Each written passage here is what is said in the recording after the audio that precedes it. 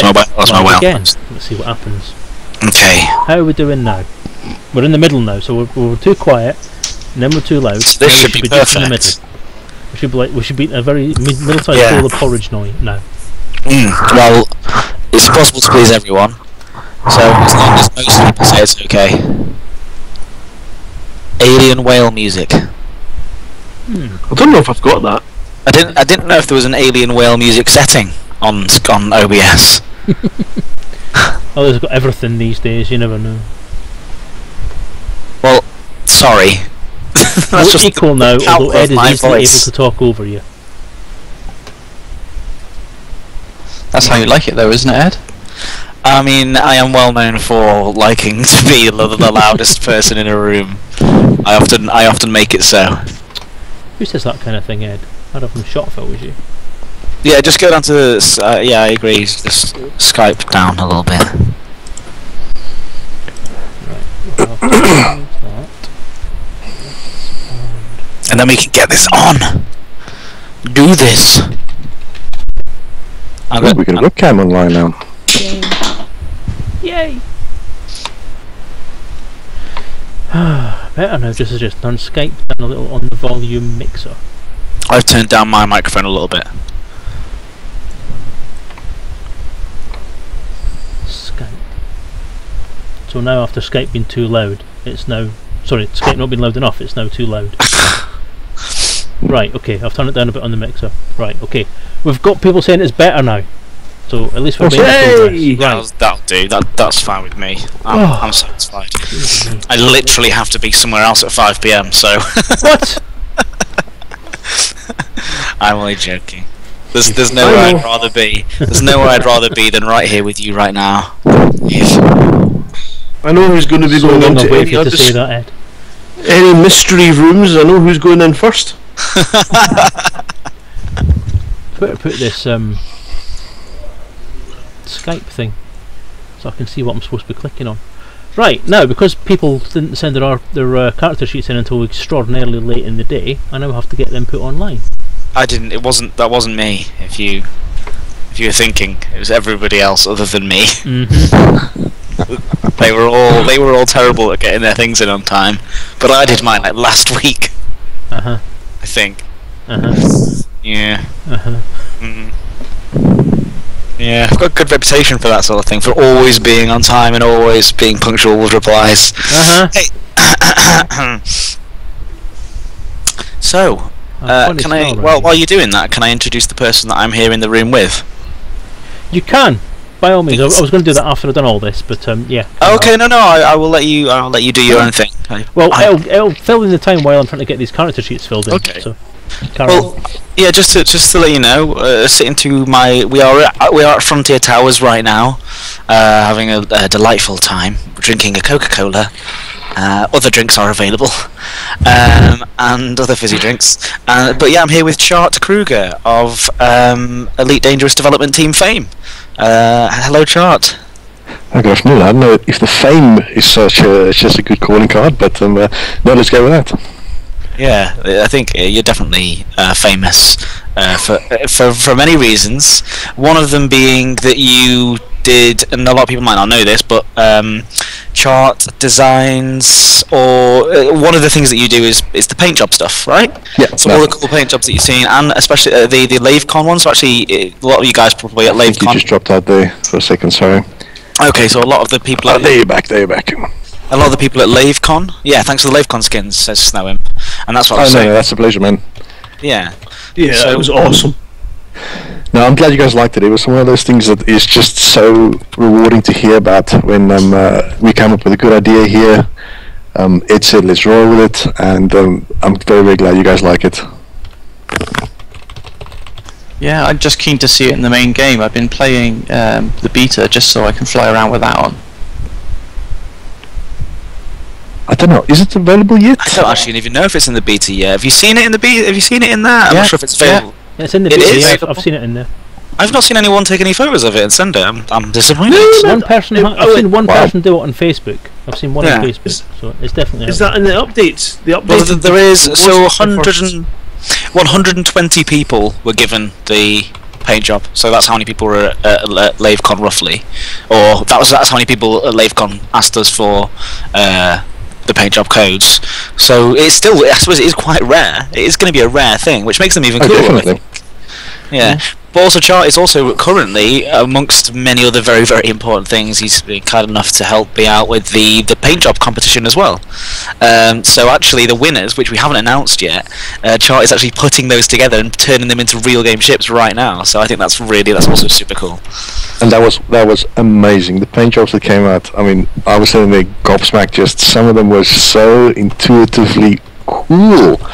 I mean, seriously, I wish we could just get them all out on ships, because even the funny ones like I don't know if I can name some of them, but there were some that was just funny. I mean, like the T9 cow was just, we just laughed because that's something that we always wanted to do as a joke. And it was, the designs were awesome, I must say. It was hard picking and condensing them down.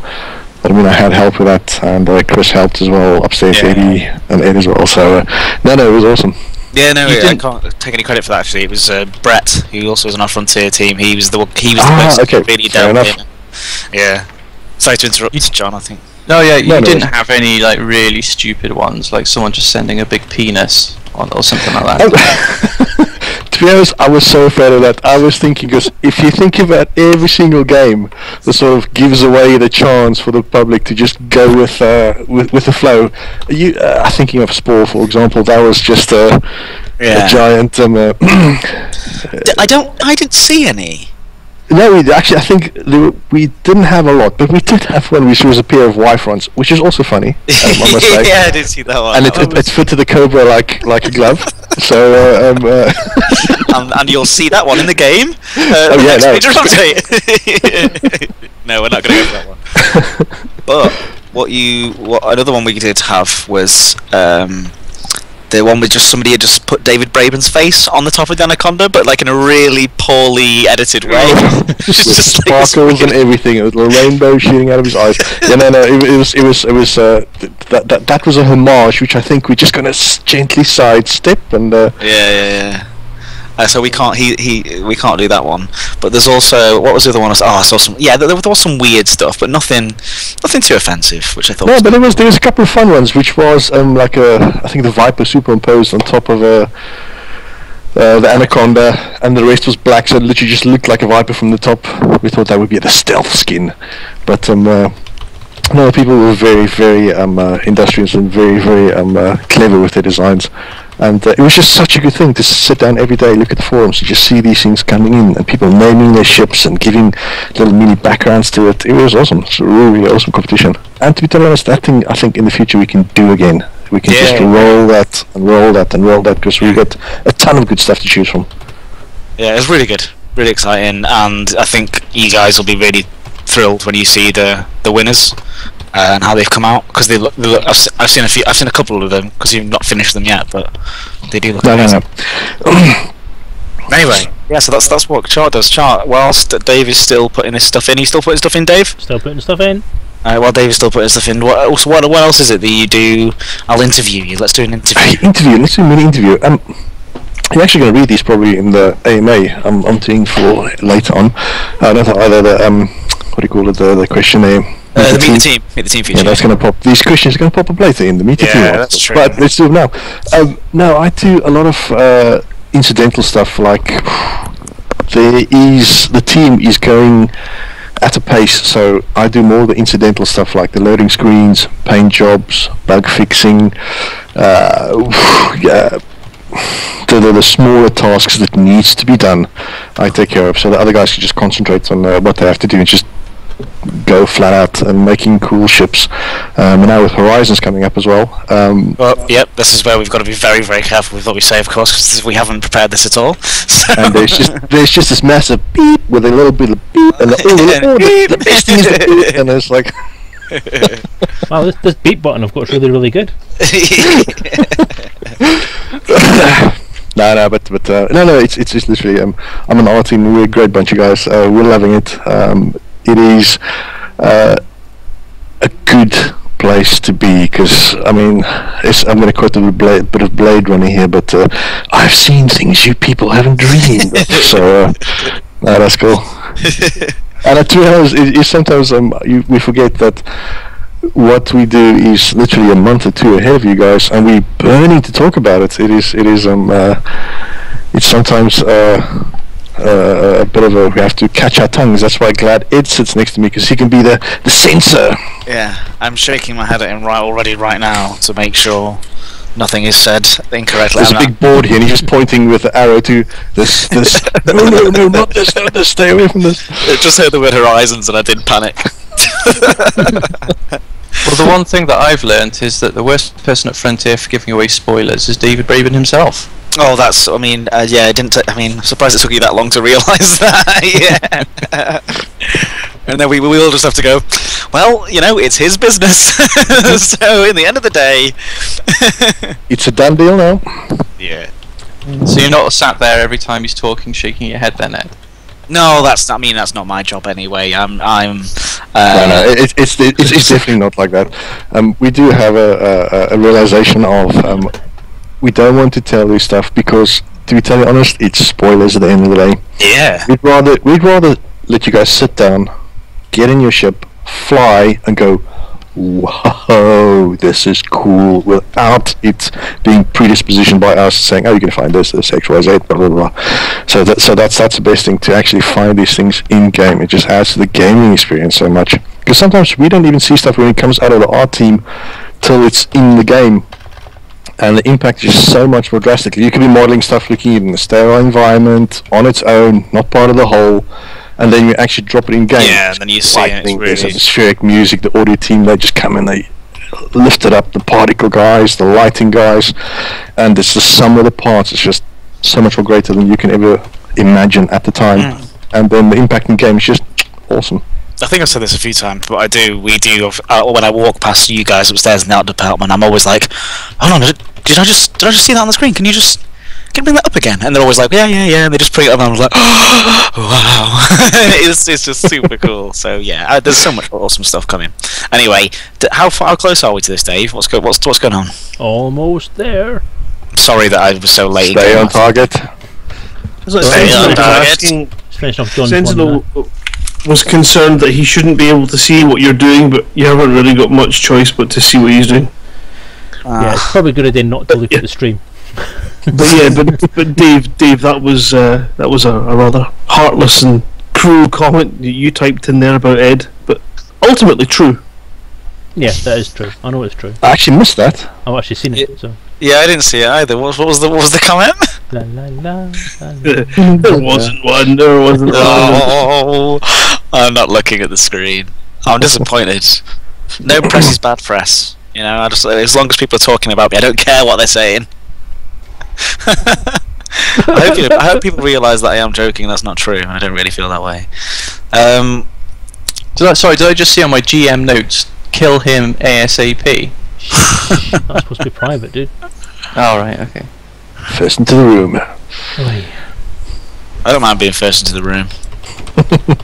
Only because my character's completely awesome, so... No, but this is one of those tropes in role-playing that always exist.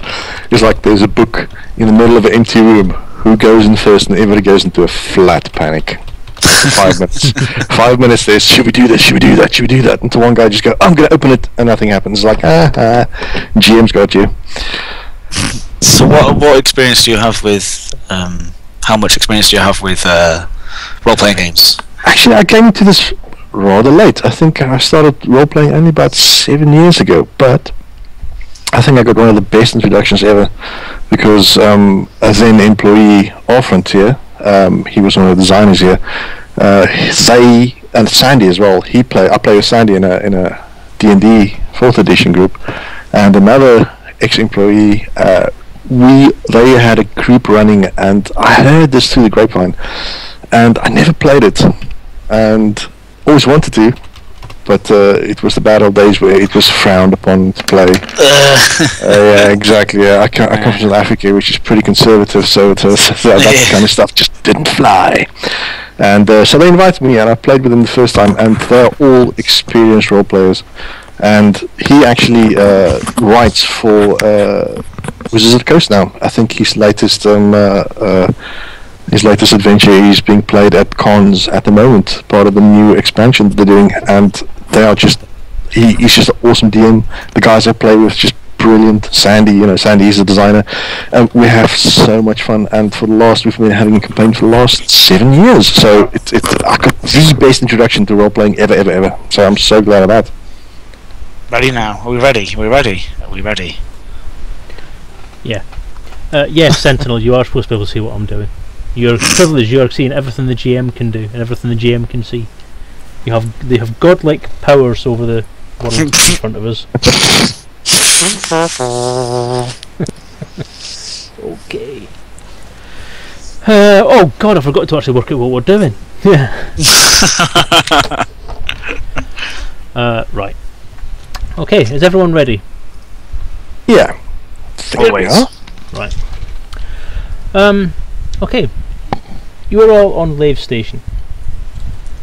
It is sort of early evening, planet time. You're all in the bar. Behind the bar is a jovial-looking chap by the name of, as you think, Psycho Cow, which must be some kind of nickname somewhere that he's picked up. No one knows why, but the sort of white and black spotted top he's wearing probably gives it away. He is behind the bar, doing what barmen generally do behind bars. The rest of you, Char and Edward's characters, whose names I've now forgotten, which is typical. Fiona and Willie. Sorry, I'm Fionn. Fionn.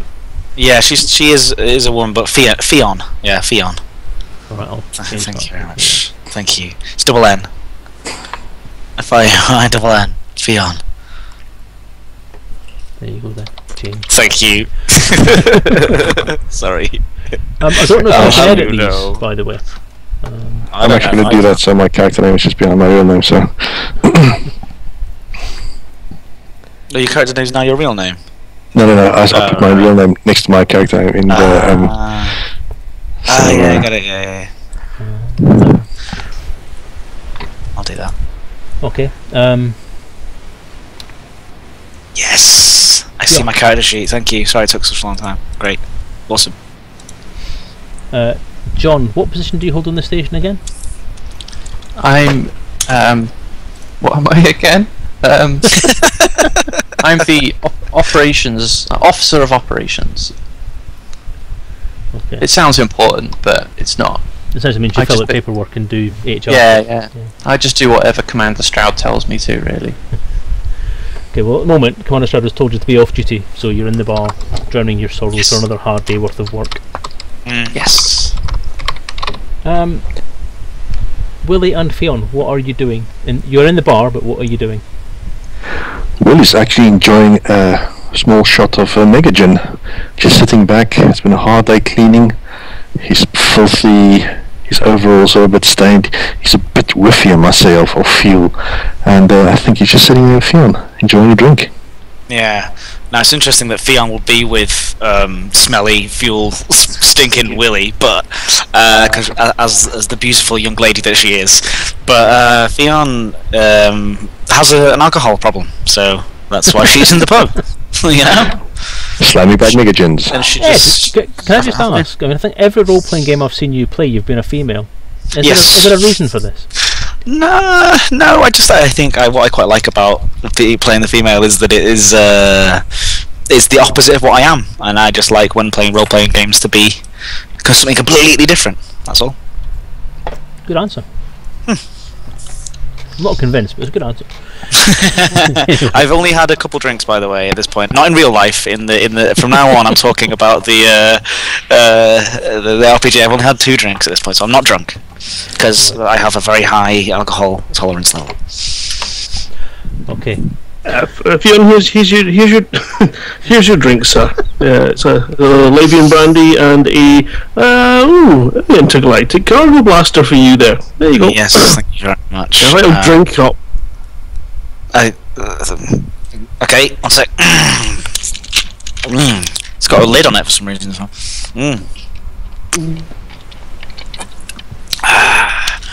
Thank you. I'll have another one, please. Okay.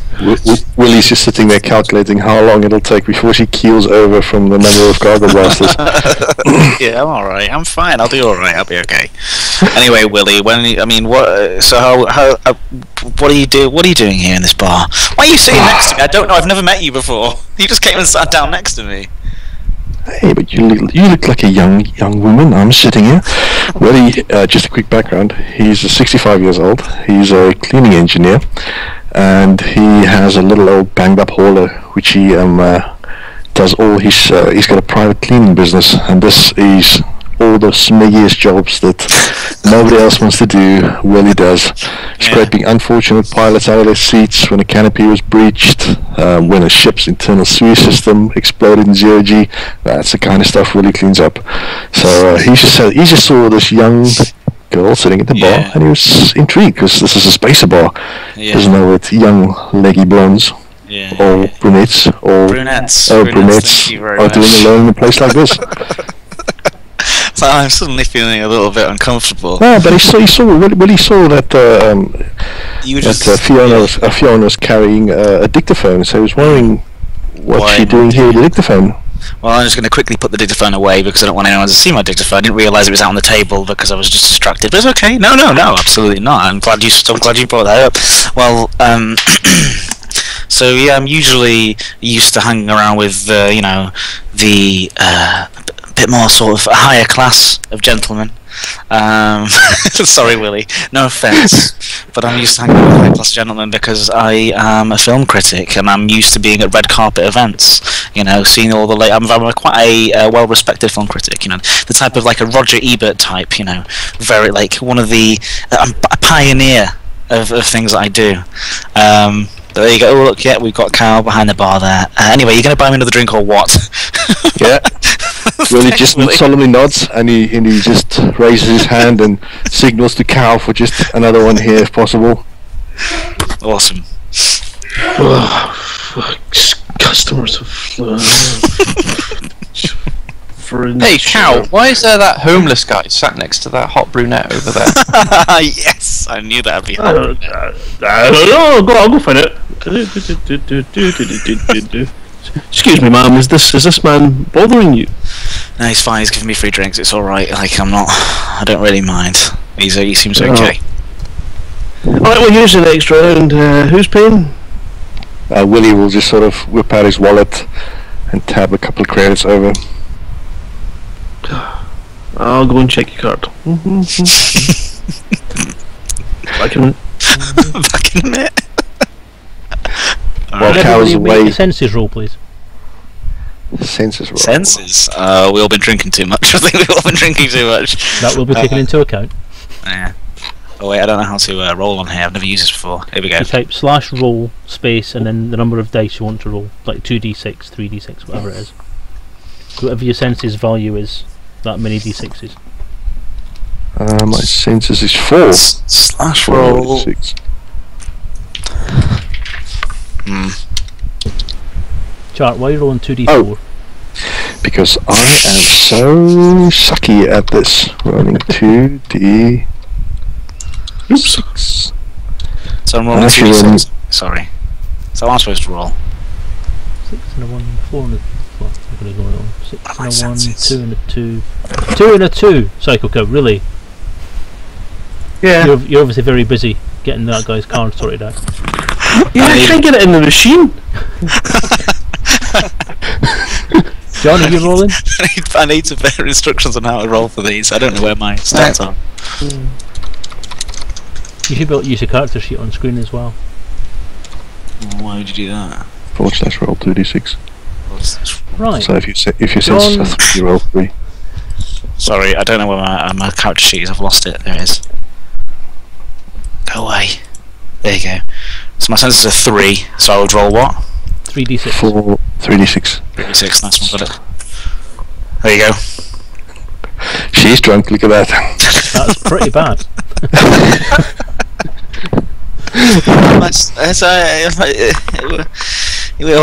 Willie's just sitting upright because you see she's swaying, ready to catch him. I think there's...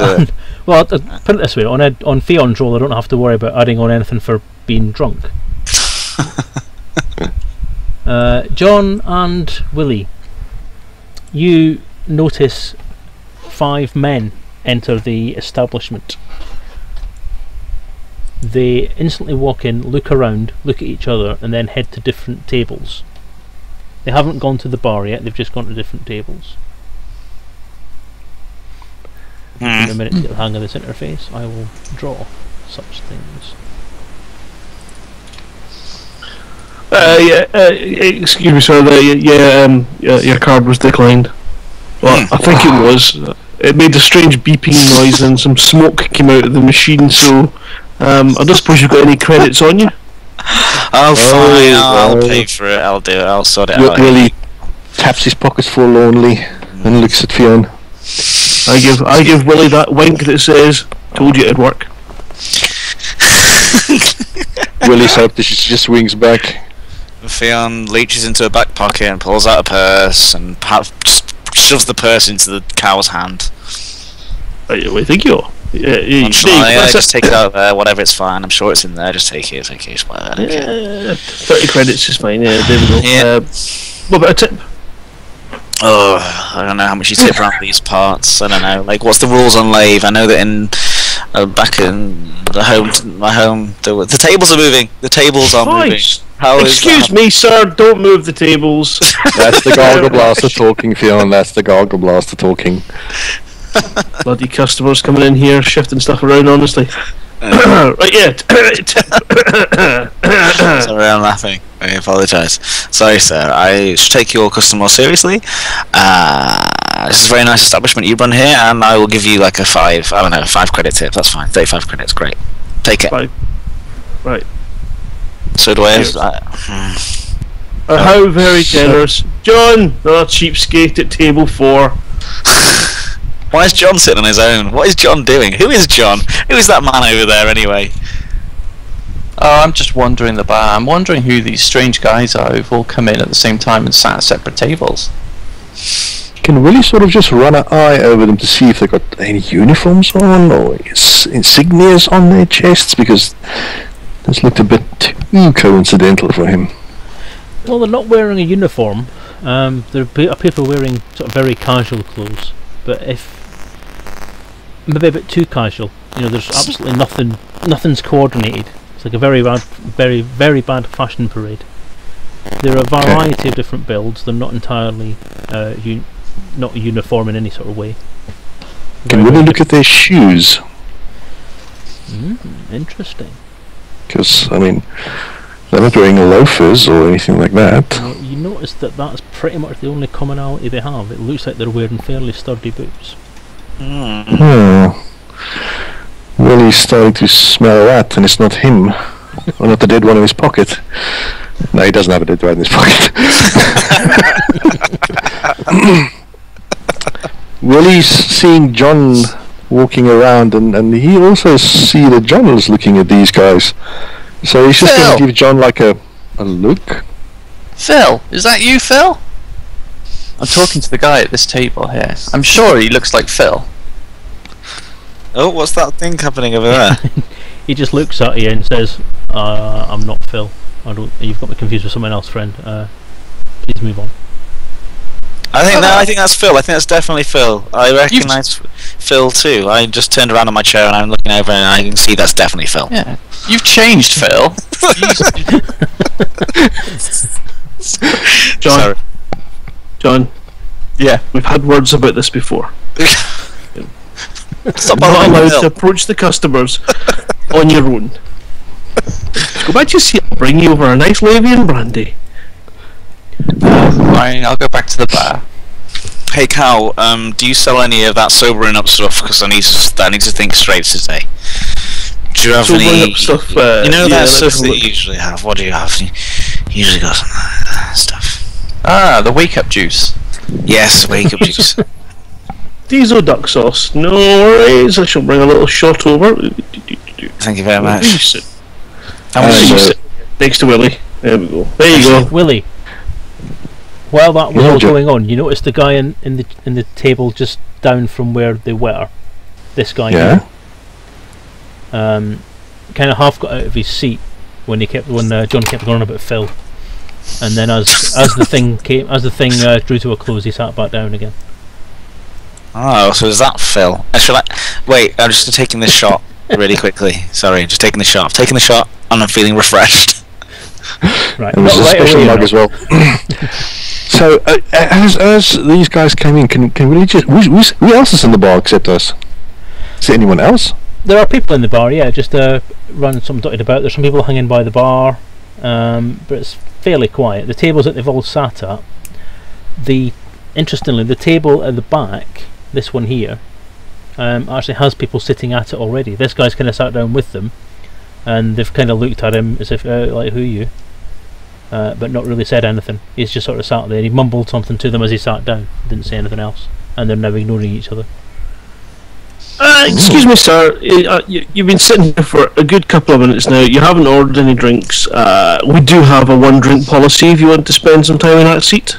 So what can I get you? Could you just give me a couple of minutes to decide, please, sir? I won't be long, honestly.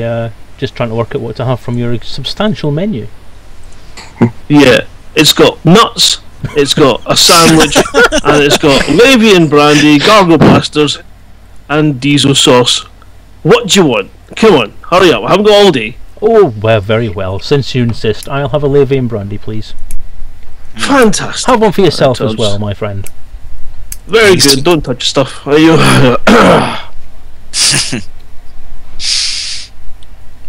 So while they're discussing that awesome menu, which is with mouth-watering menu, can Willie just back, seeing that he's got a senses of 4, can he look through the other clientele? Is there anybody that looks nervous or is ready to bolt, or was influenced at all by these 5 guys walking in? Make a roll then. So I'm going to be rolling. While he's doing that, how do I delete the things that I've put on the map? the circles. You should be able to click on them and select them and press delete on the keyboard. Hold on, let me... Oh yes! I've managed to do it, there you go. So I'm moving around, I'm there now, I'm following Cal around. Where has he gone? There he is. Hello. Yeah, I'm just going to serve this man his drink, and when he takes his wallet out, I'm going to look for any signs of anything that may well be of note, like, say, an identification, possibly the whole hilt of a pistol, or something that might fall out his wallet, something along those lines. Caleb Darkside. Excuse me, sir. That'll be 15 credits for that brandy. I just took 20 for myself. I don't drink, so I'll just stick that in my tip jar. That's all right with you, sir. So 35 credits, please. Okay. He goes into his wallet and he hands over a card. Make a senses roll.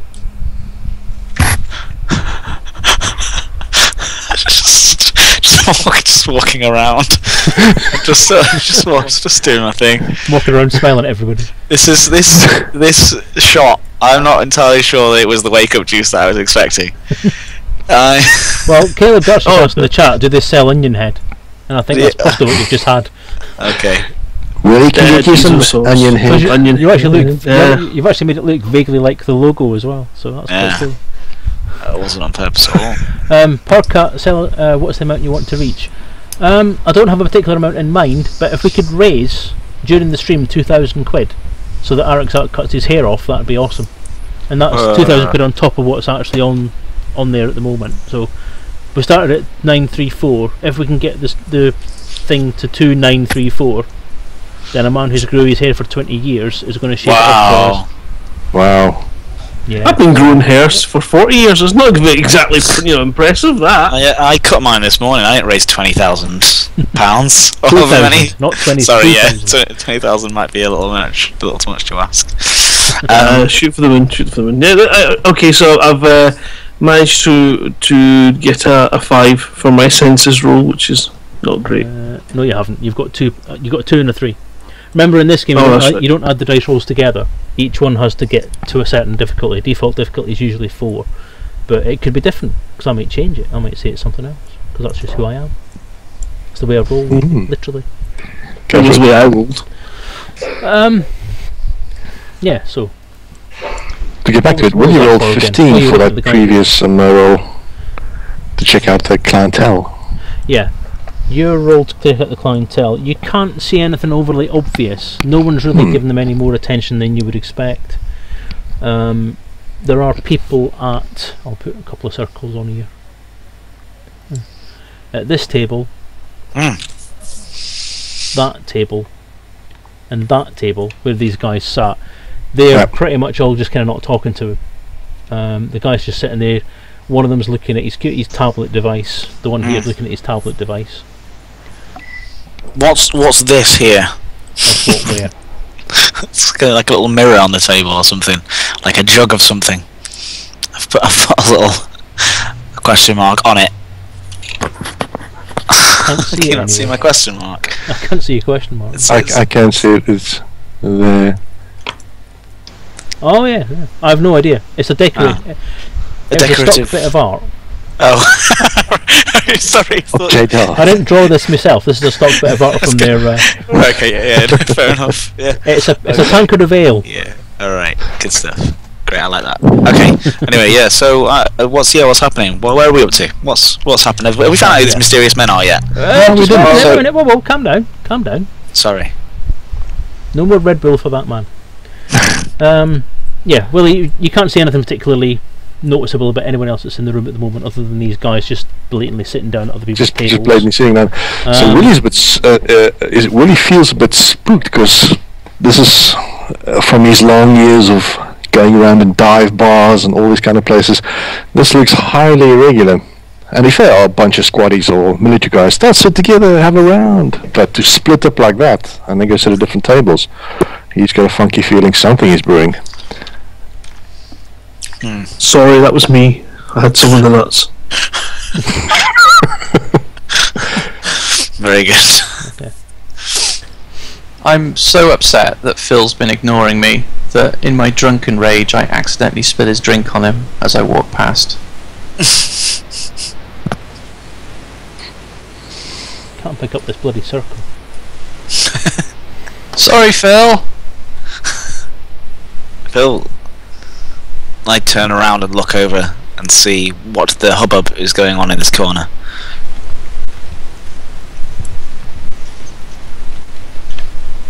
Willie's moving around as well. Yeah, Willie's just sort of twisting in his chair. Stop moving my tables! I'm trying to grab a circle and it won't grab the bloody thing. That's fine. Just put it back where it was. God damn it! I have to pull these damn tables down. That's not the guy not doing that. It's me. I apologise. Right, I'll stop trying to worry about that now. Yeah. So you're talking to Phil. Yeah. Well, he just knocked his drink. Right, His drink onto Psycho-Cow, Phil. your role about looking at the guy's wallet, you can't see anything particularly obvious about it. There is very little in the way of distinguishing marks. When he opened it up, you couldn't really see anything inside it. Not that it's a very old-fashioned way of doing these things, because usually it's all touchscreens and tapping stuff to other stuff. But you know, this guy's quite old school, obviously, because that's the way you went with it. So I have to go with that. So you're in 20th century technology in a 31st century environment. That's strange. Never mind. Very archaic. That's Lave for you. Living in the Well, past. still digital cards. I've still got to see the card, you know.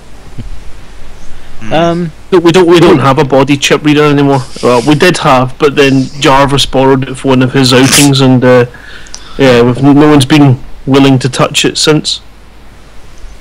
Okay, the guy smiles at you sweetly and says, "Thank you very much. I shall enjoy this, and I'll kill you when I want another." John, you're up talking to Phil, aren't you? Yeah, I just spilt his drink over him.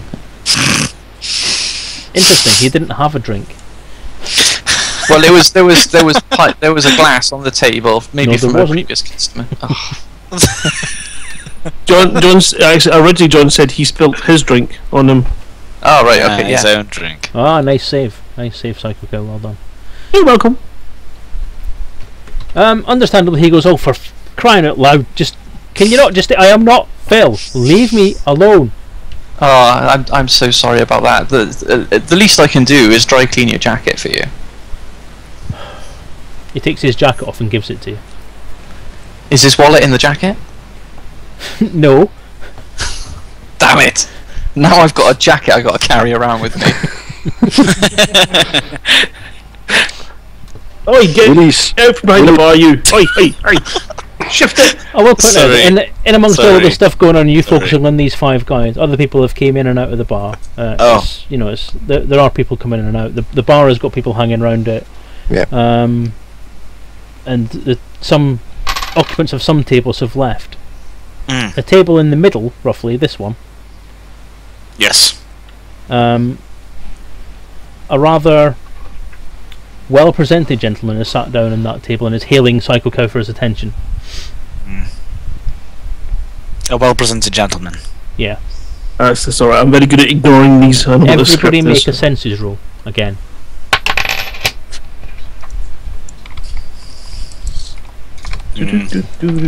Ooh. This is not fair. Every time you roll a senses roll, I've got to remember I don't have any sense. 2d6. 17. Oh, for goodness sakes! I might as well just not even have my eyes open. Oh, was that supposed to be... Wait, did I roll incorrectly? No, I got it right. No, I think you've done that right, yeah. Yeah, What we're did- fine. Yeah, you're one of Max. Wow. 2 6 and a 5. Well, that stuff's kicked in. Fionn is now completely sober. And her eyes are out on stalks. Oh, good. Finally, I'm feeling refreshed again. I don't know what was into me. Something really strange seems to be happening in this bar. Really, really odd. I'm not sure about the barman. He seems a bit strange too. Shh, hush. You I've been hushed. You telling that to Willie? Yeah, I was telling that to Willie, yeah. Willie also sees what you're going to see, and so does John. The guy Oh, that's sorry. I the didn't guy realise. that's sitting at the middle table bears a striking resemblance to the rather vocal gentleman that Taiko has been talking to. Striking as in family resemblance. Could The cut well of the be. chin. Other the skew of the face eye. shape's the same, height's roughly the same. The These guy people that was clones? the guy that was talking to Psycho Cow is bald. However, this guy has hair. This in the middle has hair, and his dress is very, very smart. He's not. It's not a uniform as such, but very business-like suit. Willie will lean over to Fionn and say, "Is that your clients? Is that the sort of clients you rub shoulders with? Rich, important people?" It's not somebody I recognise, I don't think. I mean, I'm kind of freaked out. So, who did you say it was? It was similar to the person that Psycho Cat was talking to, or the person that? This guy here. So it looks like that guy. Yeah. Does he look like? Can I look at the other people around the room, the other 5 strange people, and see if they look the same too? No, they don't. Okay, they don't look the same. Huh, interesting. It's All somebody that I right, recognise. Baldy. All right, Baldy. You waved me. What do you want?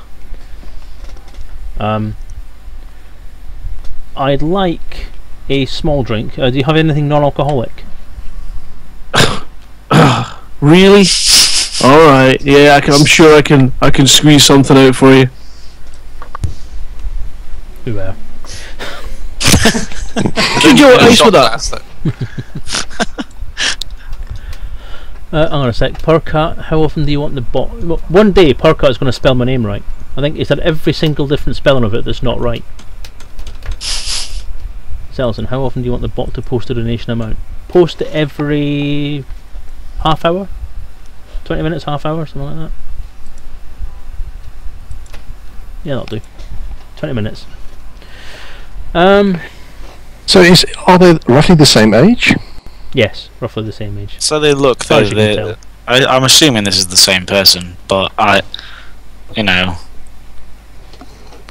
I don't know. a clone. Oh, Cal's left his eyes and his horns. Or it could be his, I don't know, maybe it could be his dad, just on progenitor. Because clowns, haven't they? Oh, Seen I mean, clowns a Use lot. your water. Is there any reason why I can't just stand up and ask the person why they look like that person? is Other that? than social reasons, Yeah. I can't think of any, no. Can I go and do that, please? is that ruining No, it ruining doesn't- the game? It doesn't ruin anything, it's just a very direct approach. It's very good, yes, very good, okay. You can do this if you so wish. Will you actually lean over to Fiona and say, just be careful, you're going to talk to that guy? Yeah, I'm gonna go to the second. I don't think there's any problem. Actually, can I check my my contacts book, my digital contacts book, which has pictures of people in it as well, just to scroll through. It's like a Google image search type thing. I can take a picture of them and see if they come up on Google. Can I do that? You can. I can. Alright, I reach into my pocket and pull out my phone, which I do not have on my list of items, but I'm going to pretend that it's there anyway. And Tablet. my tablet, yes, and I take a sneaky photo of the guy to see if he comes As up in you an do image that, search. the guy that was sitting at the top table up there has moved round to the other side of you and says, and grabs your arm and says, "I wouldn't if I was you." Why?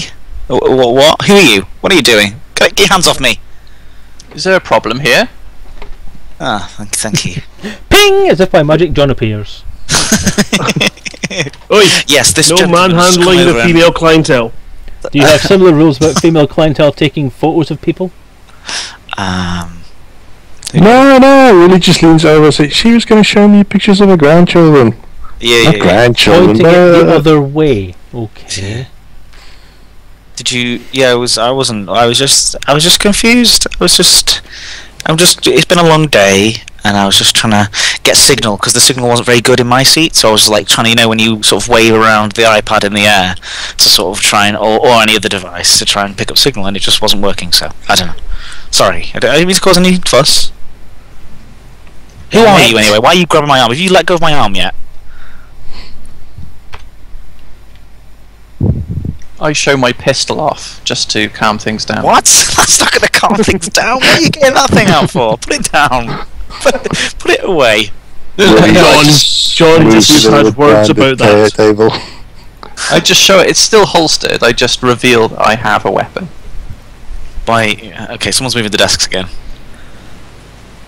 Where? Who was it? Oh man. Ah! Bloody software shit! Apparently, oh gosh, someone's thrown a table over there. Oh, it's all kicking off. Right, you out! Get out of my bar! I'm not gonna. Where are you going? The narrative storytelling used in stupid little drawings is not good. Yeah, John, yeah, go it's show these guys your pistol. Right, I whip it out. That one. You look like you're compensating for something there, sir. Well, no, because the rule on this obviously is if I say something like I draw my pistol, then Dave instantly says to me, "How? You haven't got pen and paper?" So I have to whip it out. Okay, I have my. Hold on. Using conflict management. Can I Willie, use my Cow, conflict management skill? all of you make a senses roll. Okay. Yeah, because that's gone so well for me so far.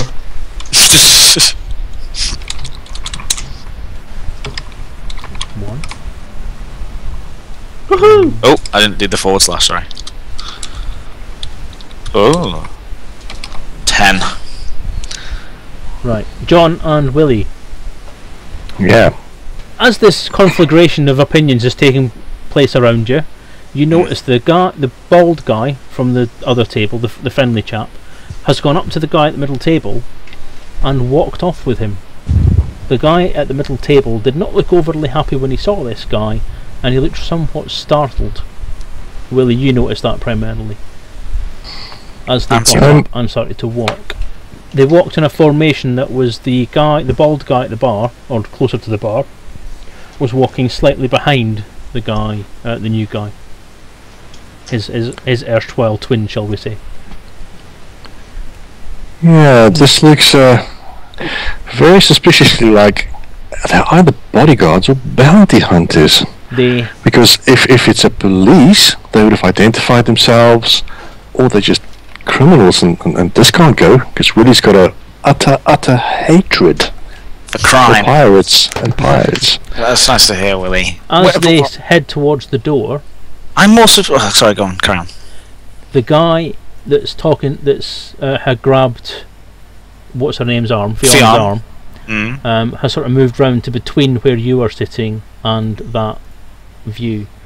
The other people that came into the room are now starting to get up and follow these other two. Willie nods over to Psycho Cow and just actually flipping table. Willie will actually get up and walk over to Psycho Cow and says and say, "Do you have access to the cameras in the station?" No, John does. Yeah, that's John. He's station operations, so he'll be able to help you out with that. Just give me a second. He goes, "Oi, guys! Hey! Where do you think you're going, eh? 1 drink minimum. You've been sat in here for the last 10-15 minutes and only one of you's bought a blooming drink, so come on. Oi, come back here. Oi, At this moment, I notice a little drama happening. Being an ex-journalist, because I'm a film critic now, but I used to be a journalist. I put on my, I reach into my pocket and turn on my, what's it called, my dictaphone that I've got, because I feel like something exciting's about to happen. So you're going to use your dictaphone then? I'm going to use my dictaphone. Awesome. Other people use their fingers, but there you go. I'm going to use that joke again and again and again. Okay, as you're doing that, I've only just got the joke as well. Dictaphone. You guys almost got me northern to sort of get it. Anyway, yes, the dictaphone is on. It's recording. as you're getting the dictaphone out, this guy, not that guy, that's a table. That guy. Which guy? Oh, sorry, I missed him. Say it again. The guy that just moved really close to you. On the yeah. Pushes you. Oh. Really, really hard. What? And you, given I'm going to take this map of people's locations as being fairly accurate before John moved himself. He pushes you back into John. And both of you, unless you can make a body roll, as in rolling dice rather than actually do a physical body roll. I'd want video of you doing that before I could allow that as role playing. 3d6. Roll the dice. There you go. 15. Ooh, awesome. No, not 15. 4, 6, and 5. Oh, sorry. Yeah. Between a 6.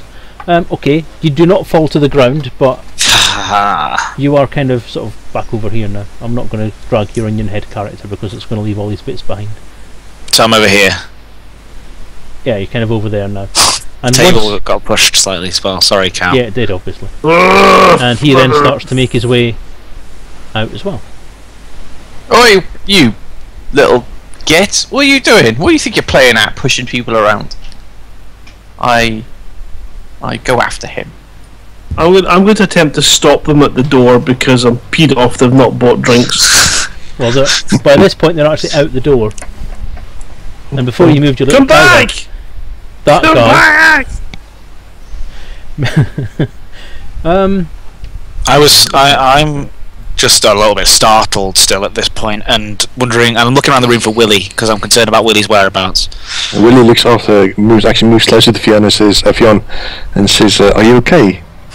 I was like, yeah. I'm absolutely fine. I'm just a bit shaken up by the proceedings, and I'm wondering why these strange men are walking around and leaving, and if we should bother following them or not.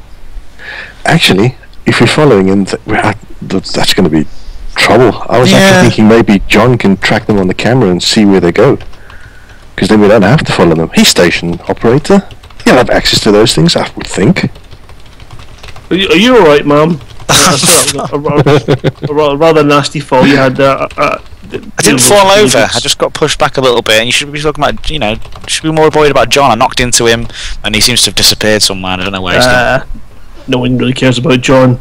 What happened to those 3 strange men that you were trying to stop? Did he manage to? Cow, no, they scarpered it. Put your little face back where it was before I started typing. Thank you. And now read your whisper message. Oh, there's a whisper message system. Ooh. I just said, ooh. Okay. What are you going to do? Guys, no, you can't say anything. No, you can't talk to them. What am I going to do? Okay, I see what you mean. It's W, isn't it?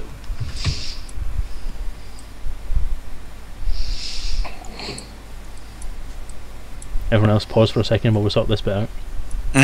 Nice. No, we're just chatting and making sure each other is okay after that strange encounter with those strange men.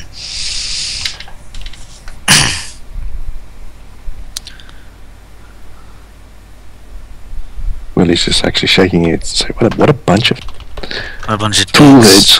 Yeah. Oh, really? Says David. Has that gone into the wrong place? No, that's where I meant it to go, because I can't really. Well, I couldn't be watching the /W thing. As Willie, Fionn, and John watch, a chap approaches the back of Psycho Cow as he's chasing these guys out, and steps really close to his back. And after he gets there for a few seconds, Psycho Cow falls to the ground. Willie just runs over. Fionn stands startled still in the same position. Willie, he actually runs with his drink, trying not to spill it. Willie, you notice that the guy has a gun in his hand. A gun in his hand? Yeah. The guy that was standing behind Psycho. I don't know, was lying down by turning his head upside down. That's pretty good. That's good character. Willie actually throws his hands up in the air and say, "You pulling a gun in a bar? What kind of yahoo are you?" This guy comes up to you and throws a punch at you. These guys rather rapidly start to leave. Willie actually still got his drink in his hand, so he's going to splash his face full of mega gin. Okay, you need to roll because this guy is starting to attack you. You need to roll your body. My body, Willie. Really? Doing D4s again, Willie. Ah, Willie, you. Willie. you Willie. Psycho Cow, make a body roll. Do you have any agility bonuses or anything like that? I do. I have an agility bonus. Yes. What happened to him? Add that as well. I'm running over, but I'm going round the tables. Sorry, as soon as we find out after this, I'm going to go round the bottom of the bar where there aren't any people, towards where Psycho Cow was. Okay. I'm going to start shooting in a minute. 1 second. John, calm down.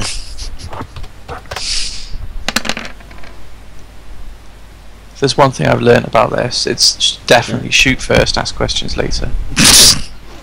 Okay, Willie, you have been punched. Oh. Willie tries to take it on his 65-year-old frame. Take a point of damage to your first hex. Do it in pencil on your own sheet or whatever you've got there to track all this stuff. Okay. TC Simon Selezen, someone said something about being able to separate them up so into another layer. Yes, they probably did, and I probably have said the same myself, and probably have done it on previous occasions, but I didn't get a chance to plan all that out. That would be far too organised for me. See, it's there. I think I can put new layers on there. Can I? No. Okay. At this point in time, it's a bit late to think about that. I might sort that out for tonight's session. But, at the moment, I'll fudge through. Oh my gosh. So right, so Willie and this guy here are having a fight. I'll come back to that in a second. I've run around to check on Psycho Cow. Psycho Cow is this guy. Sorry, Psycho Cow was trying to trip this guy up as he walked past. Oh. And he tries to defend against it. And completely fails. So Psycho Cow does indeed manage to trip this guy up, which I will denote by lengthening his graphic. Is there any reason why we wouldn't have just let these people just walk out the bar? I mean, they weren't causing that much trouble. Well, they're up to something. Yeah, but I'm just trying to have a drink in a bar. I was trying to talk to Willie. Willie, I had a secret agenda. I needed to say something to Willie, but it's not going to happen now, is it? This is disappointing. Willie won't he? Willie. God. It's the classic question for years. So I'm assuming those three guys are still there and they haven't actually left yet. They are heading rather rapidly towards the exit. They're outside the bar now. Yeah. Okay. Can Willie shout for Fionn? So why do you keep on with Fiona? Can Willie shout for Fionn? Yeah. Help! No. I'm going to pull out my camera and take a photo of the guys as they leave the bar, just so we've got some record of them. Right, John, what are you doing? Sorry, Willie. I'm really miffed now that there's a bar fight going on, Psycho Cal's on the deck, and there's people all over the place. So the guy who's on the deck, I'm going to attempt to perform an arrest on him. Oh, Commander Stroud's going to be annoyed at you. I'm just putting your little icon there, makes it look like it's a snowman. Oh yeah. With a cow in it. I'm going to attempt to sit in this man to hold him down while John makes the arrest. So we've got Fionn taking a photo of the guy, Psycho's sitting on him, and No, not the guy on the floor. The guys by the door. I was right, you think a photo as they were of walking okay. away. Well, if Psycho I'm going to say that tells- given the amount of time that's elapsed since this happened, you're a bit late. They're out the door and away. You can't, they've you actually can't made it physically okay. see them at this point in time. Okay, right. Well, I'm taking photos of this whole thing happening. I'm videoing it. Okay. Right, now Psycho Cal's subdued that guy, I'm going to go and point my gun at the guy that's trying to attack Willie. Willie's Marquis style, putting up his dukes. Frail old 65-year-old, give this guy a go for his money. Willie, you can have a chance to do something against him before anyone else gets a chance to act. Willie's actually going to shout, "Don't shoot him!" and point behind him to try and distract him, and then try and sucker punch you if he looks back. Okay, I'm going to roll for that one. I'm going to roll for that one in secret. Go for it. With actual dice. Oh. I feel honoured. Yeah, he falls for it. He's not. Cool. He's not the brightest spark. Oh, an idiot. So, yeah, he looks round. and then I'm going to roll for combat and see if I can just melee combat him in the face. Okay, make your roll. Did I just do that? How does his macros work? Sorry, I must. I'm rolling, but Slash I don't know roll if it's. space, however many d6 you've got. So it's unarmed combat, body plus senses plus strength or power. Body plus senses. I've got no strength or power, I think. So Okay, body and plus senses senses. then. That's 6. D6. Yep. 24. 2, 6, 5, 5, 5. So it's yep. He's not defending, so he doesn't get a chance to do that. So that yeah, you managed to sock him with quite a good one. Go Willie. And then Willie's like, "Oh goodness, I actually hit him. Now what?" He actually falls down. He sort of shouts and he kind of screams and falls down. Seeing I still got the He's glass on my arched head, his I'm just gonna. back, so, yeah. I'm actually seeing that Willie's still got his splash him in the face with his mega gin. He's got a glass in his hand. He's just gonna try and knock him over the head with a blast. Oh no! Not the trauma to the head. Can I step in at this point with my conflict management skill, conflict management ability, and be like, whoa, calm down, Willie, you're getting a little aggressive. Is that okay? Can I do that? If you're quick enough, make it. Yeah. Do you have any agility based? I have body of 3, mind of 3. I have charisma, confidence. I've got confidence, and that's and charisma, so I can stop a looking at room. speed, because if you're going to start to move after he's punched him, and as you see him start to raise the glass, you're going to try and get there before he raises the glass. So that's it. So I see the punch, and that's the point where I go, whoa. Yeah, Let's so at that point, and up until that point, you don't really know there's something to stop. Okay, sure. So, what? by the look of it, it's just going to be body. Yeah, it's just body, I'm afraid. But what about charisma, though? I could stop the room with my magnificent charisma. No. I don't know. Unless you want to do a no! Would you want me to do one in real life? Yeah, why not? No! Like that. Willie hears it and he actually hesitates for a second. So it gives me a second I'm going to give you that. That was quite good. I'll let you put Thank plus you. 1 to your body. Yes. So I'm rolling 4, am So I? low move, but Or, Willie, if you want to actually react to the fact that you've heard that, you'll have to make a senses roll. Yeah, right. Willie will make a census roll. 2 6s. Yeah, we've got Got 2 6s. okay, yep. You both you both succeed in that. So Fionn, you get to him in time, and he notices you coming to him in time. So he sort of hesitates, and by the time he sort of gets around to thinking about doing it again, you've got there and grabbed his arm. Say what you got to say. Well, I say like, look, you've punched him once already, and he looks weak. So there's no need to hit him with a glass because that's just escalating the violence even further. Also, there's a man here. That's one of the John Stablers. We can see him over there, right? Look, he's just arrested somebody. You'll be the next one he throws in the brig if you don't calm down and be careful. So what I'm suggesting is we leave it there and let John do his job. Willie's breathing hard. He's like, because he's like, and then he just calms down, So and then he just gently places the glass on the table. Fionn touches his arm affectionately. Nothing sexual about it. Just a little like a calming touch. So it's a very close opposite frontier, is it? Yeah. I knew that was going to get weird. Remember, I do have an agenda.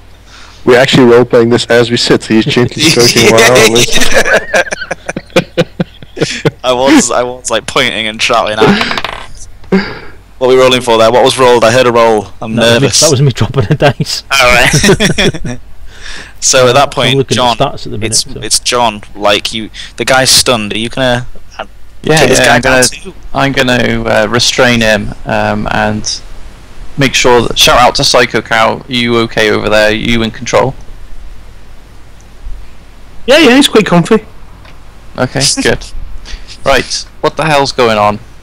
I better make a report to security to let the security officer Lisa know that there's been some trouble in the bar. And trouble at Mill. There's trouble at Mill. Yeah. So I use my my. John, if you're on to Lisa, could you let her know about these other guys and see if she can let us know where they've gone? Give them a description, and also if you could let her know, I'll probably have to cancel tonight because someone's moved all the flipping tables. It's going to take me hours to put them back. What? You had a hot date with Lisa? Oh no! No, she was coming in to. There's my foot. I can't take it. Damn it! Bar's closed. Everyone out.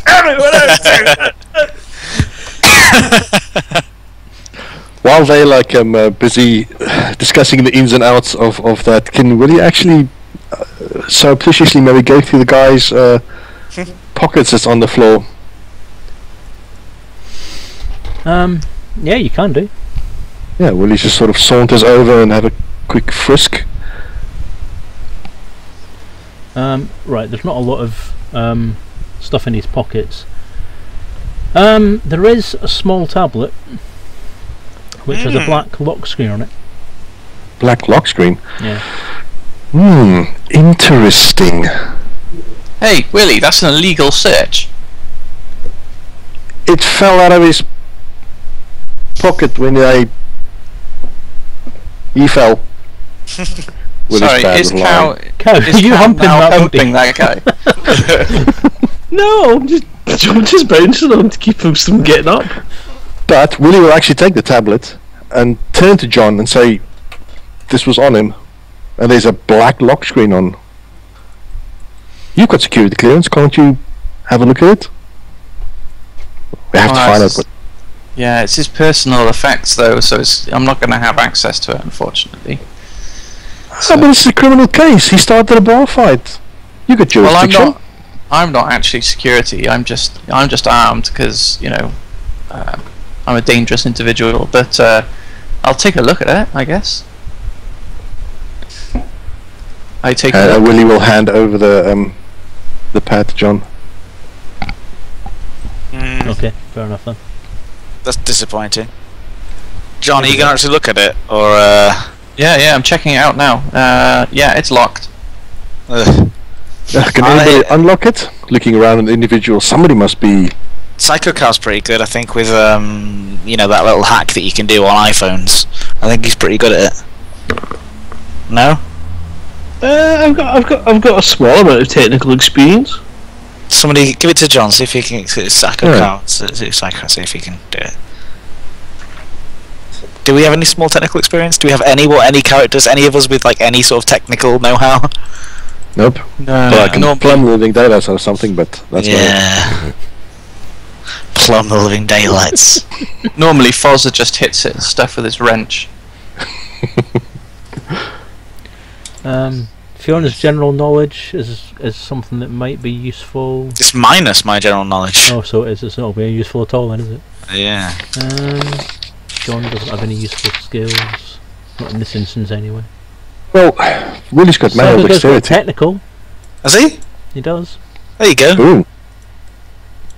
I didn't say that. He did say. I didn't know if you were just lying. No, I wasn't listening. I was just never quietly despairing. I also have a massive. No, I don't lie. I've got a teeny little laser Hey, pistol. I wonder if I can combine I'm gonna my have to make you technical make a skills. That's fine. roll Technical mind- skills with animal life? Mind plus technical. Oh, that's not going to help. Okay. Here we go. It's a grand total of. Damn it, Wait. I'm in the wrong window. You've rolled d6s on the chat, have you? Yes. Hey! Oh, that's not bad. Nice. Right, Covered. good enough. Okay, one simple word. Biometrics. Biometrics. Stick his finger on it. Hey! So Cal? You grabbing the hand's hand and sticking his finger on there, or what? Oh, anyway, I'm still sitting on this bloke. Listen, Willie will do it. Willie will take the pad and try his fingers out. Not his own fingers, or try the guy on the floor. Oh, the guy on the floor. Guy on the floor. We took it off. Yeah. And he's suppressing the urge to chop his hands off. Chop his hands off. Do it. Chop his hands off. We need it. We might need it. Right, have you done it? Look at chop his hands off. Willie looks a bit disgusted. You put his Is it finger done against the screen. Yeah. A green line flashes down the screen, and then the screen comes on. Oh. It's a picture of a spaceship. It's a picture of an adder. Very close up, like as if taken on a docking bay. Mm. On that screen. Does the docking bay look familiar? Yeah, it looks like As a in- docking bay. No, nothing on the walls. No, because all the docking bays have got the names of the stations on. Could you do a bit of a search on the picture? Well, yeah, that's true. It's a good point. Actually, I never thought of that. It wasn't taken at that angle, Ah, fair enough. so you can't see the name of the station. It's like a side-on view, so you're looking at the side of the docking bay. Little ladder. That's and stuff. interesting. Can I go and use the ship's communications panel in the bar to look to see if it's on the manifest for Lave Station? You could, yeah. Could can you log into it, I would assume. was the guy definitely, the guy that you subdued? Is he tied to anything? Oh, he's cuffed, yeah. Cuffed what to? Just to be sure. Well, there was a table there, so but it's been moved. Sorry. There you go. And then no, the other guy. There's another guy. Also, can I just check? Are these guys any of the guys that looked like the other guy? Like the guys who looked the same? No, Or they've all gone. they've all Is one gone. of The these guys who Phil? looked the same have gone. So who are these two? Phil. One of them is Phil. Yeah. Wait a minute. Which one was Phil? Top one. Phil is the one that's handcuffed to this table here. That's Phil. Ah. That's actually Phil. That's Phil. That's the guy you got into the fight with. Phil, you've changed, man. I can't believe you're hitting old men. And pushing women. It's despicable. You know, Kerry, you don't actually have to sit on him anymore. You can get off him now. Willie will Oh, actually hell no. walk over. If nobody's talking to him, Willie will actually walk over to Phil in umlauts. Oh, Phil's Let's at the top. Phil's up at the top. Willie will walk over to Phil at the top and ask him, so is that your brother that took away? Oops, He my doesn't say eye, anything. He just looks at you my eye fell. balefully. Okay, I'm looking at the ship manifest for all the ships that are in the docking bay, and Okay, there are 3 adders currently docked. what colour's the adder in that picture? Purple. Is there a purple one? No. No.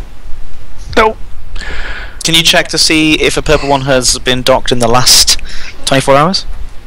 Oh yeah. Has anything been or left? Well, there've been purple ladders, but there's only a limited amount of paint jobs for others. You see, so some of them. This isn't the place to air your gripes, okay? Will you read Oh, your sorry, I loud couldn't and clear? resist it. Fiona sighs. Willie feels actually a little bit shameful because that's a good point. Oh no, I've shamed the frontier person. No. But anyway, If sorry, they back to the weren't game. shunning me before, they are now. So this baleful look that Phil gave Willie, Willie is a bit perplexed by that and say, but then he's like straightens up and say, okay, why did you take that person out of here? He just looked at He you. looked like he did nothing wrong. He's still just looking at you. Well, it's probably more accurate to say he's glaring at you. So I walk over and I say, first of all, hey, everything's all right here. We're all friends. What's going on? Who? First of all, can you understand us? He just glares at you now. Glares. Just 1 second. John, Yeah. Yes. the docking bays don't show that particular ship, but the external cameras do. Oh. It's outside the ship? It's outside the station? Yeah. Oh dear. Okay. Well, guys, I don't know if this guy is from that ship or he's here to meet it, but I'm wondering if it's about to dock, perhaps. Can I check the list of ships that are to be docked shortly who are asking for permission? No, it's not on that. There's no others waiting for docking permission at the moment. Hey guys, I've got an idea. If we're really interested, first of all, I don't know why we're interested in finding out who these guys are, because to be honest, it's not even my job to do this, but whatever. It's exciting, so let's do it. Can we go and meet in the corner of the room, so out of ear reach? Out of Earshot. Can we meet in the corner and have a little chat? Well, if you're concerned about it, we could just shoot them. No. No, Willie goes, no. Yeah, no. This happens all the time in the bar. Don't worry about it. Nobody cares. We know the management. John will tell them everything. Fine. Sorry, did someone say someone needs to get shot? No one needs to get shot. This is what I'm saying. Can I use my showmanship to get everyone's attention in a corner of the room? Make a roll there. I Role don't play it. well, I do. I'm over in the corner and I'm standing on the table over here. You see me in the back left. For flip. And then Get off the flipping table! At least I managed to get come and your stand on attention. your dinner plates? Do I come and stand in your kitchen? No, I don't! So get off my tables! Can I roll for getting everyone's attention over to me? Yes, you can. Oh, you got mine! What do I need? Yeah. What do I roll? What's your My charisma is plus. charisma plus? My confidence is plus. You can only use one of them, so Okay, use charisma and yeah. use mind. Print out the Yeah, varnish. so 5. I've got to be honest with you. That on top of the table, the thing that I was doing was dancing suggestively. Also, Was that Part what of it my mind was? just melted, I think. no, I'll just go for. I'll go for mine. So is that 5? Yeah. I'm gonna go and get a cloth. Get off the table! Oh, nice one. Okay. Yes, you get everyone's attention by whatever means. Everyone's attention. you So feel everyone comes necessary. over to the corner to talk to me quietly. Yeah. Willie saunters over there. If they Hello, want to. Dennis. I've lost John. my- Cal, I'm really sorry about the table, but it was necessarily because we need to talk about this. Why don't we hatch a plot where we let one of them go, and then one of us follows them back to see where they go? Or I could just give Lisa a call and see if she can see any of them on the video cameras. It's not as exciting as my idea, though, is it? I was wondering actually how long it was going to take you to think. I've got Come a up with great that idea. idea. Why don't we strip them naked, put the on, and then we can This pretend isn't- to be them? This isn't what I was intending with this little meeting over here in the corner. I by the way, just want to check that they're still. Are they struggling to get out, or what are they doing? Are they just lying there? You're just lying there. They're just lying there. They're not even resisting. They're just sort of lying. Well, they're handcuffed to tables. There's not a lot they can actually do. But they're not trying. They don't look aggressive. They're not trying to. Nope, they don't look aggressive at all. They're just sitting there glaring at each other. Glaring at each other. So, John, guys. can you ask Lisa to see where they are? Yes. Lisa, can you see these people? We had a bunch of people just leave the bar 5 minutes ago. We've had a bit of trouble. It's been half an hour. Let's be honest. Half an hour? It's been fucking ages since they left. Oh, it's game time, yeah, but you lot just won't stop talking. So. Alright, sorry. She asked for a description of them. Willie will just give a quick description because he sort of noted them all and he mentions the boots again. Right, okay. Well, we could send them with footage from Fion's. camera. Oh yeah, that's true. Yes, I knew that would come useful at some point. There you go. She can maybe even do some voice analysis with your dictaphone. The dictaphone stuff. Oh my god. Let's. Just saying, but still, I reckon Phil's probably your build, Willie. If you want to take his clothes. Wait, why? Hold on a minute. That was what Willie's build. Willie's like a bit defensive. I know I smell, but I just climbed out of a thruster unit this morning. What do you mean? Just if we shave your head, We could shave you, and we could make, and you look like him, and then you can get on the ship and pretend to be. Anyway, no. First of all, I upload the stuff to the cloud. That's what we do, right? I upload it to the cloud so then Lisa can get hold of it. Don't have clouds in space. It's called the nebula in space. The nebula, sorry, the eye nebula. Eye nebula. I upload it to the eye nebula. Okay. Lisa says, yeah, that's fine. She'll have a look. It's going to take a few minutes to try and track it down. Alright. She says that's the information that you've given her is useful, so it won't take too long.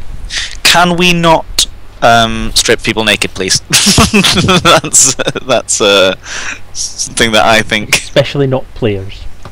Yeah. So now that pad is unlocked, is there anything else on it except that photo? Funny you should ask that. Yes, there are several controls on there for various different areas. All that is a background. It's not a picture or anything. It's just a background. Okay, so can I look at the other controls that's on it? For all you know. Yeah, yep, true. there are apps on there. There are note apps. There are documentation apps. There are various different things. Financial information apps. All that sort of stuff. Email or something like that? Oh yeah, definitely. So I'll just quickly drop into his email, just browse around, quickly look at the headers and see what they say. Oh yeah, I've got to make them up now, haven't I? Shit. You scroll through a lot of innocuous looking stuff that doesn't really feel very useful. Sorry. You see one target acquired. Ooh, double click on that. Or double tap on that. It's the name of the station, Lave Station, and today's date. Lave Station, today's date. Can I do a search for from sender? Is there any other? Yep, there's another one that comes messages? up 2 days later. That was about 4 days ago. 2 days later, that says seeking contact from the same person. And those are only two. Willie will actually turn to the other people and say, yeah, this looks like a bounty hunting or something, because look at this, and he'll actually show them the emails. Yeah, the email states that the person's name is Cyrus. Let me just make up a quick name here. Wilford. Cyrus Wilford, that'll do. Cyrus Wilford. The sender's name is Liam Wilford. No, so it was that they were related. Or Can I search using the console again to see if that name is a registered person aboard the station who's aboard any of the ships that have docked? You do a search for Cyrus Wilford. Yep. Yes, he docked a Sidewinder about 3 hours ago. He undocked it about 7 hours before that, and it is still in the docking bay. So he left 7 hours ago, came back 3 hours ago, and his ship is still there. I'll say that's slightly better. Alright guys, let's take their clothes, right, wear them, and head down to the docking bay. I don't think we need to take their clothes anymore. That's not. We can just go to the docking bay. Why do we have to wear their clothes? Well, I don't know. I'm with Psycho Cow. I think Fionn would fit into one of those uniforms, and I'm happy to help her. I just want to stop a second and just Excuse me. acknowledge the fact that Drew Wagar's in chat. Yeah, hello, Drew Wagar. Yay! Drew Wagar's never been in my chat before. I feel honoured now. The senator is here, so behave, everyone. Stuff. Yes, the senator is here in the room watching us, so that's why we can't strip naked and put on other people's clothes. All right. Like, well, I mean, if we wanted to, I thought I was being quite reserved because originally I was going to suggest that we skinned them and wore their skin, but. Oh no! I see where you're going. You want. That's why I think that we. You want some disguises. What about my plan that I had earlier on when we were hiding in the corner having a chat? Do you remember that chat that we had? Do you remember that? Anyway, have any of these results come through yet? From Lisa? The pictures? Yeah, I don't like to for the sake of convenience, so let's skip a few minutes and say that they have arrived. Yeah. Okay. Right. They have been tracked going through the station towards the docking bays. They have gone to docking bay 17 where there is... God, I wrote this down, hang on. There is a Cobra. Let's go! Actually, yeah, no, doesn't sound like a bad idea. Let's go to this Cobra. As they run past, if we're about to leave, Willie will walk past Cyrus and say, Mr. Wilford, we're going to get to the bottom of this. Nobody walks into Lave and steals people. Who are you speaking to? To the baldy on the floor. That's not. Which we find out. The baldy was one of the ones that went out. The bald guy and the guy with the hair that looked quite like him were the first ones out the door. Ah, fair enough. Then Willie doesn't do that. He just takes his clothes. No, he doesn't. Yeah. So listen. Warning you guys, I'll tell you, see if we get spotted and they go, if we just wore those clothes we would got away with it, you guys are toast. Right, can someone just take some clothes? Just Willie will take his jacket. I will point out that their clothes are completely casual. They're nothing uniformy or identifying about them at all. They're just casual, general clothes. Let's take their clothes off, and then we don't put their clothes on. We just take their clothes off, and just leave them attached to the. It'll look like a stand do. Why? Perfect. I mean, why not? It'll appease Lisa. It'll crack Lisa out. Hey, what, John? I'll just dude, strip them right, and I'll put a call out to security. It'll be awesome. Then we'll go down the queue. Okay. Then we'll go down the cargo bay. But hold on. Could security please come to the bar on the level 5, please? Security level 5. We have why are we trying to free the security out?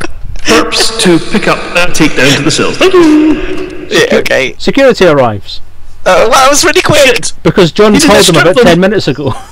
Oh right. Oh yeah, he did, didn't he? So everyone said that earlier, but I ended up getting caught up with this whole thing about dancing on tables and stuff. But there you go. Oh god, yeah, that's true. I've been standing quietly in the doorway for about the last 10 minutes. Not sure when to come in because everyone keeps talking about stripping everyone naked, so they're just waiting to see if that was going to happen. Right, are we going or what? We're going to this thing because they're going to get away. Let's go do that Cobra. Let's try and get to that Cobra. Yeah, why not? Yeah. I'll give you one reason. He's only made a bar level. He hasn't made up the. He hasn't made up the Cobra cockpit level. Actually, it now looks like it looks kind of like I'm your body.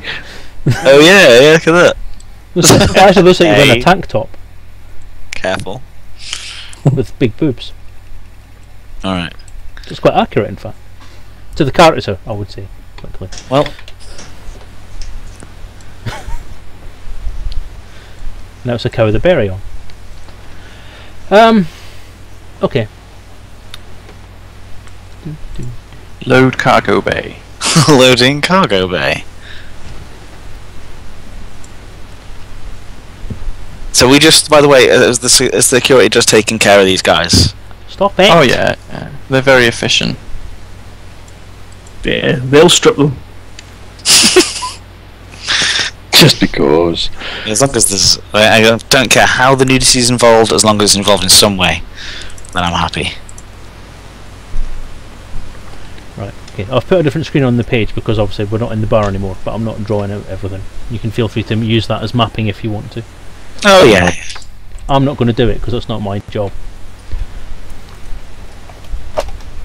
Obviously, I've prepared a map for this. Obviously, yeah. No. Okay, I'm not actually going to do the whole screaming through the corridor thing. You all know the way to the corridor. Nothing happens on the way because you're on a space station, crying out loud. That's fairly well controlled. So all you're really doing is running through the corridor trying to get to the docking bay before the other guys do. Am I right? Yep. Yeah. I'm right. Good. Willie, with his knowledge of being a janitor, he's always cleaning out nooks and crannies. Is there any way he can use a service duct or something to get a shortcut? Not really, because you're 65 years old, mate, and trying to crawl through a service duct quickly with all these in a stressful situation is probably not good for your hips. No problem. Who's doodling? Edward, stop it. Me. Sorry, it's the cargo. It's the Cobra. It's the Cobra. Okay. It's a very small Cobra. Oh, I'm actually interested to see Chart draw that. See if he can do any better. Oh yeah. I'm not gonna go on. let's not go. I want to see Frontier Development senior artist draw a quick sketch of a Cobra. Yeah, we're using paint tools. You know what? I reckon he actually could. I reckon he'd actually be able to do it amazingly. He's just being modest. So I'm being totally modest here. Okay. All right. You don't really. Okay. What's that? What was It's a that? mistake. I couldn't stop. It's a mistake. All right, cool. So where's the Right. what's going on here? You're Where are off we? to Docking Bay 17. Yes. You don't encounter these people on the way there, but you get to the docking bay and obviously you can walk straight into it because it's open. Because essentially John has the keys. I'm not going to start mucking about. Lisa has already unlocked everything that you need to get unlocked to get there. As you get there, the ship is powered, but is not yet moving. The heat vents have not been opened as of yet, but the engine lights are glowing. John, this is a good point for us to ready our pistols or whip them out.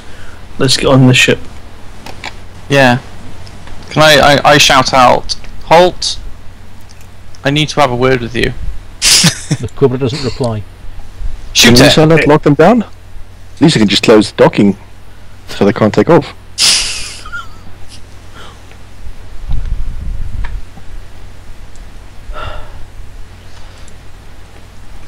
Yeah, Willie's actually going to suggest that to John and say, John, can you ask Lisa to lock them down? Okay, I'm on the radio. Yeah. Lisa, make sure no ships leave. Clicky, clicky, clicky, clicky. Done! Right. Now I have to Okay, get the door open. Let's approach the Cobra and tell them that they got no option apart from to disembark and come and have a word with us. Sounds like a plan. Okay, I don't think Willie- as you go down to the front of the ship, because if I remember rightly, the Cobra's boarding ramp is on the front landing gear, isn't it? Mm-hmm. Yes. Mr. Art Director. Art director. Ooh. I promoted you, see? Upgraded. Yeah. As you get to the front, there is someone actually on the docking ramp who's holding a pistol, and he looks at you all and says, "These people aren't wearing casual enough clothes. Shoot them!" Oh, Willie dives between the ears. We should have worn those clothes. Why is this a casual gang? Oh, I don't have any accuracy skills at all, and I've got no weapons. So Willie I'll doesn't just- even have a gun. I return fire. I go and hide behind some barrels. There's always barrels in a docking bay, isn't there? Yeah, Yeah, just always like a crate. They're not red barrels as well, because we all know what the red barrels lead to. These are like, you can clearly tell that the textures are too good for them to be like actual objects within the game. I mean, whatever real life that we're in here. What's going on? Sorry, go on. Okay, yep. The guy doesn't shout out that you're wearing too casual clothes, but he does shoot at you. He Immediately. Immediately, yeah. Good. This is dangerous. Space is dangerous, Ed. Come on. I'm going to do a diving maneuver then to get out of the way of the blast. Oh, not another bloody Can combat you all roll. make body rolls, please? All body rolls. Yeah. Oh. I'm not giving away who he's actually shooting at this point. So. Alright. Body.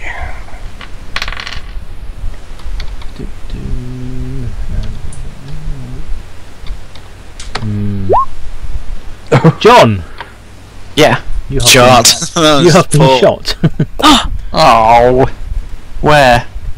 Yeah, let's just hope it's not the face, eh? What do I need to roll? Nothing you can roll, you've been hit. You're not wearing armour, are you? None of you are wearing armour, are you? No, unfortunately not. Flipping it. Gotta remember looking at hold all though. Let's just hope the hold all can take some of this damage. Check something. I haven't been hit yet, so am I? Did I actually make it behind the barrels? Or am I? Does that not count? Well, you have made it behind the barrels, but you weren't being shot at. Oh, okay, good. Everyone else manages to get to their place of concealment without having been shot, because the guy's snapshot essentially headed towards John. John has been hit in the arm, the left arm. How? Is anybody else thinking this is a good thing, or John's been shot. Yeah, That's awesome. I want to return fire once I stop laughing. The loyalty of this crew never surprises. It never goes ceases to amaze me. we're good friends. Can I shoot again? Yep, you can. Well, with accuracy, yeah. If anyone else wants to take a snapshot, they can get one shot. Yeah, I've got a pistol. I'm definitely going to take a photo of these guys. I'll start videoing these guys with my camera, if that's alright. That's useful. Well, I've also got a pistol. I've also got two. It might be chests useful when marked. the police come by to see what's happened, and I'm like, well, I filmed it all. Also, I'll get loads of hits on YouTube, or the Elite Dangerous Spaceship equivalent of Spacebook. Spacebook. Very good. I want that in the game now, Spacebook. Well, I'm not a designer, nor an implementer. Actually, can I attempt to use some charisma and guile to convince this man on the ship that we're actually just trying to alert them to the fact that they've won the Lavian lottery? Do you want the quick answer or the complicated answer? Quick answer. No. Oh, well, I'll save that one for later. Right. So I rolled to shoot him anyway, so... This is an awesome Cobra that's coming in, by the Who's way. shooting? Me. Right. And roll mind plus senses. Is it mind plus senses? Yeah, mind plus senses. Okay.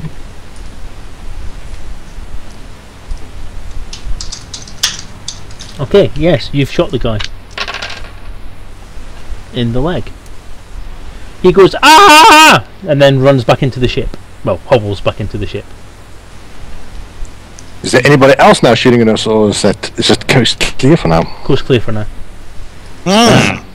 Follow him in. I'm just going to stay here, is that alright? Well, no, you go first. Someone give You're me the a one gun with the then. appointment. Someone give me a gun.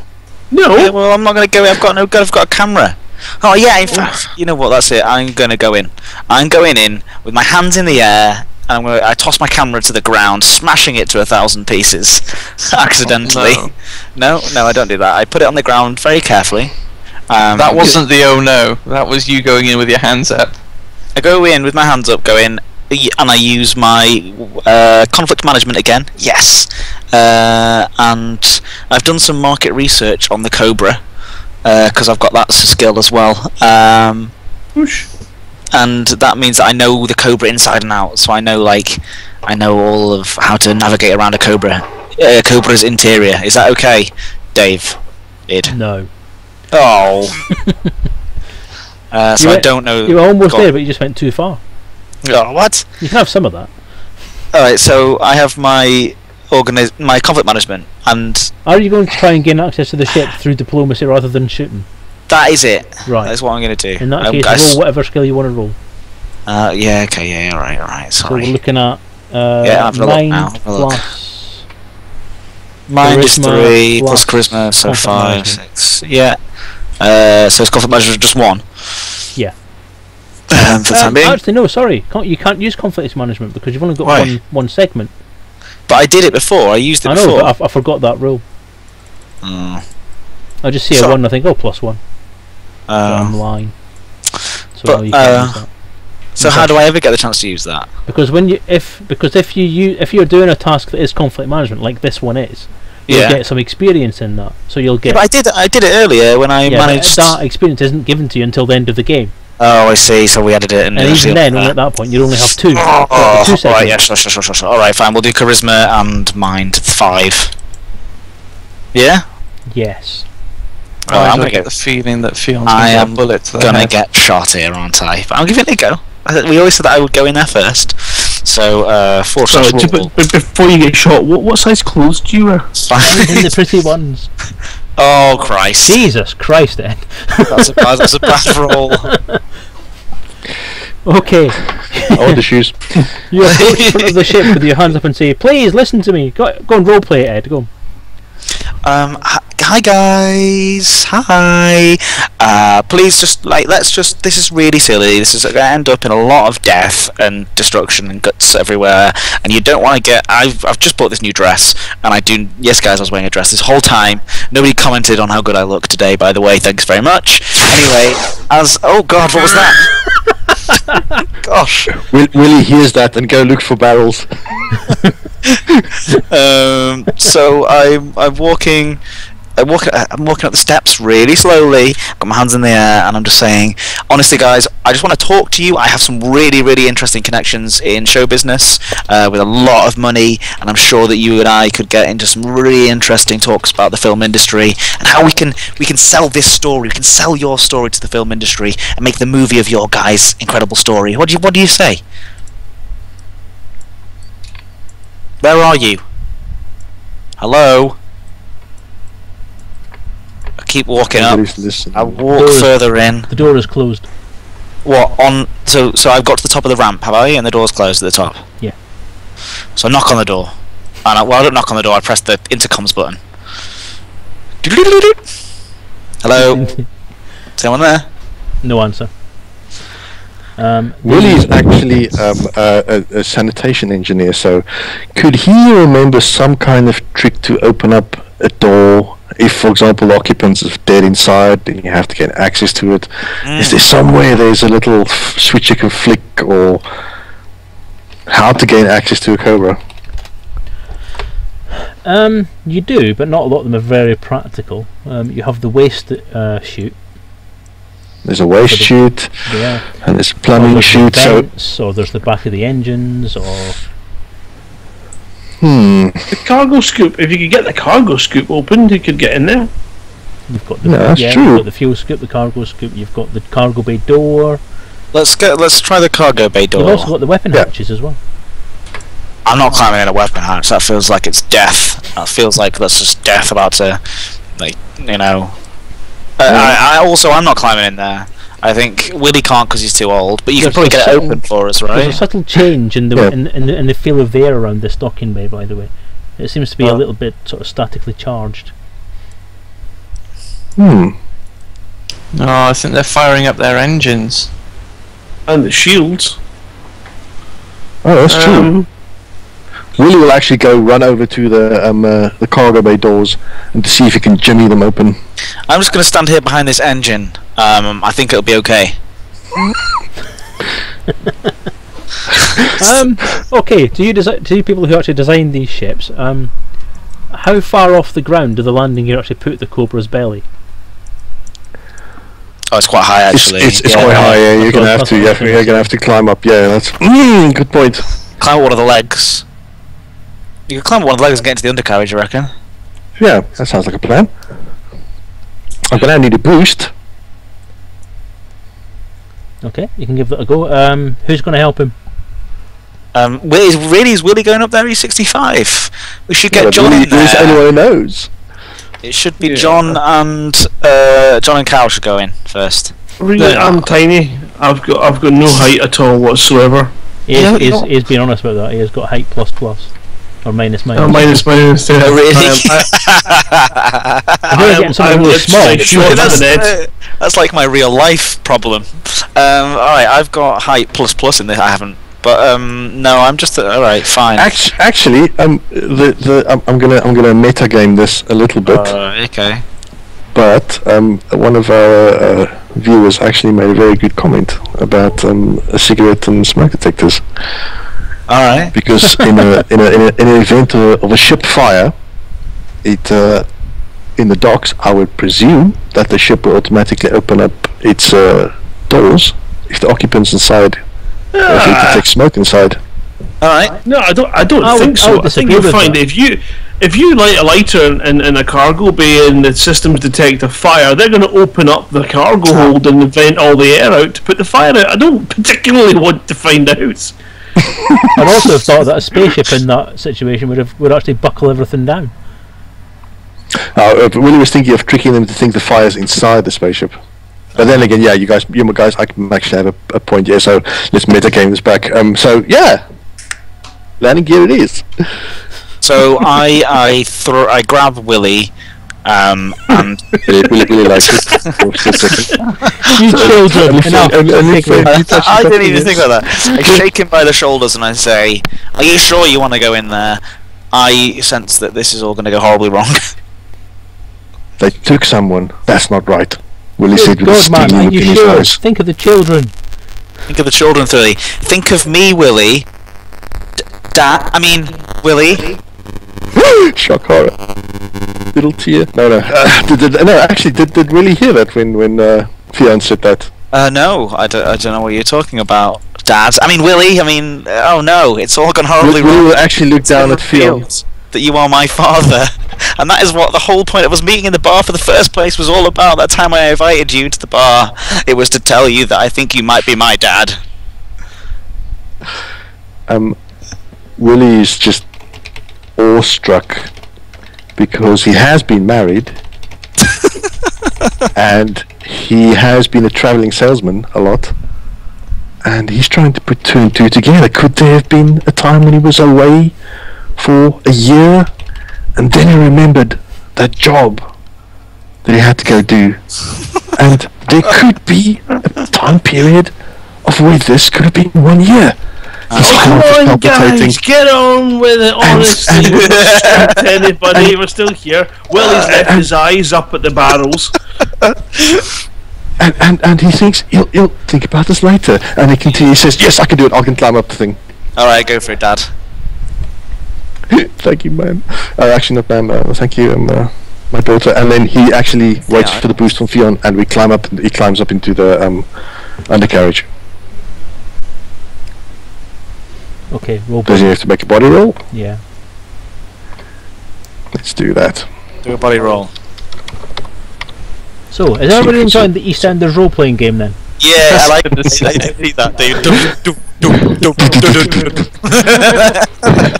Amazing. Oh, five. Well, Willie, I'm your dad! You're my dad, Willie. I'm your dad. Wait a minute. That is actually more of an EastEnders line, though. You're my dad. So Willie's climbing up into, if he can make it. Into the landing gear. Oh, you managed to get in. You did. Good luck. So Willie's climbing and crawling all through, and he gets this little manual hatch right at the top of the landing gear, and he whips out a trusty old I almost said sonic screwdriver, but that's going to be a copyright infringement right there. And he whips out an old screwdriver and just starts opening up this hatch, which he knows from experience. Yeah. One person can wiggle through to get to the inside of the ship. Is there any real point in me being here? I don't know. You guys just want to tell the story yourself? Yes. Well, I do apologise, Jim. Yes, so Willie makes it up to the top of the landing gear, and then what happens? Yeah, you do find a manual hatch. Gear retracted. It's not as simple as. Hang on a second. I'm just going to quickly give somebody permission to post a link.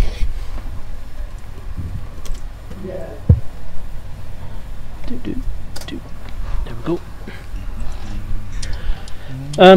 Yeah, you get to the top. There is a locked hatch there, but it's not.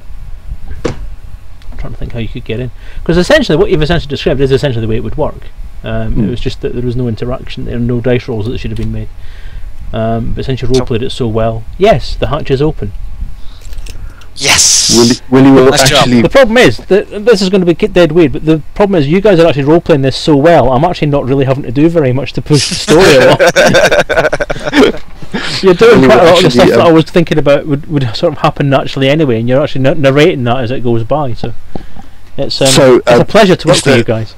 You make me look good. So I'm going to bring this up for the DM. What happens when I actually open up that hatch? It lifts out. Inside you can see the interior of the equipment level of the ship. Essentially a lot of cables, wires, untidy bits, but there's enough room to get people through, and there is a hatchway at the other end, about 7 or 8 feet down the way. Willie will actually pick out a strong, sturdy cable, and from his experience, I would think, hope that it's not electric, and it's maybe just a fuel line, hose carrying liquids, and cut it down and just tie it to the top and make a ladder for all the people down, and then whisper down, "It's okay, you guys can come up." Okay, so you And then slowly crawl in. drop it down. Yeah, that's fine. I can't see a problem with that. Alright, so I'm gonna grab hold of the rope cable, and I'm gonna try and climb up. Willie, when you're in there, could you lower the hatch and we'll all come in through the sort of normal way? He's slowing down a cable for us to climb in. He can't go in there on his own. He's trying to make sure we're all in there together at the same time, the same way in. Alright, well, someone's gonna have to give me a lift up. Well, no, he's lowered down a cable for us. As long as it touches the ground, I'm okay. Alright. Are you really that small? Yes. Alright. Well, you can hold on, we can try and pull you up. I'm going to grab hold of the rope and start climbing. Do I make it to the top? Make a body roll. A body roll. We should all make a body roll then if we're all going up there. Yep, pretty much. Yeah. Yep. Yeah, Look at you're that. up. You I climb made like it an up. athlete. Yes.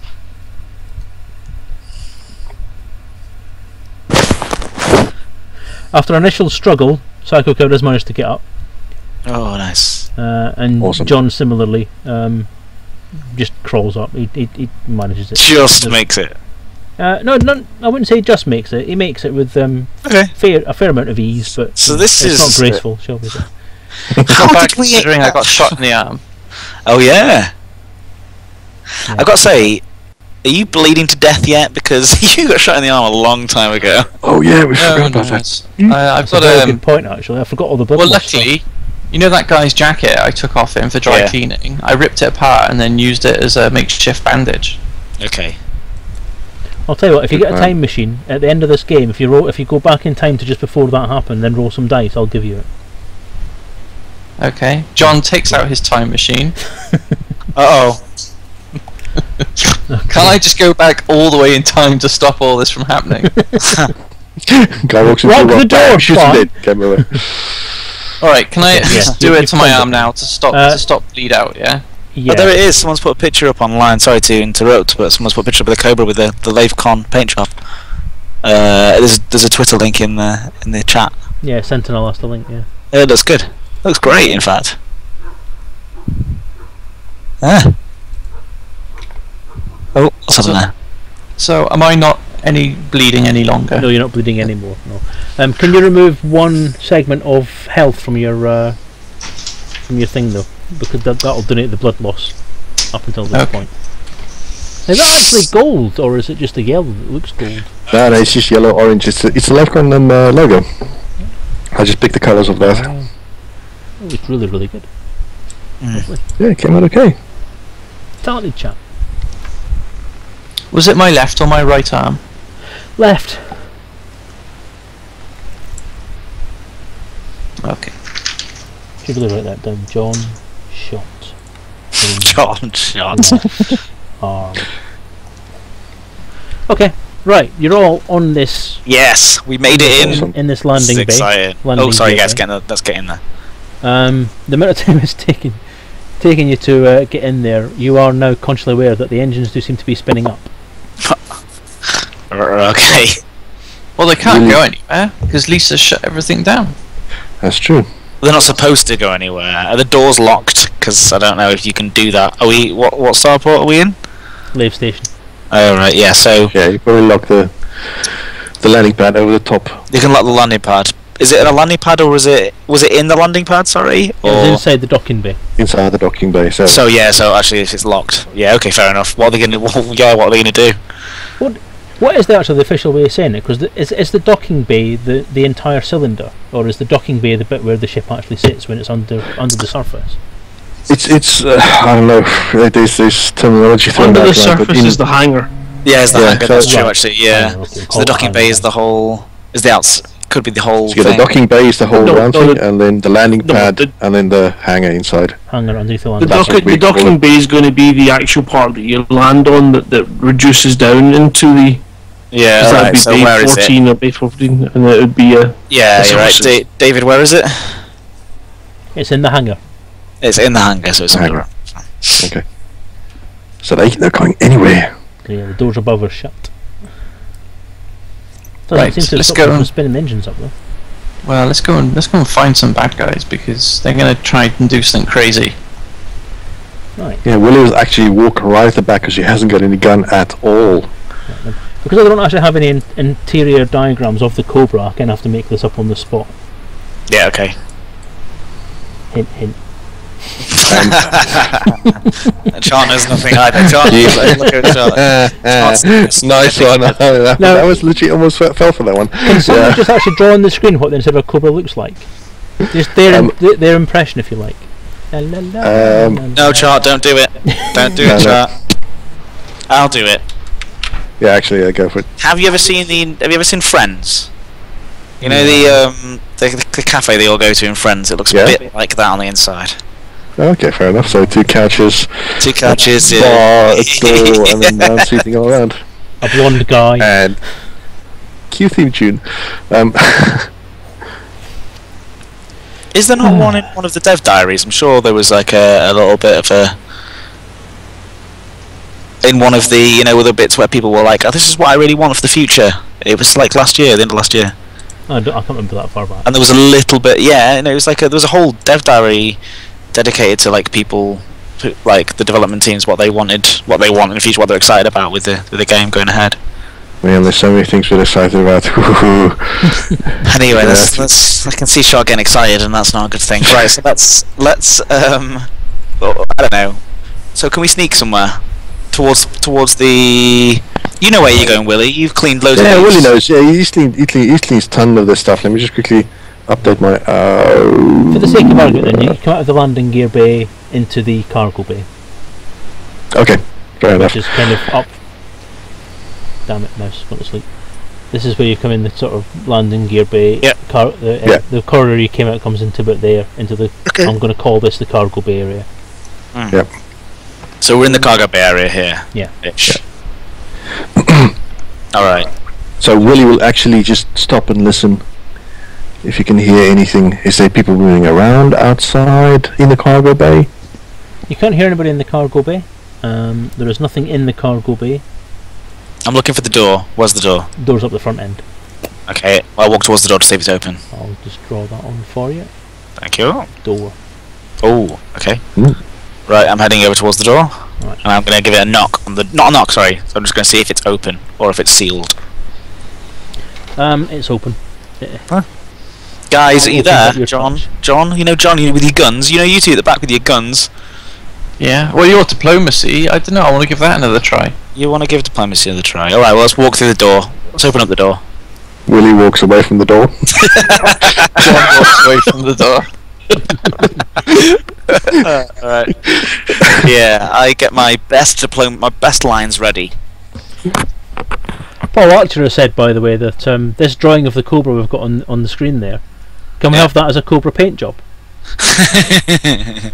I'll just screen capture this and boom, job Awesome, done. done. Yeah, Control C, Control V. I think that's how it's done. Yeah. There you go, Okay, Paul. You right. have it from the gods themselves. Right. So you open this door into essentially a joining corridor, which goes up, or it goes left, or it goes right. The corridor I is have to like, say, Willie's falling to bits. yeah, really. Where is your? It's now rule. Why? Well, I am. All right. So we've gone through the door. Why? Why? Can we look down the corridor to the left and the right and see what's down there? Isn't there names above the doors of where the cockpit is? Because surely that's where these people are. I don't know. Are there? Um. in your version of this fictional universe, what No, is? there aren't. The expectation I would say is that people who own a ship should know what the fuck it goes to. Yeah, sure. Because it's not like an orca or anything like that, so doesn't need. No, it's a working ship. It's like someone's car basically. So Right. Okay. So is there like a? well, van. There was someone been locked. It's not a huge ship, so like they're probably in the car. They're probably in the cockpit. You know where the cockpit is, don't you, Willie? Willie will sort of just point, because Willie don't want to go in front, because Willie's goes up. a bit He's scared. not. He's not an idiot. Okay. Yeah, but he doesn't mind Well- sending his newly found daughter in to go first.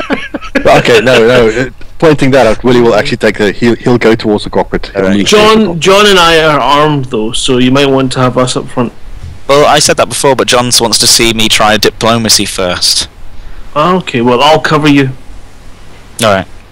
Thanks, Psycho. And Willie will sort of tentatively creep forward. Okay, there.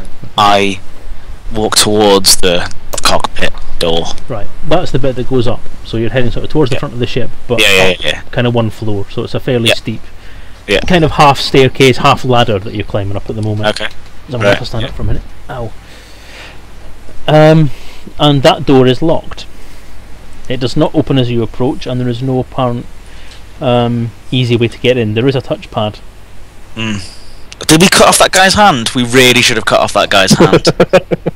No, we didn't go percent. All right, for the biometrics. All right, we do. Make a senses roll, all of you, very quickly.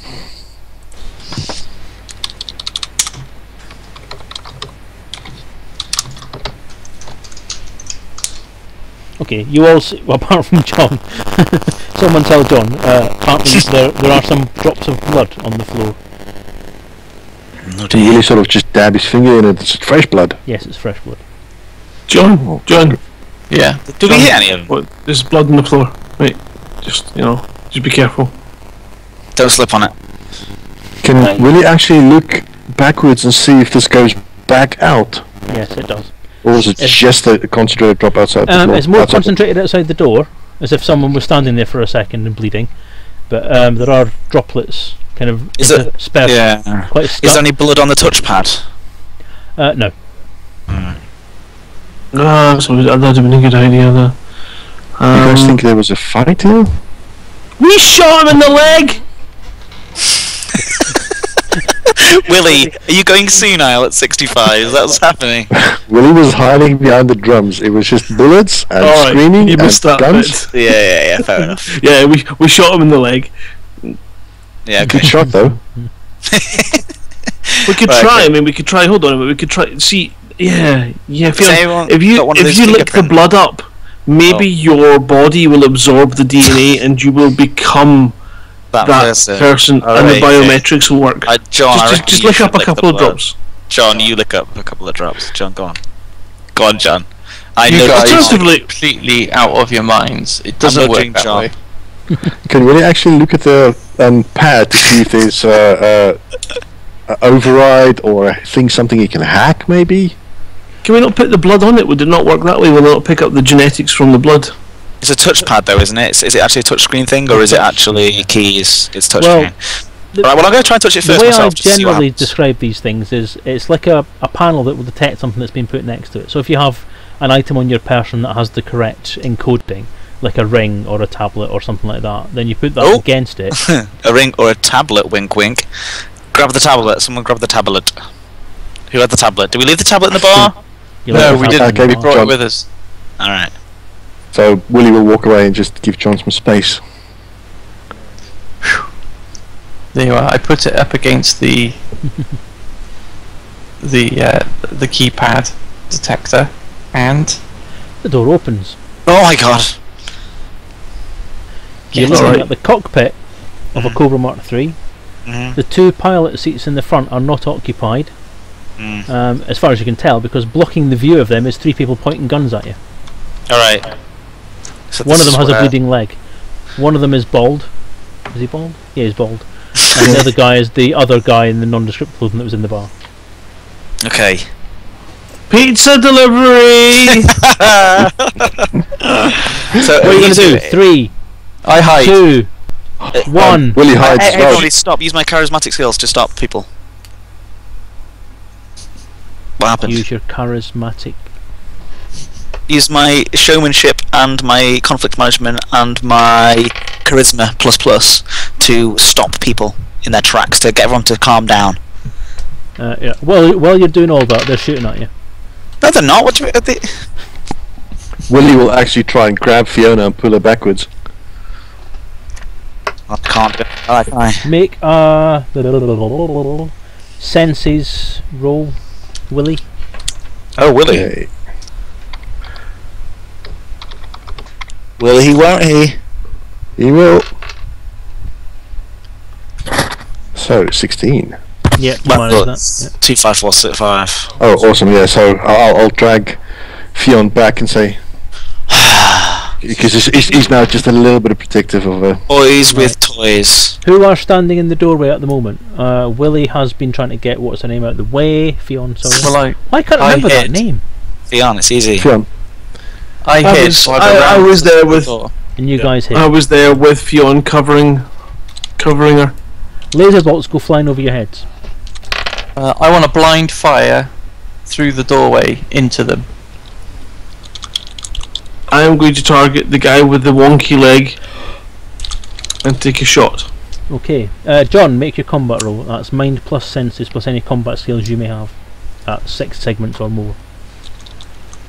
That's the wrong Sorry, mouse. mind and senses. Okay.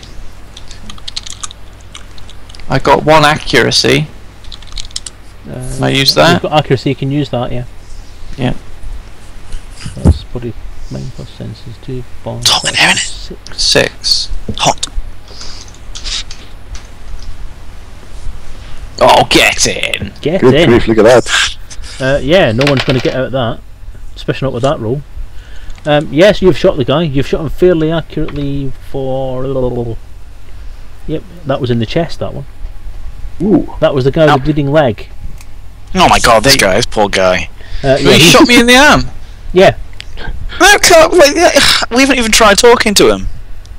and already one They of them's on didn't the seem ground. to want so- to talk. I right, just don't... one guy's down with a chest wound that doesn't look particularly great.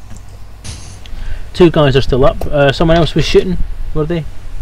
Yeah, well, I was going to Okay. shoot at that guy, but he's just gone down. I don't particularly want to finish him off, so I'll maybe just wave the gun and shout, "Put your weapons down!" Yeah,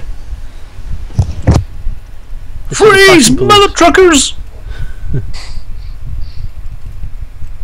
Just, let's just remind them that there's no point in them struggling anymore because the doors are locked anyway, so they're not going to escape, so just calm down because your friend's dead. We're rolling like pros today, so there's no way you're not going to get shot. One of them goes, you have no idea what you're getting into. This is way above what you know. Okay. Let us go. Honestly, I just wish I was back at the bar having a drink, to be honest. It is your own silly little nonsense That's where you should have stayed. that put me into that. So I should have stayed. I'll tell you, Mr. Baldy man. Are you the bald one? Yes. Is this? I'll tell Can you, I just Mr. check? Is this charisma? Yes, I'm not quite buying it. It doesn't matter, alright? No, I'm very charismatic. Regardless of what I say, it always comes across in such an amazing way that really leads people. So I'm just basically I'm trying to talk him down. Have you guys pointed a gun at him still? I'm You going got to guns? shoot again on my turn. No, don't unless you shoot! get No, told. don't shoot!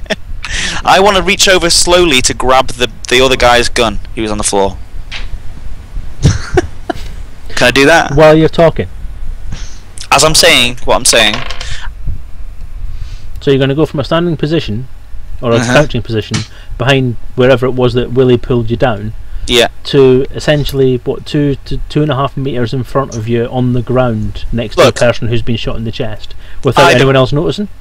I don't know. No, everyone's noticing. I don't mind that. I'm making it quite clear. I say, like, look, I'm slowly reaching for this gun now to pick up the gun because I want to get all the danger out of the way. All right. I'm not doing it to be aggressive.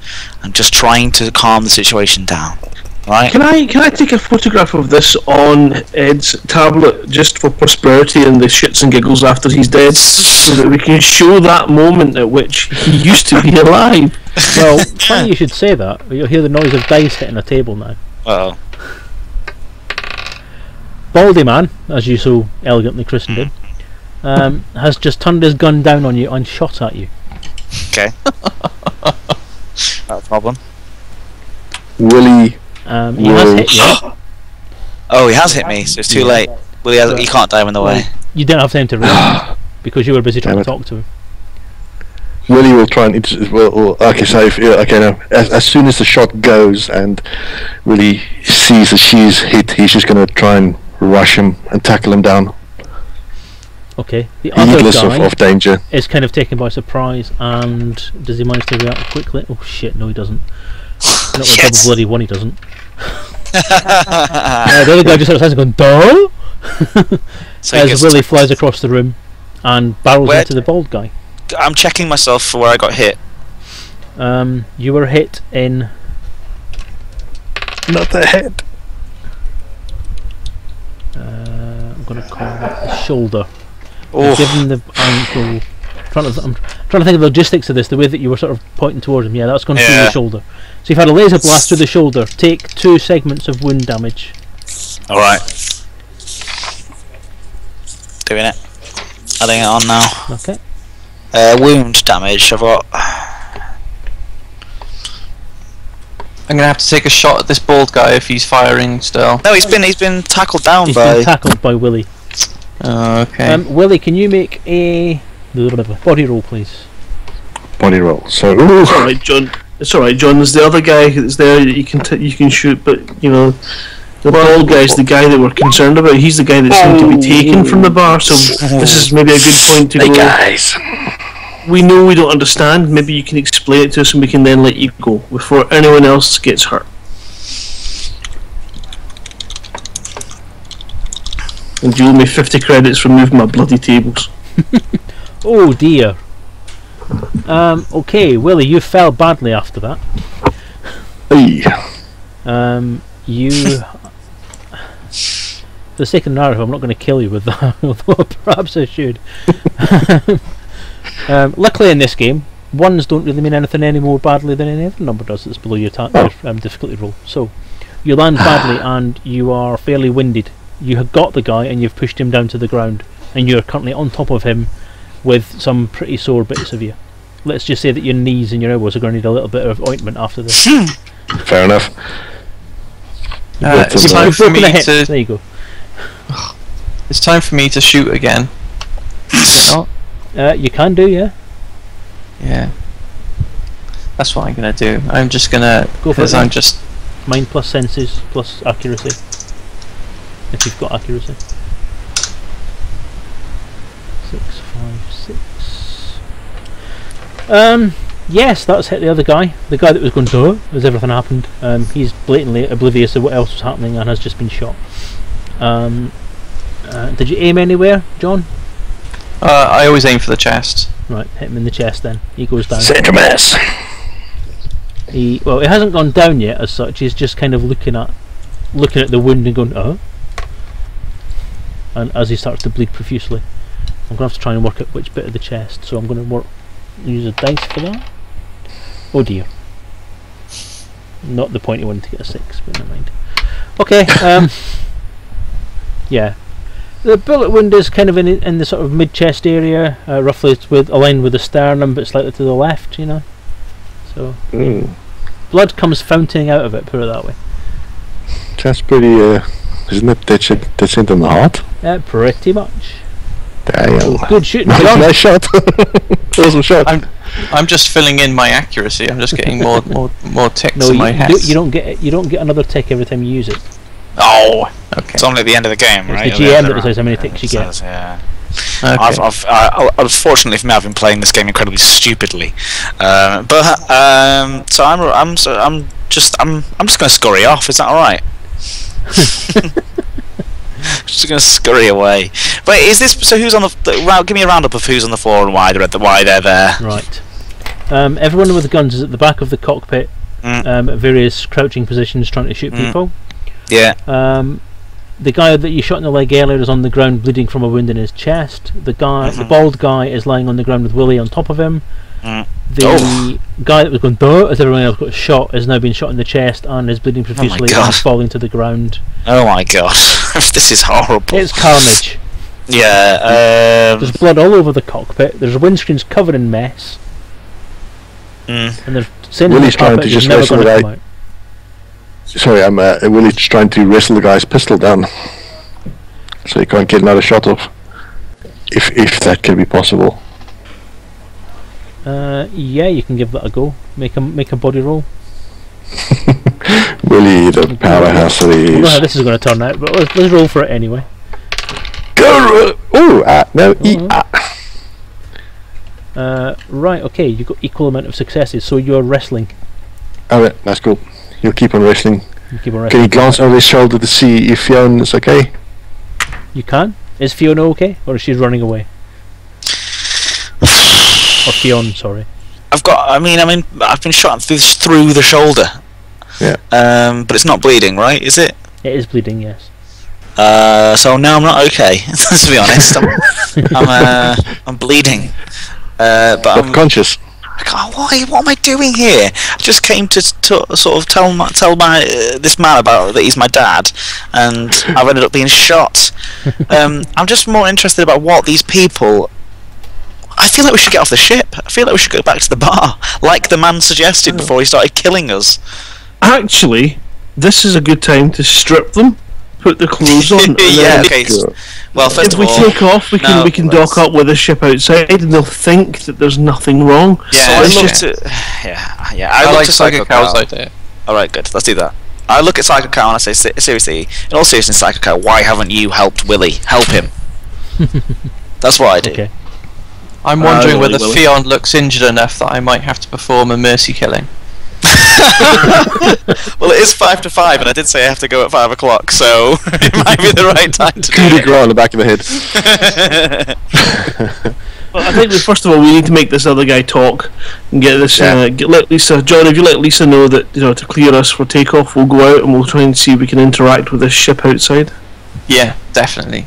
So I speak to Lisa, tell her to release all locks. Have you subdued this other guy properly now, or Oh, is he Willie's still? still on the floor wrestling. That's what I said. That's what I was saying. Cow should go and wrestle the guy. Help him. Yeah, put my pistol at him and say, "Oi, Baldy, stop it!" Just as well. Is he What the hell's going on? Of course, he's not got a gun pointed at him, and he's got Willie all over him. Yeah, but does he care? I get the impression that he doesn't care about death, and he's more concerned about this whole big thing being bigger than us. Don't put ideas in his head. Just point at him. While you're down there, just lie in that arm. You're not getting up anytime soon. I'm just gonna go and crawl over and just rub my shoulder on his face just to annoy him and get bloody shoulder mess on his face. That's what I do. Yeah, Willie's disowning you. Baldy, what's going on? Tell us what's going on. Maybe we can help. Maybe we can help now. You're still alive. You still got body parts. So come on, tell us what's going on. I'm saying nothing. Well, we can always go and get the murder bot. I think it's still in the docking bay somewhere. Yeah, let's go and get the murder From bot. behind you comes a voice. Oh, fair enough, Liam. Just leave it.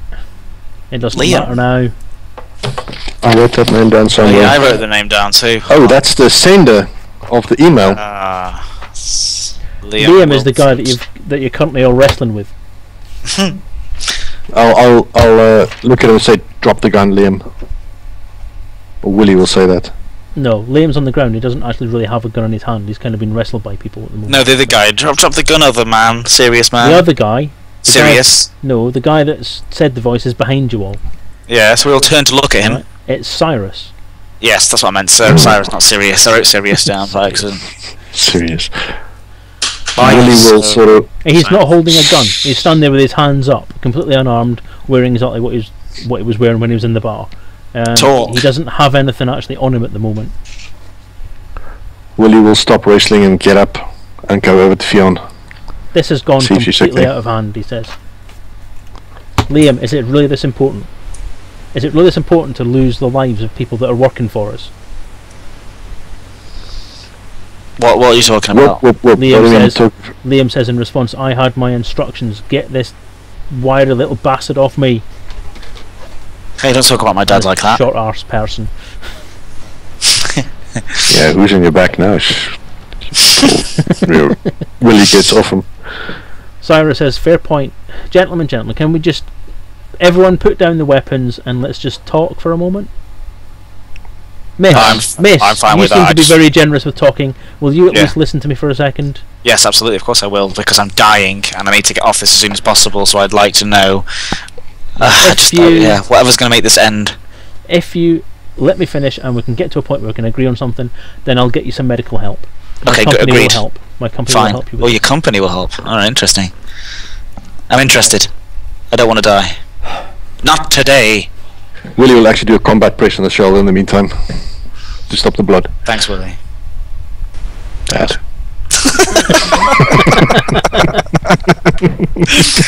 All those birthdays you missed. All those birthdays. You owe me like... I'm 44 now. You owe me 44 years worth of birthday presents. Oh, Dad. Cyrus has Right. given you a very, very strange look. Sorry, Cyrus. Sorry, we got lost in a little bit of an EastEnders moment again. Do you have any details for me? Talk to me. What do you want? Hang on a second, I'm being interrupted. Uh, What? No. Look at the sign. You can actually just work out for yourself that I'm in the middle of something and probably don't want to be disturbed. No? Is that too hard for you to manage? Sorry, I shouldn't laugh.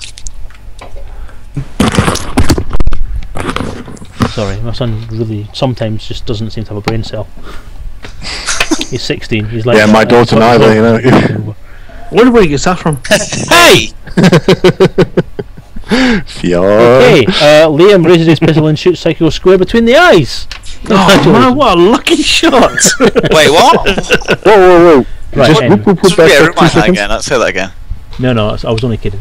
Alright. Psycho said something nasty and I was retaliating. He goes, right, this is a bit difficult to explain. These people are, well, Liam is my brother, and these people were his employees. I was the head of a company. These people have taken over that company. I handed it over to my brother some time ago and then left without any warning. They have been trying to find me since, and today they've managed to find me, and essentially they want to bring me back into the fold of the company and get me working for them again, and it's all got out of hand, and essentially, you know, you guys have got involved, which is unfortunate, and this is what I get for dealing with people who just, or what I get for my brother dealing with people who just don't have a brain cell in their body. Okay. So as Willie you will see, it's nothing major. I don't believe that. What? Willie will ask, what company is this? Says the GM, trying to think of a company name then. Or what does your company provide? We provide personal services. And we've provided personal As services in- for a number of centuries now. All under the same family name. We provide essentially entertainment services for the well-to-do and some of the darker corners of society, shall we say. We don't ask questions, they don't ask questions, we provide what we're asked to provide at a certain price, and everyone's happy. Obviously, Does this product have 2 legs, Willie asks? it depends what sort of thing you're into. 2 legs, John, 4 legs, 8 legs. I'm thinking that we just arrest all these people. Yeah, arrest them. I'm for one, afraid they that didn't- would be a mistake, sir. Oh, Why would it instead be- of all this cryptic crap? Yeah, do it. either- Let's sort out. Yeah, exactly. We don't live in a science fiction universe at all, so nothing weird can happen here. Arrest the guys. We live in just a real normal world, and I haven't been shot. What are you talking about? Yeah, I'm sorry. I'm going to have to. Lisa, no doubt, is in the docking bay now, ready to collect you guys. So I'm afraid I'm just going to have to ask you to go and find your way to the brig. Willie will actually walk over to the control panel and switch the ship off and open the doors. But who's in the If she's ship allowed to. outside the station? The controls are Well- locked. Ah, damn it! Someone smashed that. If we had Fozzer, he could use his wrench. Well, he's busy. Yeah, so Willie will actually then take the tablet and ask Cyrus, do you recognize the ship? Yes, this is my brother's ship. Is there anybody on that ship at the moment? Probably not at this point in time, no, because he came separately and used an auto shuttle to get to the station. Or to board the Cobra, sorry, to come to the station. Well, can we ask Lisa to take it in tow? Yeah. Do you really have to? Is that necessary? I don't know, Can we it's- not reach some kind of agreement here? You guys, you came into the bar, you moved bloody tables, you pushed a woman, you hurt John. You've caused nothing but chaos. We gave you opportunities. I mean, why? What is the point of us shot helping you fear. out here? So Well, to much be blood honest- that was unnecessary, and it's all because you guys refused to speak to us. So it's about time you give us some straight answers. Let us know why should we help you. Well, to be honest, Willie mate, says Cyrus, not one of you really spoke to me while I was in the bar, other than asking about drinks and so on. Liam marched me out of the bar. You spoke to Liam quite a lot, and then he marched us out of the bar, and then you chased us down a bit later on. So I'm not entirely sure what opportunity I had to try and explain. Essentially, it was something that was none of your business. Liam had actually obviously made the plan to accost me in your bar. I've been saying this the whole damn time. We should have stayed in the bar while I let them run off. I don't really understand why I'm here. Ah, but you remember the most important thing, what he says? They didn't buy a drink from Psycho Cow. Yes, and That's they- grounds enough, I would think. And Yeah, that's I'm the afraid moral of the story. Don't buy a drink in a public house. It's people like these guys that cause closures of pubs across England every single day. Cyrus sighs, and essentially, Oh no! and essentially, okay, I know where this is going. He takes out a tablet and says, "How much is it going to take to quieten all this down?" 10 billion credits.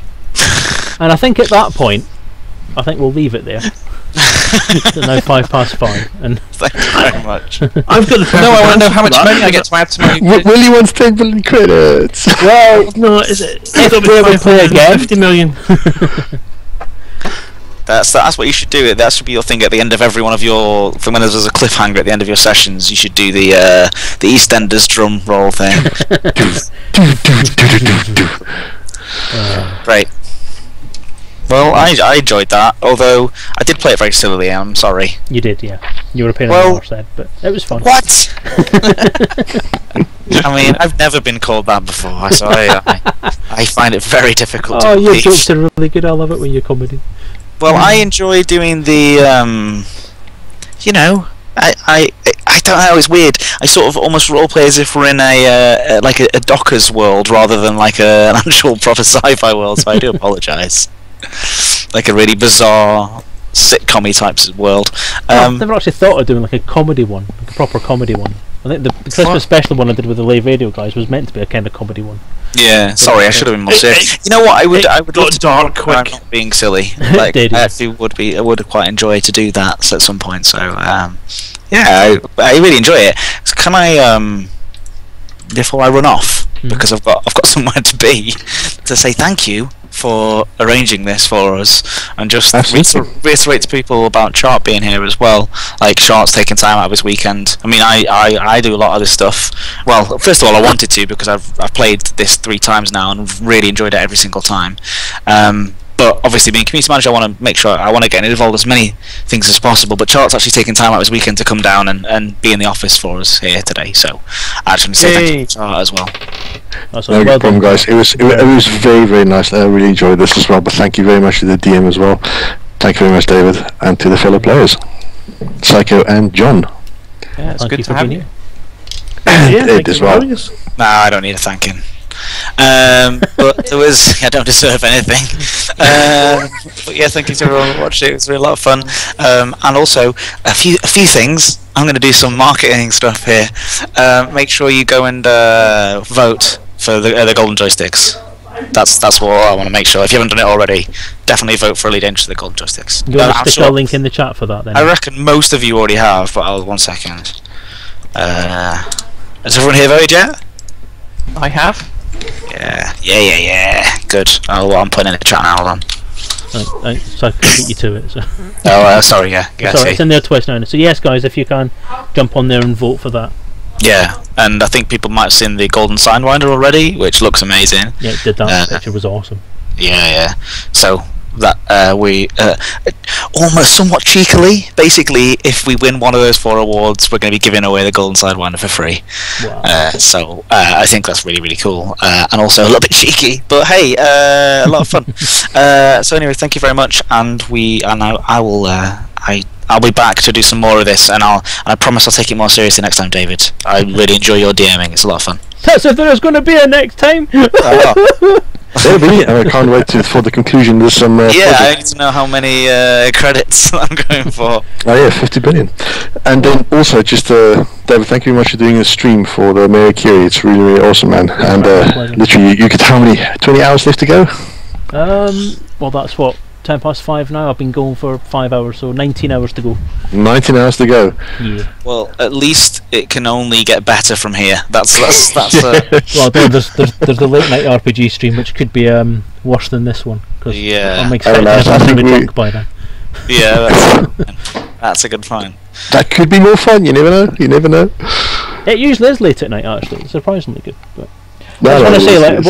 while I've got 5 minutes of breathing space between Ed talking and Ed talking, I just want to say thanks to everyone for popping in, especially to to each of you, not especially anyone else, but obviously Shark's taking time out from his weekend. That does mean a lot. Ed's obviously been in contact with me quite a lot during the week, and I've spammed him relentlessly about stuff all week, so I do apologise for that, but thank you for not killing me and for being here basically and making an effort for this. It's been brilliant to have you around, and to Psycho Cow and John as well. Thank you for popping in, thank you for making the time. Well, pleasure, always happy to support you, sir. And you're going to be at Fantasticon, right? I certainly am.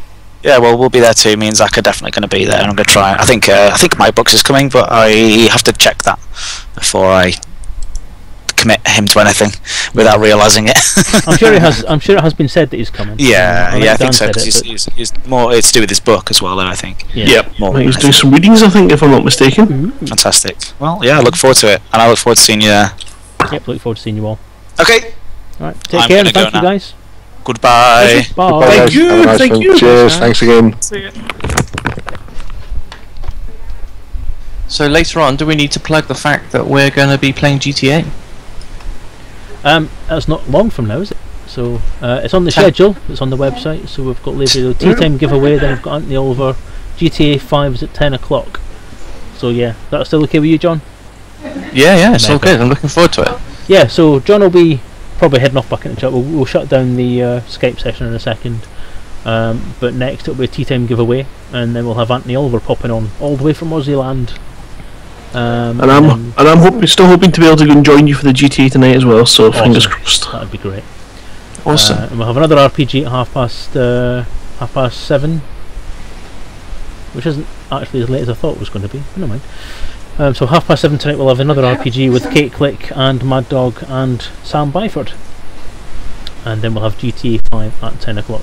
Obviously, John, if it's a little bit late, then obviously, then you know why, because it's the RPG and anything can happen. Yeah, we'll keep an eye on I'll it be- anyway. It suits. Yeah, I'll be interested to see if they make as much money as us.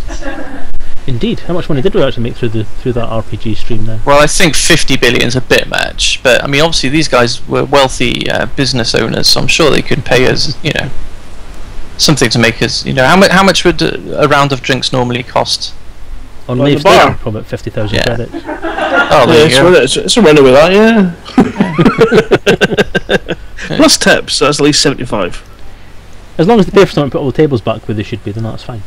Oh, Yeah, Colin, and touch the whatever- tables, that's extra. Is there social medicine in the future, or will I actually have to pay a doctor to sort out my shoulder now? Oh, there's. I don't know actually. That's a good question. You should maybe ask the designers. Oh, they've gone now. Oh, well, never mind. Oh, The never lore masters. That'd be Drew, wouldn't it? And me. cool. That- Right, well, I'll I let you assume get there's on. some kind of Toby. national health service out there. But it is a British product after all, so why not have an NHS or GHS? Cool. Right. Right. Well, thank you Okay. very much, Dave. It's been a pleasure as always, and I will. I'll see you later. Yep. Take care. Yeah, Bye-bye. it's been a pleasure, thank you. Good luck, sign off good the luck, call. and everyone who's listening, donate. To give your monies, all your monies to David, give your monies. Well, not to me, but to Marie Curie, via me. Alright, yeah. David's neighbour, who's called Mary Curry, she lives next door and she needs some money. No, it's a very worthwhile cause, and you should support it without too much hesitation at all. Click the button down there at the bottom. Click it. Bye, Dave. See you later. See you, cow. Okay, close down Skype. Close down that Skype. Quit Skype. Quit.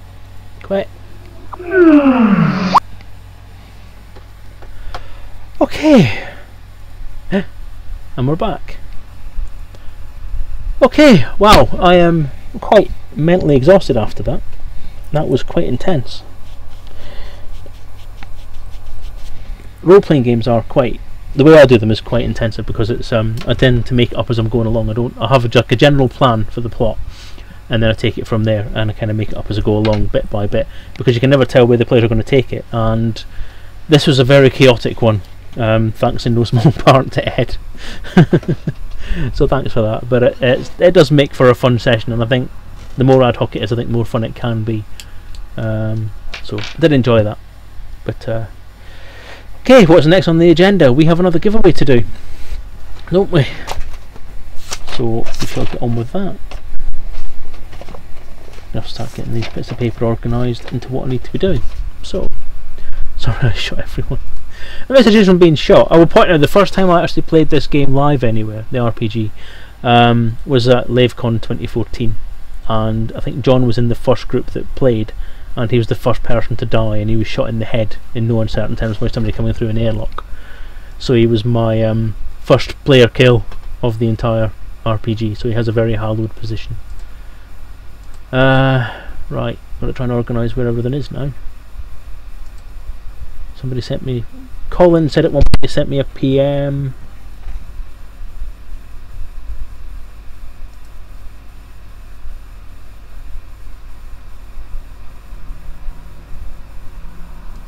Okay, I'm just going to sort something out quickly. This is going to be a bit boring for you to watch, but I'm just quickly going to type some stuff in.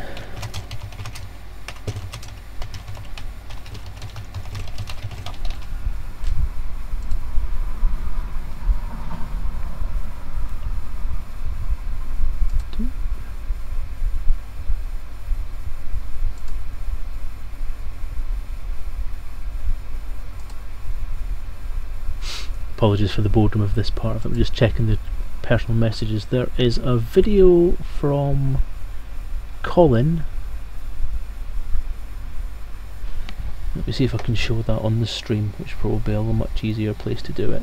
So if I go onto there, that's the wrong keyboard.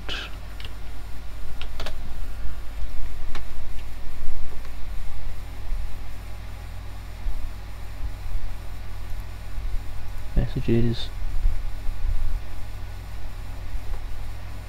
other, Colin.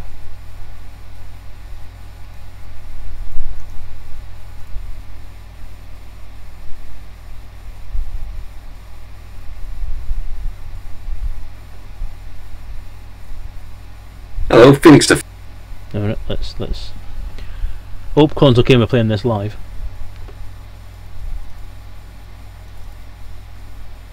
Make that full screen.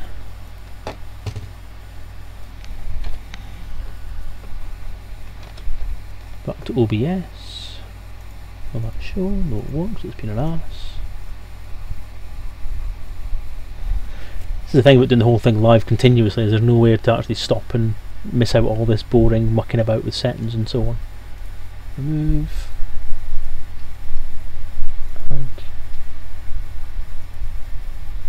window capture. Not going to retitle it. Okay. That worked. Hello, Phoenix Defy here. What I was going to do was, as part of the Marie Curie charity thing that Selezen is doing, I thought I'd put forward a couple of things of prizes. First one, we have here a small paper model that we used in the Elite Miniatures game at Elite Meet. Needs a bit of a repair, but it should be good enough. And so that's one of them. And here we have 2 copies of the DIY version, which should allow you to make your own. So I will send out 1 each to 2 individuals. I hope that will encourage you to donate to Selezen's Marie Curie Fund. Thank you. And there you go. Apart from his inability to say Selezen, but never mind. Okay, yeah, so if I remember that rightly, that was one person was going to get the pre-built model that was used as a test for the Elite Miniatures game, and 2 other people would get a flat pack model ready to build. So that sounds pretty cool to me. I shall do them a bit later on. I might do that after the tea time one, but for the moment I want to do a couple of actual physical things that we have to give away. So we will do one of these. That's the box for it. I'll just open up so you can have a look at what's actually inside.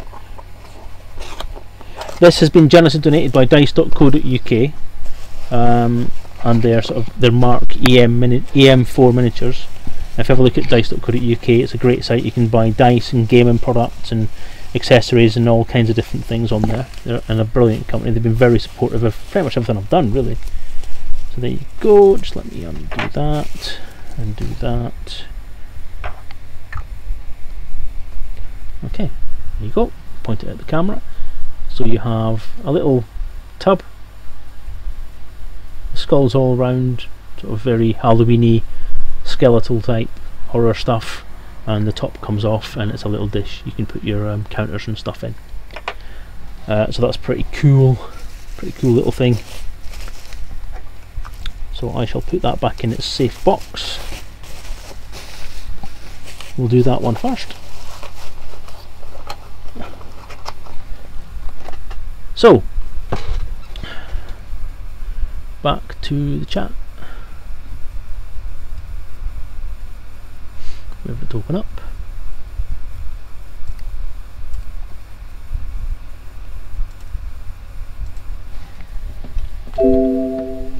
Oops, wrong keyboard.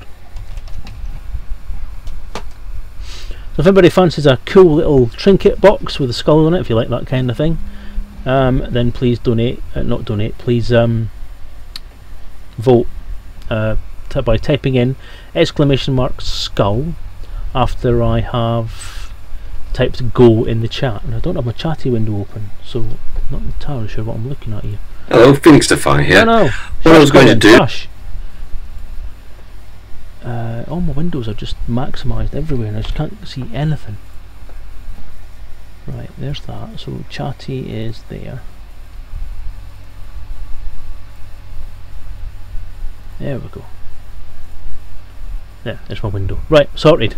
Sorry about that. Right, so when I type go into the chat, I want you guys to type !skull, S-K-U-L-L in lowercase, into the chat if you want a skull shaped trinket box. Good luck.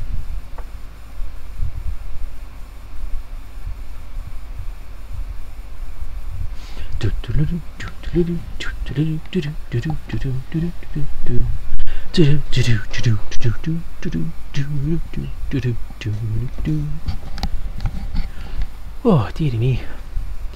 That's brightened chat up a little bit. Chat have gone really, really quiet there. I've not seen you all go that quiet for ages. I don't think I've ever seen chat be that quiet. Oh, I'll leave this going until I feel like closing it, to be honest with you.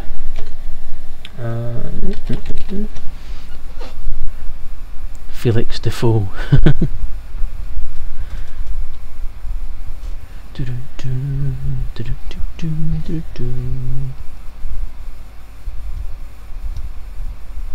Okay, I'll be stopping in a sec.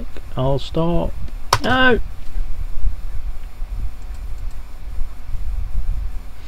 Okay, congratulations, Storm UK. You are today's lucky winner. Giveaways. Skull box. Storm UK. Okay, Storm, if you pass on. Oh, hang on a sec. Let me do a permit for Percat.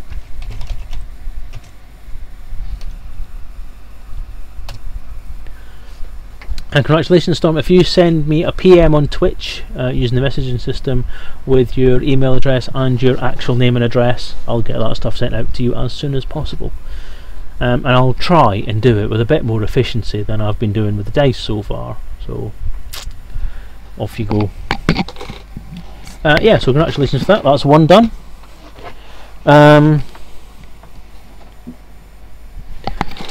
Who fancies something from Frontier?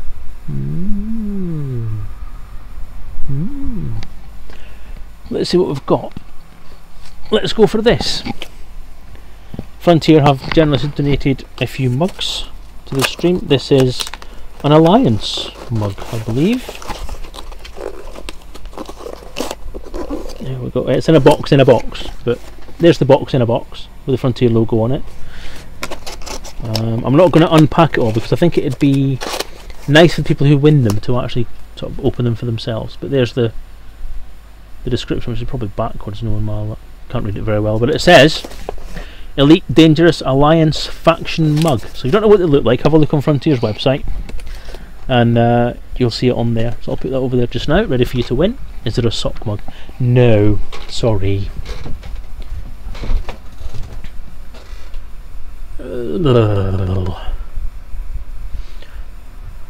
So of course you know exactly what I'm going to put for the thing on this one. I forgot to put a stop on that. I forgot to type OK. That was a bit silly. Silly boy. Right, so I want you to type in !mug when I type go, and then you win yourself an Alliance mug. Go!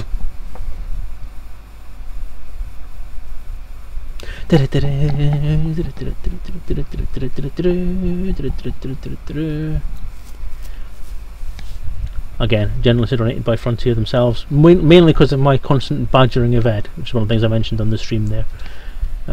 Yes, I have emailed them on several occasions asking for favours, you know, sexual or otherwise, whatever.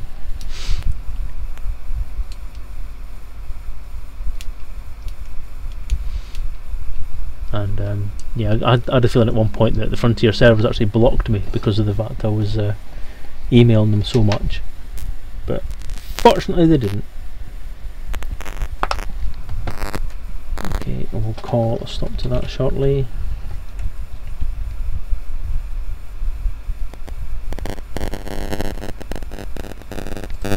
Stop!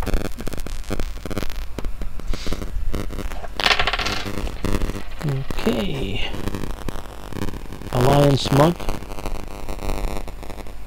goes to Caleb Dark. Congratulations, Caleb.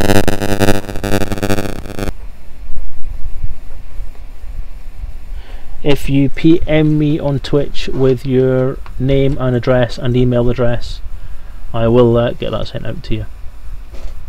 Yay!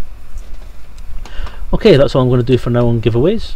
It's now tea time. That's tea time giveaway thing done. Time are we on at the moment? We're on just got it for past.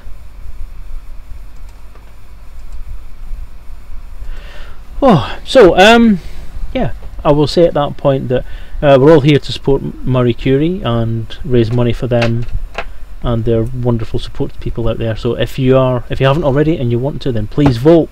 You must vote. It is good to vote. It's good for the soul. Sent me the mugshots. Oh, okay, right. I'll grab all of them. I'm going to take a 5-minute break. I'm going to put I'm going to put another Marie Curie video on.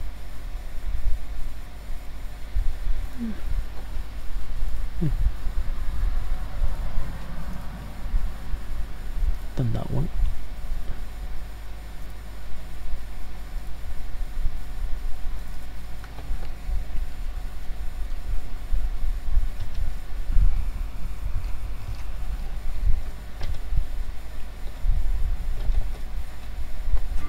Hi, I'm Catherine. I've been a Marie Curie nurse for nearly 10 years. Hush.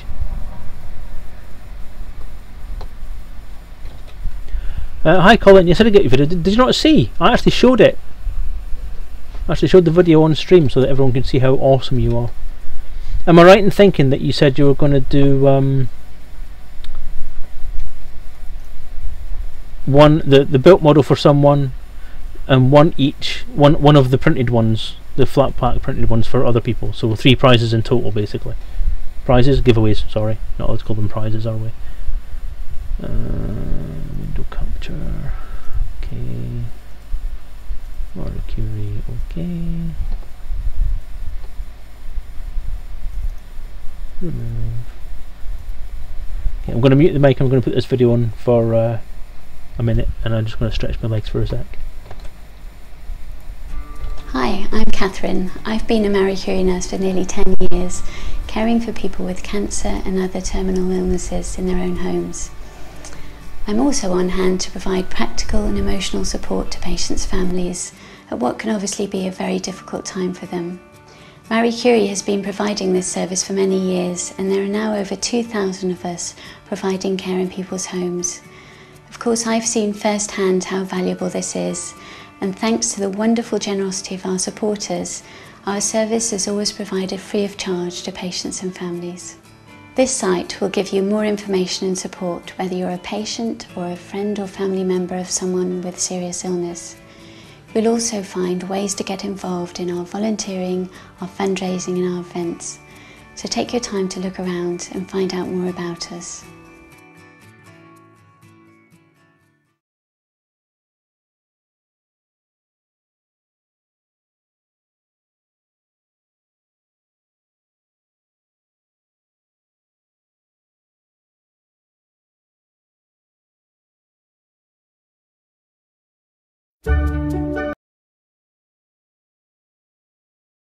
And unmute the microphone. There we go.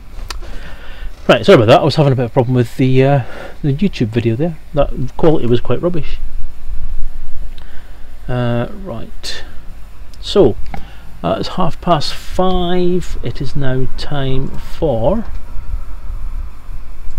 I think Anthony Oliver's supposed to be popping on.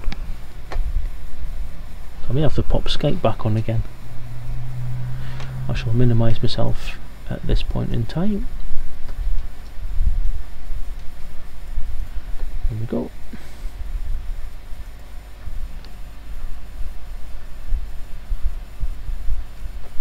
Can I put the schedule up on the background? I can. You can also look at it on the website if you like. I'm going to have to open it up and then open up a new window again.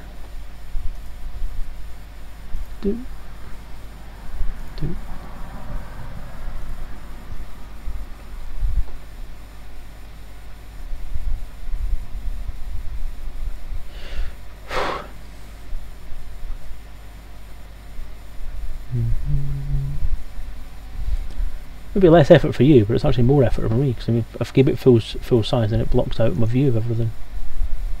Add window capture. Our stream. Okay, there you go. There you go. And did you need anything? Ah, it's fine. I don't mind. Add me on. Can't promise I'll keep you on there because if I don't mind at the moment. My friends list on Elite isn't particularly big. I'm not as well known as a lot of other guys out there are. I'm just kind kind of milling about in the background and hanging on the coattails of people who are doing far more than I am. But some of you wanted the music back on. I'll stick that back on in a sec. Just let me get Skype back up.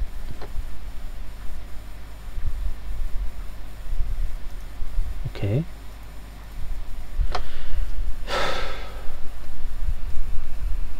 Skype, hello.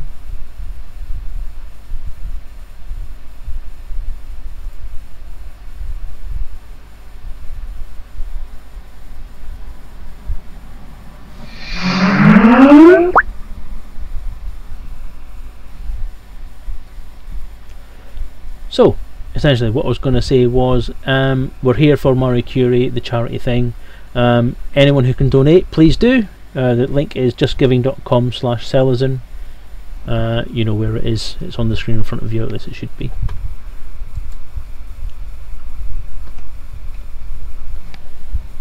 Yeah, that's on there. So, just waiting for Anthony now. Just need to make sure he's actually online. If he is, then I should grab him. Just hoping that he's... Says he's online, so will I try giving him a call? Or is he actually on the... Is he in chat? No, he's not in chat.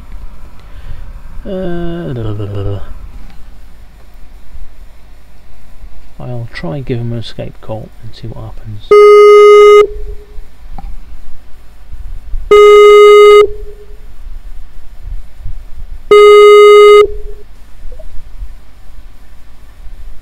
Anthony? Hello Dave, how you going? Hello everyone. Not bad, mate. How yourself? Very sleepy. Believe it or not, I know the feeling. I know it's 1:30 in the morning for you at the moment, isn't it?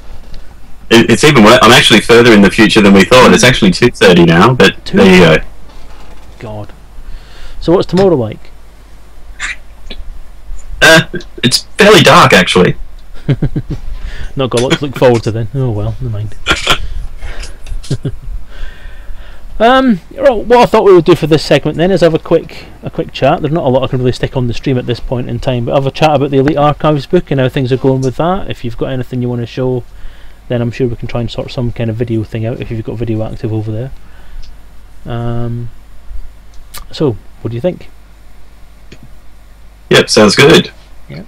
So how's the stream been going so far anyway, Dave?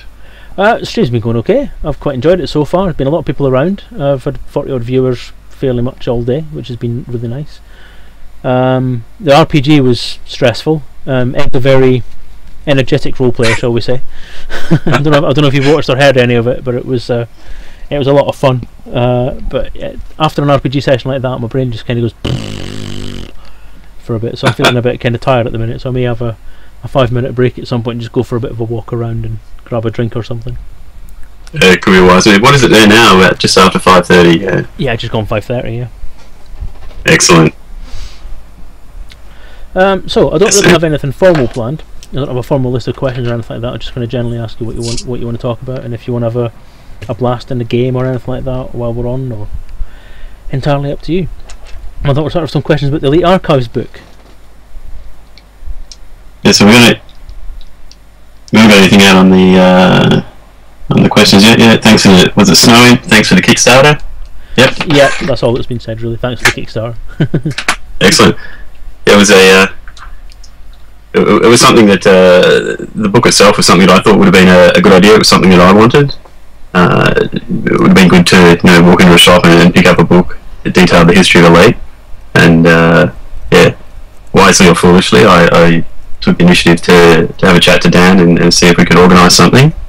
And here we are today with it's almost a year down the track actually, but it doesn't seem that long because it's certainly, as you'd be well aware, certainly a lot of work goes into to doing a book like this. Yes, I'm very aware of that. Yeah, I agree with that completely. So, being awake at 2:30 for me is fairly typical. Yeah. All right. Well, step back a little bit and sort of say, well, what kind of gave you the idea to do this? What's your background with Elite, and sort of what kind of prompted you to have this kind of book idea? Yeah. So there's a. I can't remember what it was. It would have been 84 or 85, but it was certainly around that time at high school. It was a computer science teacher had our computer lab had BBC micros with the green screens. He brought in Elite one day. Not sure why, but he showed us that, and it was pretty cool. It was, compared to the other games around that time, there was really nothing else that I'd seen like it. And I didn't have a BBC micro. They weren't very big in Australia at the time. I don't think they really were that big in Australia ever. Commodore 64 was a computer I had, but you couldn't get Elite for it, which was a shame. But it was a little bit further down the track that I spotted Elite in one of the computer shops up in the big city up near my hometown, and yeah, ended up with it. So I know a few people played some versions, but no, the first version of Elite I got was the real Dinky Dye Firebird one, the bulging box, as it were. Yeah. Take the plastic off and all the contents jump out at you. And yeah, then I played that game until basically the Commodore 64 died. A while after that I moved on to PCs. Never really played Frontier or First Encounters. Not sure why. Just never did, but it was supposed to be probably 2011. I think I got bit by the retro gaming bug and ended up picking up another Commodore 64. I still had my Elite tape.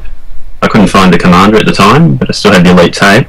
So I loaded up and had a bit of a play. And I don't know if any of the listeners or yourself have played a game where you've progressed quite a way through it and then you've had to start right back at the beginning. It wasn't quite as good as I remembered.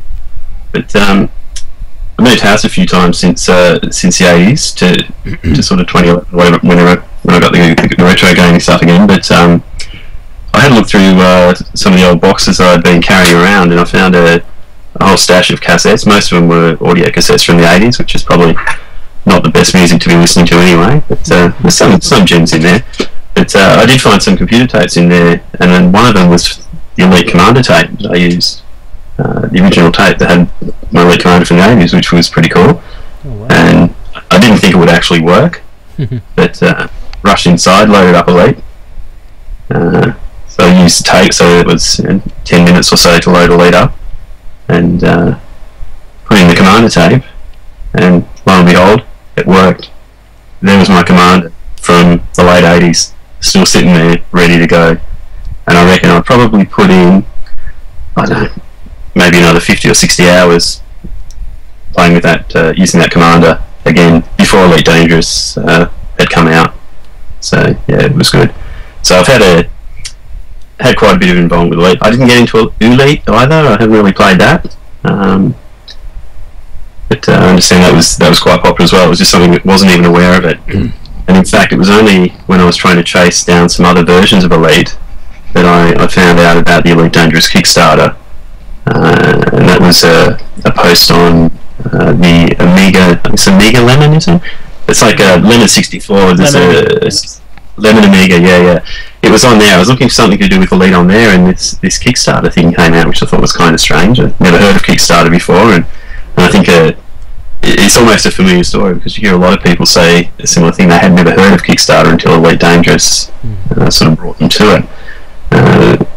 So I sort of had a look at it and went, seems a little bit risky at first, and then ended up deciding, well, I'll put down some money, and again, like so many other people, used to put a little bit more. I can't remember what level I got up to off the top of my head during the Kickstarter, but I ended up backing Elite Dangerous and a bunch of the novels as well, the fiction from Drew and John and etc. that had them up and running at that time. Yeah.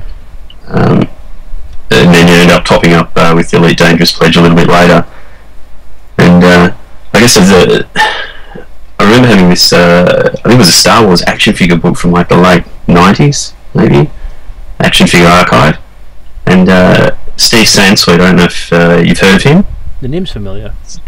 Yeah, he's a mad Star Wars collector in the US. But anyway, he produced this book called the Star Wars Action Figure Archive, and it basically had all the Star Wars figures in it. So I remember looking through it going, yeah, I had that as a kid, had that as a kid, never had that one, I could never find it anywhere. Anyway, I ended up buying that book, and it sort of sat on the shelf, and every now and then I brought it out and Kids have come along since, so they've had a bit of a flick through it. You know, these are the toys that Daddy used to have, etc. And it's kind of like that. That might have been the catalyst, perhaps, to think about, well, it'd be good to have a book like this about Elite. Because at the time, I sort of had the idea, the Commodore 64 Visual Companion from Bitmap Books had just started to come out, hadn't really taken off. Of course, that's Sam's done really good work now, and he's got his third book almost finished as well now. But the sort of the retro gaming book scene didn't seem to be that big at the time. It may have been, maybe I just wasn't aware of it. But I thought, yeah, let's have a crack at this. And it took about a year before the Kickstarter took off. I'd set up the Elite Archives website, set up a bit of a Twitter feed as well. And then it was actually during the Fantastic Books Kickstarter, I sort of threw away a comment about it'd be really good to do this Elite Archives book. You know, I mean, even if I could find a publisher, and Dan's like, hey, I'm your man. And yeah, sort of the rest is history, isn't it? So yeah, that's my story in a nutshell.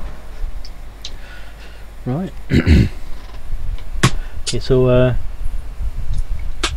how did the sort of Kickstarter itself? I mean, I know from doing my own Kickstarter that it was a bit of a roller coaster ride. So I mean, for you, was it a sure thing from the start, or did you think there was going to be a bit of a problem getting the funding? Or I mean, how was your kind of emotional roller coaster run during that time? Well, I think in terms of all the fiction ones, I guess you can sort of put mine in that category being a book, although strictly it's non-fiction. But I think all the other ones were aiming for a PDF straight off the bat, apart from the Fantastic Book one, which was, you know, grouping a whole lot of successful ebook PDF type Kickstarters to do the print. But I was looking to go for the print straight off, so that meant that we had quite a high dollar value in order to reach that, to make it worthwhile.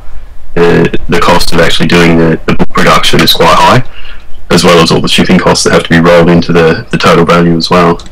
Because shipping is, and you hear it in Kickstarters all the time, shipping is a killer. You need to really get that right. In terms of the actual the Kickstarter itself, it did seem to take off fairly well. Should have a look actually and see if we can bring up the data on it now. But yeah, it sort of, I think it got around, from memory, up around the 15,000 mark. Let's see if I can bring up the graph. Here we go. Yeah, sort of it fairly quickly got up to about 1/3 funded, very rapidly actually. And then as we went through, it sort of spent a couple of weeks or a week not doing too much, and then being in contact with Frontier, who were very supportive of the idea from the get-go, and they put out a couple of little pieces in their newsletter. Each one of those saw each time that went out, there was quite a big spike in pledges. Yeah, looking back, was it 30th of October? We got here 30th of October through to 4th of November. So yeah, 30th of October we were sitting at 60% funding, and then by the 4th of November it had funded, and we still had another 4 days to run. So those last 4 days were a lot easier, that's for sure. But yeah, you sit there and you sort of see that there's that spike at the start, and then the flat dead bit in the middle, and you just hope that curve's going to come at the end. It's horrible, that flat. Not sure if I'm not sure if we really had a plan B. It would probably just be to release a digital version only, because as I mentioned before, the biggest cost is the printing and posting. Yeah, definitely. Shipping all the rewards, that's a massive cost. To produce a PDF is almost negligible. It's just a hell of a lot of my time. It's a lot more than I estimated as well. So I think schedule's always one thing with Kickstarters as well that you never quite get right. Oh, tell me about it. Yeah. not rubbing it in or anything, but it's very hard to try and estimate it. And our book was originally said, I think it was 160 pages we planned for, and we ended up increasing it to about 280. Yeah, it's not an official number because it could go bigger and there may be some cuts in it. But at the moment, we're actually sitting at 320 pages as it sits today. Now that's counting some front pages as well as some indexes at the back, but that's maybe equates to about 10 pages. So we're still currently sitting about 30 pages over what we funded.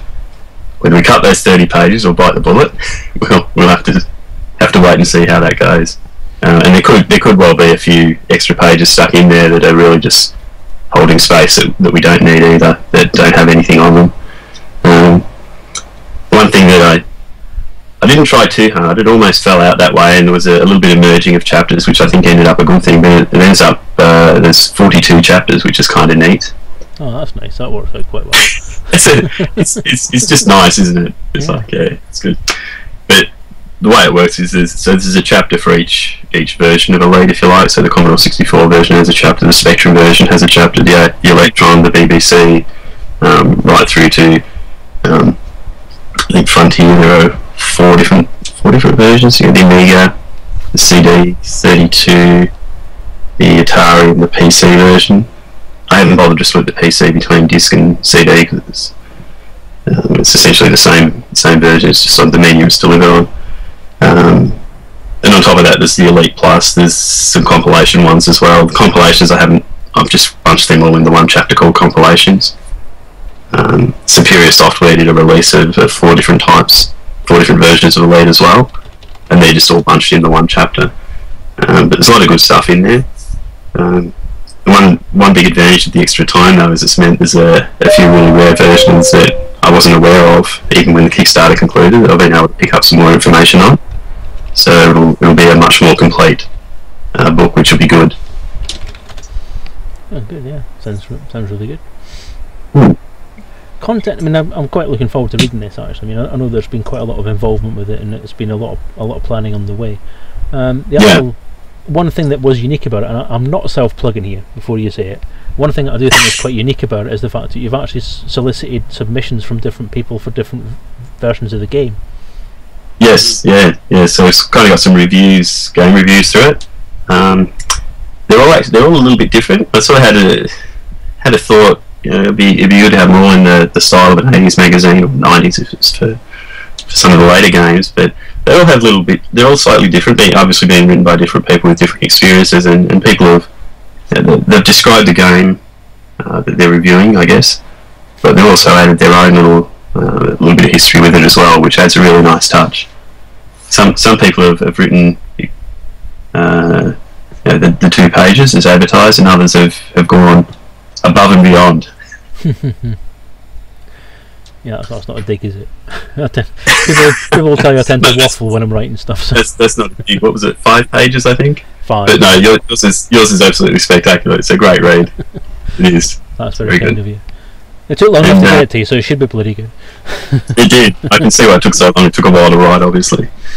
And the one other thing that's been really good too is the collections. There was a couple of pledges. I think there were 5 pledges, but I'm still waiting on 2 people. If you happen to be listening, please send in your submissions.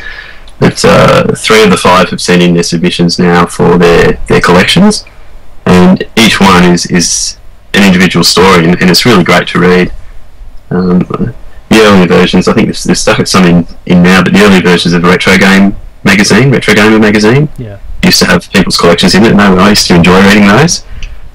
Somewhere along the way they dropped off. But I thought that'd be kind of neat to put into the book as well. So they're really good. So, a couple of people have put in mugshots as well, so you'll be able to identify them in the street. So, that's good. Nice of them. Yeah. Right. So I've got some pictures in here at the moment that I've got to go through. I should have sent Ed a message while he was online. I've got to go through Frontier to get approval for some of the pictures that are currently in there as placeholders at the moment. But hopefully, they should go in. If they don't, then that'll be some of the pages that will get chopped. Yeah. So there's some really great pictures that came out that make beautiful double page spread. So you just open, turn the page, and there's just a double page spread of the pictures that maybe some of the posters and things like that have been around for Elite Dangerous towards the back half of the book, and they just look spectacular. So hopefully I can get permission to leave them in. If not, well, we'll see. I can't see it being a problem. I mean, it's going to be, from the sound of it, it's going to be the most comprehensive guide to the entirety of Elite since 1984. That's ever been put out there. So I mean, it's if I'm being quite honest about it, it's a big advert for their products, and I can't see a reason why they would say no to that. So that's true. Yeah, it's a huge project, and I think you're a very brave man taking on a project that size. I mean, I thought my book was big, but yours seems to be twice the size and twice the complexity. But, I don't envy you the task of editing that you've had so far, even to this point. So yeah, you see some of the layout anyway with the review you've done. So that's fairly indicative of most of the articles in the book, that style. And then there's most of the game spreads that are in the book are you would have seen during the Kickstarter, where, for example, there'd be the ship ID chart and the pictures of all the contents of the books, the box game rather, laid out. So the Space Traders flight training manual, the Dark Wheel, the quick key control guides, the disc, the little warranty card, registration card, a keyboard overlays, whatever it might be in the box, and they're sort of all laid out in a picture. So I've done each version a single page like that as well. Yeah. So if you're getting it as a collector, it will suit you, but it's hopefully got enough information for everybody to get something out of it. And I've learned a whole lot about Elite as I've been doing it as well. There's some really great stories and things I never knew about. So it's excellent. And also very privileged with that. I can't remember the tweet now. I should try and find it, but it was if you remember, there was a Firebird World Championship from the Commodore 64 box. I'm not sure if you would have seen that one. But, I never saw it. I did hear about it though, because it was in the press at the time, and I think it's been mentioned a lot since then as well. Yeah, well, some newspaper cutouts from it. Yeah, the person that won the UK and then went on to win the world one, he's been really helpful. He sent some info through, which I included in the Kickstarter. Some personal letters that he's received, which is really good. But he's contributed a 4-page article to the book as well, so that's his story, which is fantastic. It's sort of every boy's dream from the 80s. It's like, yeah, I want to be the Order of Elite and be the world champion. He did it. It's great. So he's been really kind to share that story with us. So that's cool. Very good. I'm sorry, I'm just briefly going to say... I'm scrolling through because I'm talking, so...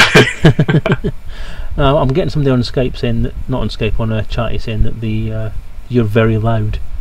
So I'm just wondering if I've got the balances mixed up again. But it'll be fine. I mean, I'd rather other people were loud than me being loud, because I don't want to drown everybody out. But it says if I've got Skype turned up. But it was really, really quiet on Skype when I started the RPG going.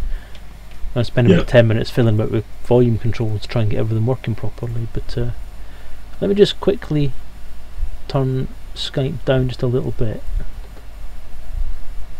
I mean, I turned it down so many times, so hopefully that should turn it. Are you still there? Yep, still here. Cool. I should talk really quiet just to put you off. It's just people's different sound levels. I mean, I know the guys when I had the 4-way chat going on Skype, it obviously makes it a little bit quieter having those different streams all coming together at the same place. So now that you're just a single person on Skype, it's probably giving you all its attention and all its volume power. So it's just technology. It's annoying. Anyway, quite possibly. I'll speak a little soft just in case.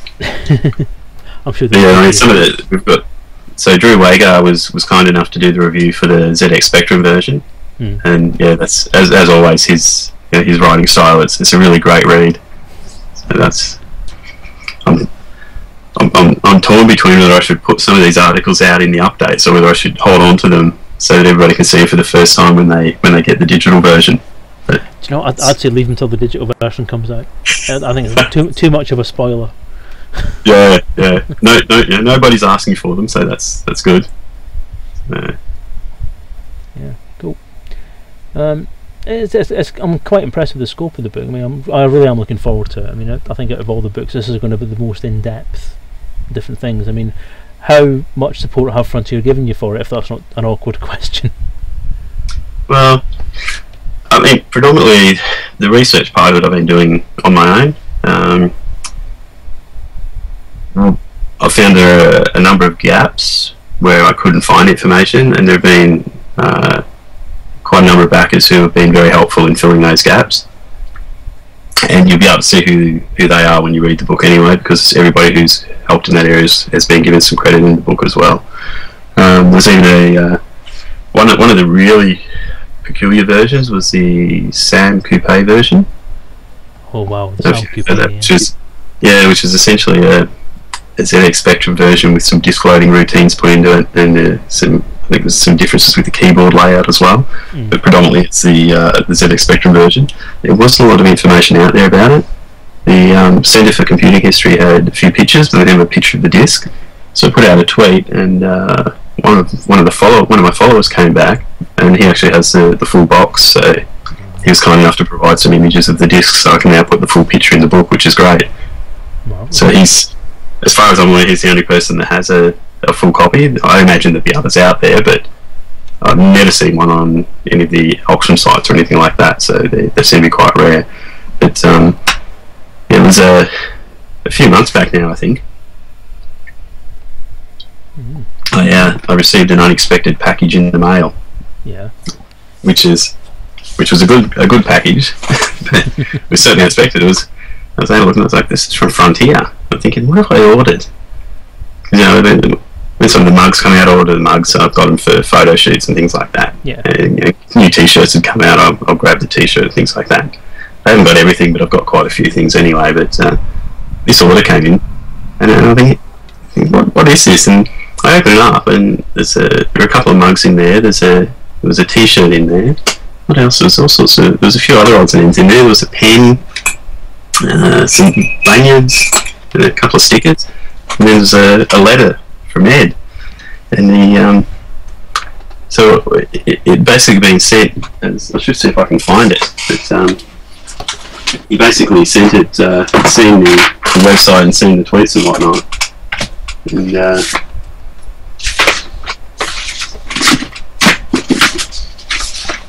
frantically searching for it now. Okay.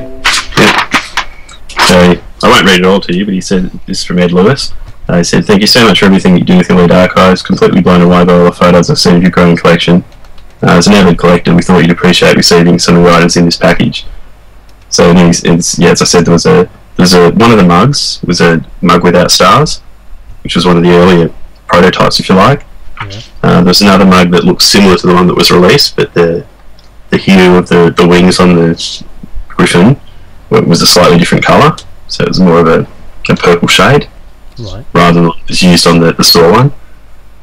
And then there was a t-shirt that had Elite Dangerous without the colon following Elite, so it would normally be Elite Dangerous everywhere you see, but this one didn't have that, so these are probably not unique, but there's probably very few of them around, so that was a really nice gesture. Yeah, proper collector's items, proper rare things. Yeah, so I was just, absolutely blown away to get a letter like that, so that's cool. Thanks, Ed. Thanks to Ed, yeah. Yeah, Frontier have been great. We've asked permission to use a few things here and there, and yeah, they've been okay with it, so it's been good. Getting one time with David hasn't happened yet, but you never know. We can all wish, can't we? We can all wish, yes. And in fact, the one thing that we haven't really got a lot of information on, certainly no photographs have surfaced, no newspaper articles of any value other than saying it occurred has surfaced, and that is the launch of Elite at Thorpe Park. Extremely difficult to find anything on that. Wow. So if anybody who's listening has any photographs or any detailed newspaper articles on the Thorpe Park launch of Elite, please get in contact with us. So we'd love to hear from you, because I've asked a few times, asked a few people, and we really haven't had any response yet. It would seem that a game launch of that magnitude, surely there would be media there. So, well, if anybody in the chat knows anything about it, or might know someone who doesn't know anything about it, then please let us know, or let Anthony know. Alternatively, you can let me know, and I'll let Anthony know. Whichever.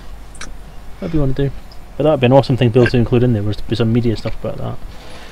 Yeah, I mean, for the Elite Dangerous premiere, we have a really good article. One of the backers was kind enough. I actually asked specifically if they could write an article about the premiere, and they agreed. And it's a really great read. So looking forward to see what people think of that one. But so yeah, really good read. So that has a couple of pages in the book. I think it's about 4 pages in the book with some extra photos and whatnot in there. But yeah, Thorpe Park, not much at all, unfortunately. Okay. Don't think what else can ask. So, do you have a rough idea when it's going to be out then? I would really like to have the digital version out by the time for Fantasticon. It's going to be cutting it close. Right. Okay. Well, That's what I'm aiming for at the moment. That's why we've got these crazy hour mornings trying to get everything done. yeah. But it is going to be cutting it close, to be sure. Okay. But that's our goal. And a good goal it is. But, I mean, I know what it's like to be up against a deadline and not be able to make it. So, but what I would say to you is, don't stress about it too much. You know, it's if it doesn't quite make it, it doesn't quite make it. You know, it'll be all the better for that added bit of quality control at the end of it. So, don't worry too much about it. Don't let it keep you awake at night. Anyway, it's a mistake I was making for a while. It is coming along, but the front part of the book, the elite part of the book, is pretty well done. There's only a few tweaks here. There's a bit of layout in some area. There's a couple of areas where there's a little bit of detail needed, but the Frontier Elite 2 through to First Encounters, there's a bit of a gap in there at the moment that needs to be filled. So whether we can do a half release with more to come or what, it's probably almost worth just waiting until it's done properly. But it is coming along fairly well. It was about 4 weeks ago I did a count, and it was 69% complete. So it's come a fair way since then as well. That's good. So okay, well, that's not to say the rest is not done at all. It's just that it needs to be tidied up. So. Yeah, it's like a bare draft that just needs some tweaking and some finalisation and some love for it. Yeah, I don't know what you mean. I swear about 10% of my book is at the moment. It's in that sort of just handwritten notes or stuff like that. Which I was actually supposed to get to you, wasn't I? Some handwritten notes and. You were. But, never. I've got a list of people to hassle for things, but I haven't had time to hassle everyone yet. And, I'll look forward to hassled by you then. Yeah.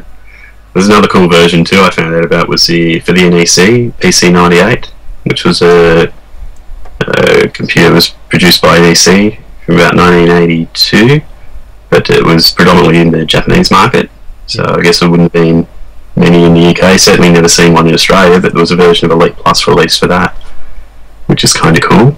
That was released in 1992. So there's a little bit of information on there, but not too much, because we don't know much about it, unfortunately. Yeah. Cool. Yeah, it's good. Okay, well, I've been asking if anybody has any questions for you in chat. I'm not getting anything back. In fact, chat's gone very quiet again.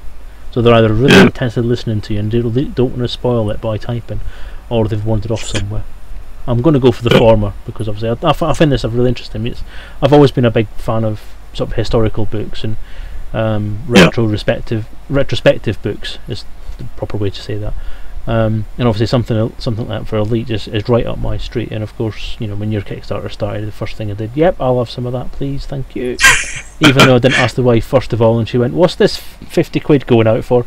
Nothing, babe, don't worry about it, it's fine, it was really important stuff for the book. Yeah. Yes. I'm just scrolling through now. There's one spread that's quite good with the gold Elite Dangerous logo, and then the current one with the orange flame, if you like, through the word dangerous. Yeah. On opposite pages, you know, facing pages with the black background. That looks spectacular. That'd be something that'd be worth trying to fold the book out onto a photocopy and see if we can get a copy of that for a poster.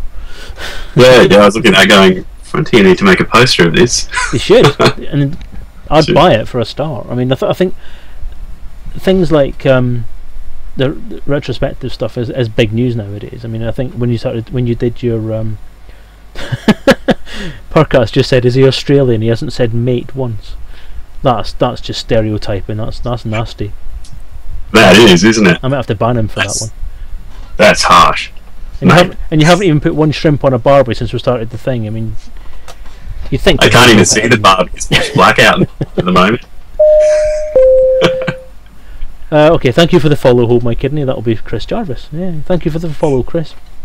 But yeah, I mean, I think posters that sort of look at that kind of thing and look at the 30-year history of the game, would be something that people would buy. I mean, obviously, Elite itself, Frontier, First Encounters, and all the way through to the game, you could have some kind of collage of, or one sort of global image of all that kind of thing put into one place. I think that would be a really good thing to buy, a really good thing to have on screen. And I'm just thinking about things I would love to see, really. But things like that, I mean, having that kind of content in the book as well, that's going to be an amazing seller. You might even just get some sales just from having that kind of imagery in there. Yeah, I'm sort of hoping inside. You would have seen the gold sidewinder for hopefully for if Elite Dangerous gets one of the Golden Joystick Awards, we'll get that for free. It would be really nice if anybody from Frontier happens to be listening, given that it's Elite's 31st anniversary next weekend, to get a Gold Cobra consolation prize. We haven't had one of those yet, have we? A gold one? We haven't seen a gold one. No, we're a Gold Viper. Did we have a chrome? Did we have a Chrome Cobra? We had a Chrome Cobra. Not had a gold one yet, though. No. So maybe that's a sneaky surprise coming from Frontier. Hint, hint. Hopefully, I don't know. That'd be nice. And I think it'd be lovely to have all the metallic ships, or screenshots of all the metallic ships into one image as well, because that'd be awesome. Just get all these things in my head. Sorry, what was that? That sidewinder does look good. It does. That image in the sneak preview was really good. It did look good. I meant to ask Ed before he went. I wasn't sure if he meant it was going to be a skin or if it was going to be an actual ship that you would get. But from the sound of it, it's an actual ship, isn't it? Everyone's going to get a gold Sidewinder ship in their hangar, or is it a skin? I know what I'd prefer. But I took it as just being a skin, but wow. I mean, if it's just a skin, then it's not. If it's a free skin, then it's not. Well, I suppose it is really. It's a big thing. It's a real world money purchase, isn't it, for a skin? But in the game, you're looking at X thousand credits to buy a Sidewinder as well. So you'd think either way, it's going to be a substantial investment of something, or a bit of an investment of something, which would be a bit cheeky to say, right, okay, let's not worry about that. Just give it for free. That'd be great. Yeah, Storm UK thinks it's a free gold skin. If I'm being honest, that's what I think it is as well. But it's still even to get that is pretty awesome. Yeah, I definitely think it's a skin, mate. There we go. Got one in. Oh, just bow to public pressure. No. That's it. Yeah. I'm just flicking through the section now, looking at collecting Elite, and there's some really good quotes in there. So where there are articles that people have written, like the collectors and that, you see in a lot of the older magazines where you have walls of text, you have some photos, but then there'd be some quotes in the larger text. Yeah. I did the same with your article you wrote for the Amiga version. But there's one. The first one, tragically, I lost my collection of Elite games, so that's sort of one of the focal points of one of the collector articles. And the next one reads, "For me, Elite spans not just 31 years, but almost half a lifetime and 3 continents." So that's not sure about the 3 continents, but I think the rest of it pretty well applies to me there as well. A bit of a gap in the middle. And then the third one. So still waiting on 2 more. The third one, the quote I picked out of that was, "I still remember the constrictor dogfight as one of the most rewarding moments I've ever had playing a computer game." The missions in the original Elite were just spectacular. Yeah. At least for those versions that had them anyway. I'll never forget those damn Trumbles on the Commodore 64. I don't think anybody ever will. Still have I wonder if Frontier will produce like Trumbull bed sheets or something like that. Maybe some more marketing ideas. Well, if you're listening, Frontier, then by all means, I think people would buy that kind of thing. I certainly probably would. You know what I'm like. I'd buy anything really. It's Elite, I'll buy it. If it's got Elite's name on it or Frontier Developments' name on it, I'll probably just buy it. Yeah, I'm just waiting till I go in the toy store with the young fella and see the Elite toy ships in the shop. What I'm waiting for is official Elite Lego, and I think we're missing something here. We need Elite Lego. Well, there is I've seen I think it was Ghostbusters Lego, and there's probably a few others as well. But there was a website, and some of the listeners might know which website it is. But you essentially put up a design and vote on it, and you have 10,000 or 20,000 votes or something like that, and then you get shortlisted, and Lego will look at it. That's right. Yeah, they do. Maybe we need to start an elite campaign, but I'd get my feeling would be that probably elite wouldn't be big enough for something like that to be an official one. But yeah, it's a great idea though. It'd be fantastic. And some of the work, I built a dodgy little Lego Sidewinder based on the classic elite, which was a couple of panels. That was pretty easy. Some folk have done some really spectacular work on the Sidewinder and Cobra from Elite Dangerous as well, what I've seen. Yeah, I've seen a couple of them on the forums. Newsletters, yeah, spectacular. Yeah. So I don't know, I think there's enough of us out there to push that kind of thing through. I mean, I think quite a lot of the fandom's Scandinavian as well, which, with Lego being Scandinavian, you'd think, well, yep, you're in the same place. Yeah, probably get lines at the gate or something, maybe, I'm not sure. Yeah, is that people with placards, maybe.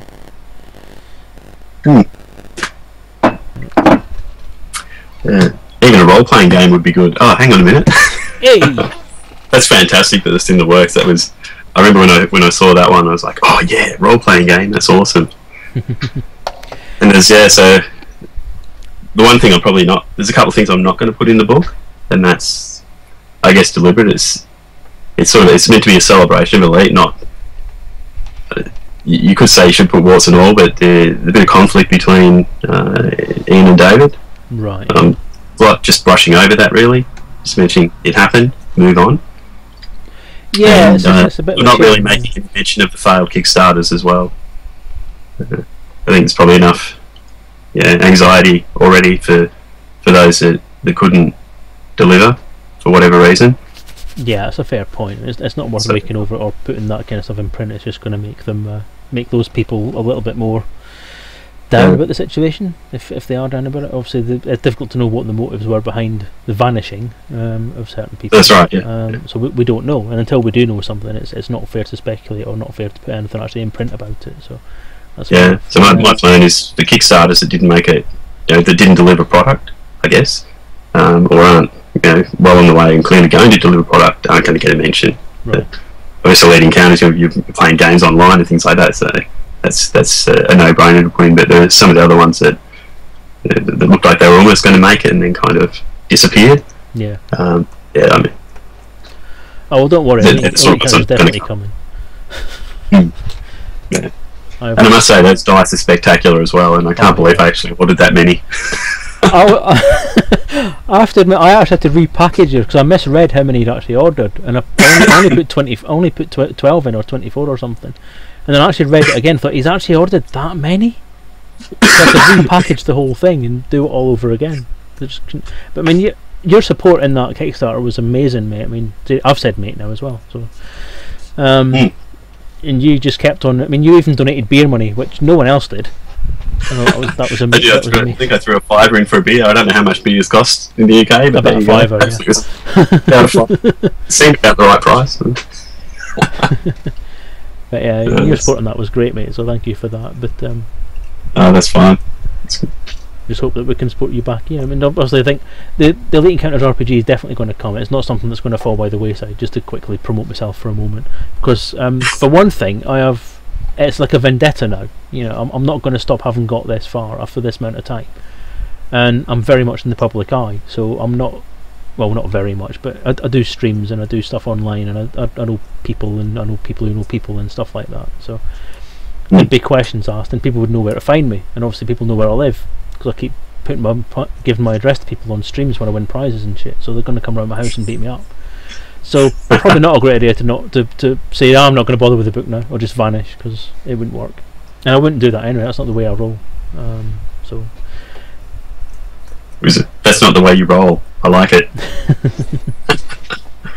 Yeah, no, that's good. But having seen some of the early draft, because obviously with the it's probably 12 months ago nearly now, we did the 30th anniversary stream with Dan and James and Ben and myself. That was great. So we obviously got a bit of an advance of the rules there, so we knew what we were doing. And you could see then that there's a lot of work's gone into building it and making it work right. So it's kudos to you. Oh, it's not finished yet. It's just getting the ship stuff down is proven to be the biggest headache I've ever seen. Yeah. But, I think I don't know how many times. Yeah.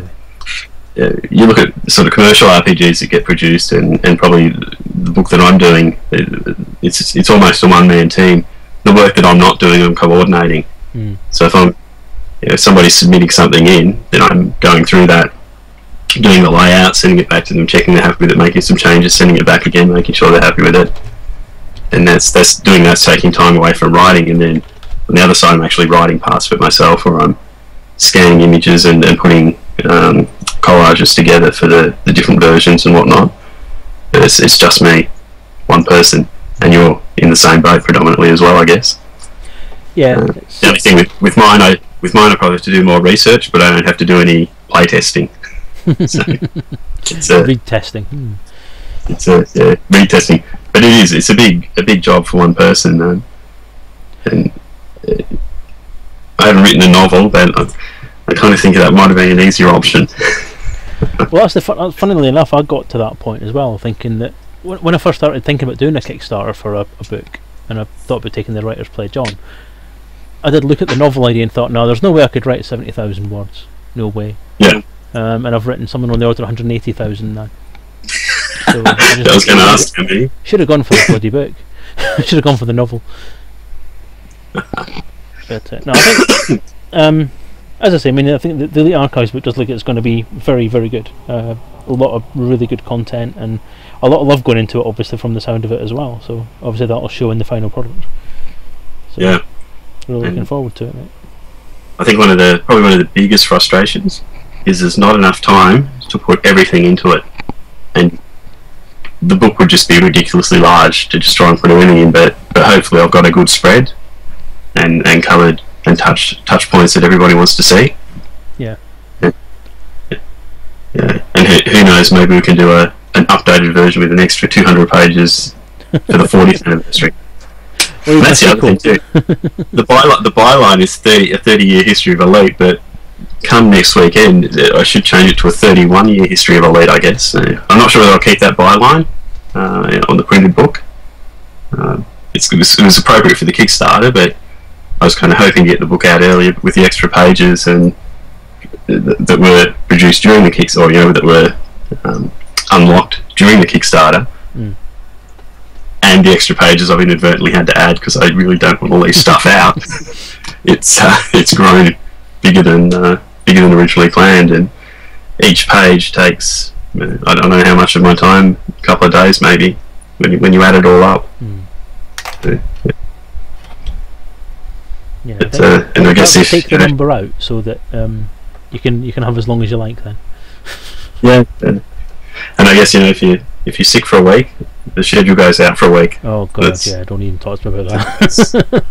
That's a big problem, isn't it? So it is when you're working on your own on something. Yeah, I mean, so there's no one else you can ask to take over for you, is there? No, that's right. And as I alluded to it in the last update, with Kickstarter update, which was back maybe in July or early August. I'm not sure when it was. I'm probably due for one now anyway. I alluded to another project I was looking at doing as well. So that's another motivation to get this one finished so I can move on to the next project. It's not going to be Elite related, but it's going to be computer game related. So. Oh, interesting. Keep us posted and let us know. And obviously, if we can, I suppose I'm speaking for myself, but I'm sure that other people on the stream there would probably agree that they send out any information you want to be sent out, do the Twitter stuff and all that kind of stuff, and publicise stuff for you. So I know I certainly will. Yeah. So that's again another gap in the market that I've seen. So touch wood, no one beats me to it, and if we can get there in time, that'll be good. Yeah, definitely. Okay. Well, I've not had any more questions online. People are just listening to your voice and thinking it's lovely, apparently. So well done. I should just add, g'day mate, how you going? Throw another shrimp on the barbie. Watch out for the wallaby. What else have we got? Tinnies. I should mention something about. And I'll tell you what, how much can a koala bear? Got to watch out for them drop bears, though. That's right. Oh. I think I've a couple.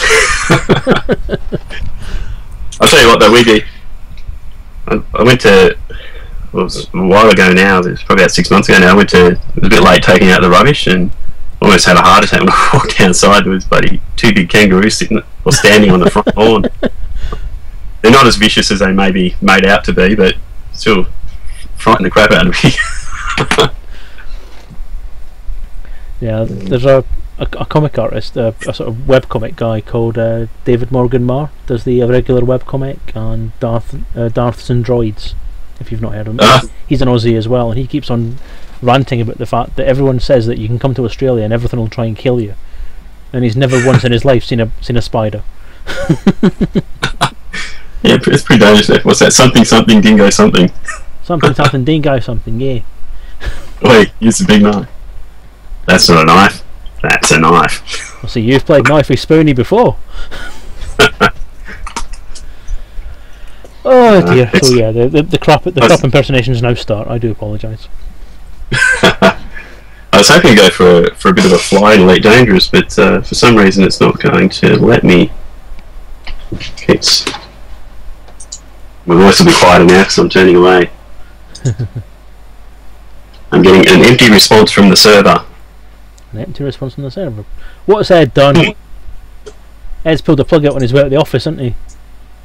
Yeah, he's probably shut down the Australian server because we're all asleep at the moment. Probably late night maintenance or something. Who knows?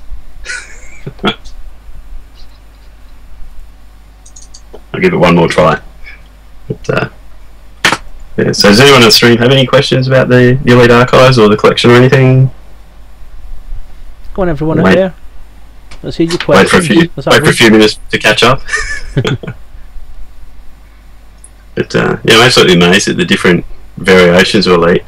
In terms of even the Commodore 64 version, there's tape version, there's disc version, there are about 3 or 4 different versions from the US. Yeah. There's pretty much a rebranded UK one that went over. And the funny thing is, even the spelling changes on some of the words. They change it from English spelling to American spelling. Yeah. So the S's turn into Z's. Is it Z? So yeah, it's interesting to see all that. But I have a bookshelf that's just full of Elite stuff here. It's crazy. I think so. You probably would have seen the photo I put out a couple of months back with all the Elite collection laid out on the floor. Yeah. It's just a heck of a lot of stuff. I think somebody commented something about there's a lot of stuff there on when I sent out the tweet, and I replied something along the lines of and it took a bloody long time to pack it all up as well. So, yeah. I apologise to chat there. I've just typed in the word Arnu for no apparent reason. It's because I was typing on the wrong keyboard. Yeah,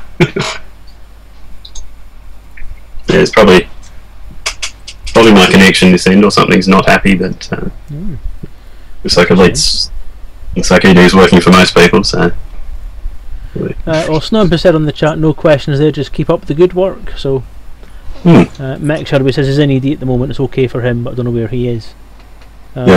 Reset your router, that'll do it, that'll sort it. Reset your PC. Yeah, that was all the good PC and it has worked, but that was all the good advice I was getting earlier when I was having problems. Was restart everything. Yeah, thanks for that. Yeah, we always get a bigger hammer. Indeed, or a new hamster. Put a new hamster in the machine. Yeah. Yeah, sorry Arnu. I was actually, what I was doing there when I typed Arnu into chat, I was actually creating a folder on my gaming machine's hard drive for the photos Arnu's just sent me, or Alex, could you call him in there? Because I'll remind everybody again, Arnu has offered to cut his hair off after 20 years of growing it. Wow. If we can raise 20,000, no, Ed's got me saying it. If we can raise £2,000 during the 24-hour stream, he will cut 20 years of hair off. His wife is apparently very scared, and his mum's well behind it. There we go. We've just had some stats come up. You've been on for 6.45 hours. No, I'm not sure I like that stat. It just keeps reminding me how long I've got left to do this for. So it's not quite 6.5 hours then. Been going for just. I thought 6 hours 45 minutes for a second there, but it's I did as well. 6.45 hours. So 6.5 would be 6.5. Yeah. So just about 28 minutes. I'm still awake enough to do rudimentary math, which is good. It's a talent. Don't waste it. Yeah. So I mean, if you can't get into Elite Dangerous, I was going to suggest we have a bit of a play around. Perhaps in CQC or perhaps in the beta or something. If you've got that, which I assume you have. There's no assumption made again. We'll give it one more restart and we'll see what it does.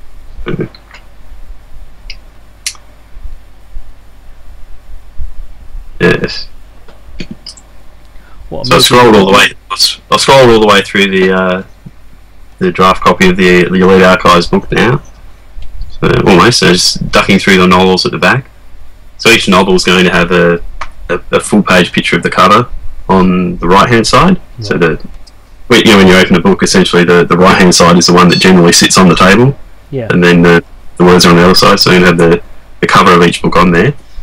And then on the left hand side of the page there'll be some details about a bit about the Kickstarter and whatnot, a bit about the book itself. So that'll be good too. Cool. Have you got all the non-Kickstarter ones on there as well, like Michael's book Legacy and the Golan? I have, yeah. In there? Yeah, I've also got the Dark Wheel plus the other three stories of. There we go. Make sure I get the name right. Oh, Imprint's in there as well. Yeah. That's from. I missed that one out, actually. They do, because it doesn't have a cover. It's inside the book. Yeah, it was a PDF, wasn't it? No, it might have been a PDF, but it was inside the manual. So you have the instruction manual at the start, and then the back part of it was in print.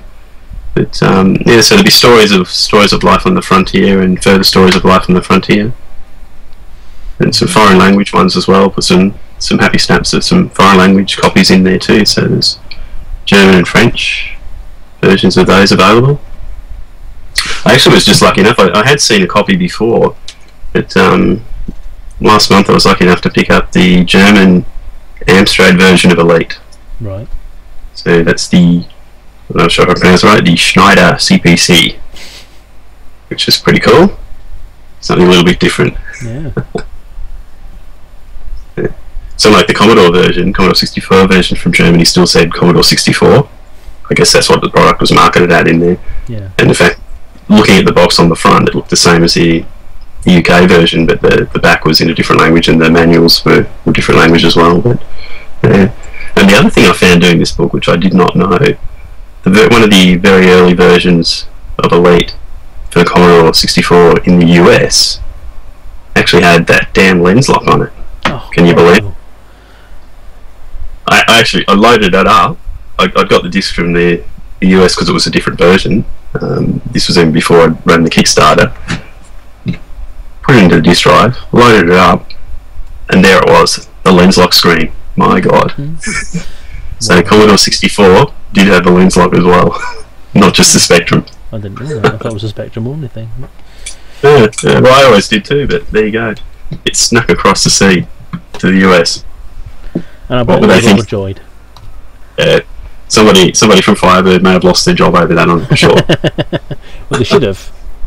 They should have. Yes. I'm sure the lens lock was a good idea, but yeah, I think one of the biggest problems though, the original instructions that came with it were a bit dodgy. Yeah. If you followed them till later, it didn't work. But the new instruction, they had a second set of instructions that came out that were a little bit clearer, but it was still a pain to use. It was, yeah. I mean, that's my history of Elite. When I first got it, was a guy came up to me. Well, not a guy came up to me in the street. It was a mate of mine handed me a tape and says, "Try that." So I tried it, and it was obviously the Spectrum version of Elite. And on the heels of that, I went and bought it. So that was my first introduction to the lens lock. So I went and bought the game. Well, then had a nice little lens lock to play with at that point. And I did really enjoy it because it was just another thing to swear at when I wasn't allowed to swear. So I was too young to swear at that point. And my question for Frontier, not that we had questions for Frontier, but anyway, when are we going to get the crate and the Mamba? Come on! Yes. Who knows? Crate is one of the oldest images that we had from it, wasn't it? Their concept art of the crate floating around the planet. And they've never got around to put it in yet, which I'm really pleased about. But yes, I have to agree with that, definitely. Where is it? Where's the crate? I'm not overly fussed about the Mamba, because I would imagine the Mamba is probably going to be something along the size of the Condor, if not maybe a little bit bigger. But it wasn't a big ship, was it? It was a very, very small fighter ship in the later game. So it'd be good for doing close quarters combat, perhaps. It would be ideal for that. Yes. I do wonder sometimes whether the Condor is more of the sort of spiritual successor to the Mamba. And then going by the fluff, which is, it's been rewritten, I guess, in parts anyway, but the original Space Trader manual, the Cobra Mark III came out in 3100, and the Mamba was released 10 years later. Indeed. So if the Mark III's around, you'd think the Mamba would be around somewhere, but I don't know. The crate was a little bit older, but... Well, someone mentioned, when I mentioned the crate at one point, or when somebody mentioned the crate, it might have been on somebody's stream, that it was listed even in the Elite manual as being an old design that was difficult to get parts for at that point in time. So you'd wonder that whether another 200 years in the future you're looking at even less parts available for it.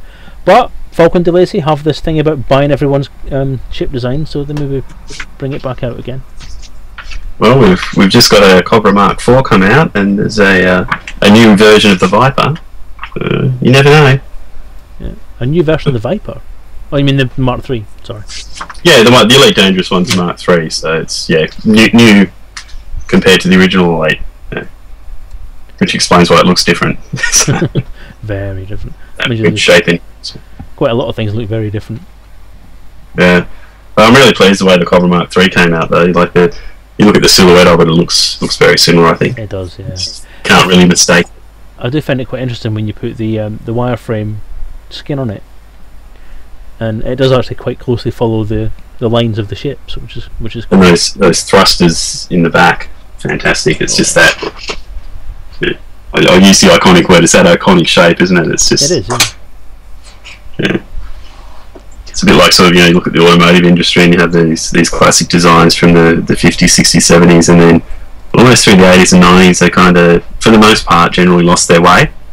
And then in the 2000s, they've sort of the car companies have gone back to those classic designs and picked up little bits of them to put in a modern car. And you sort of look at the modern car and the old one, you can see where that heritage is. And although it's still called the Cobra Mark III, you can see the link clearly back.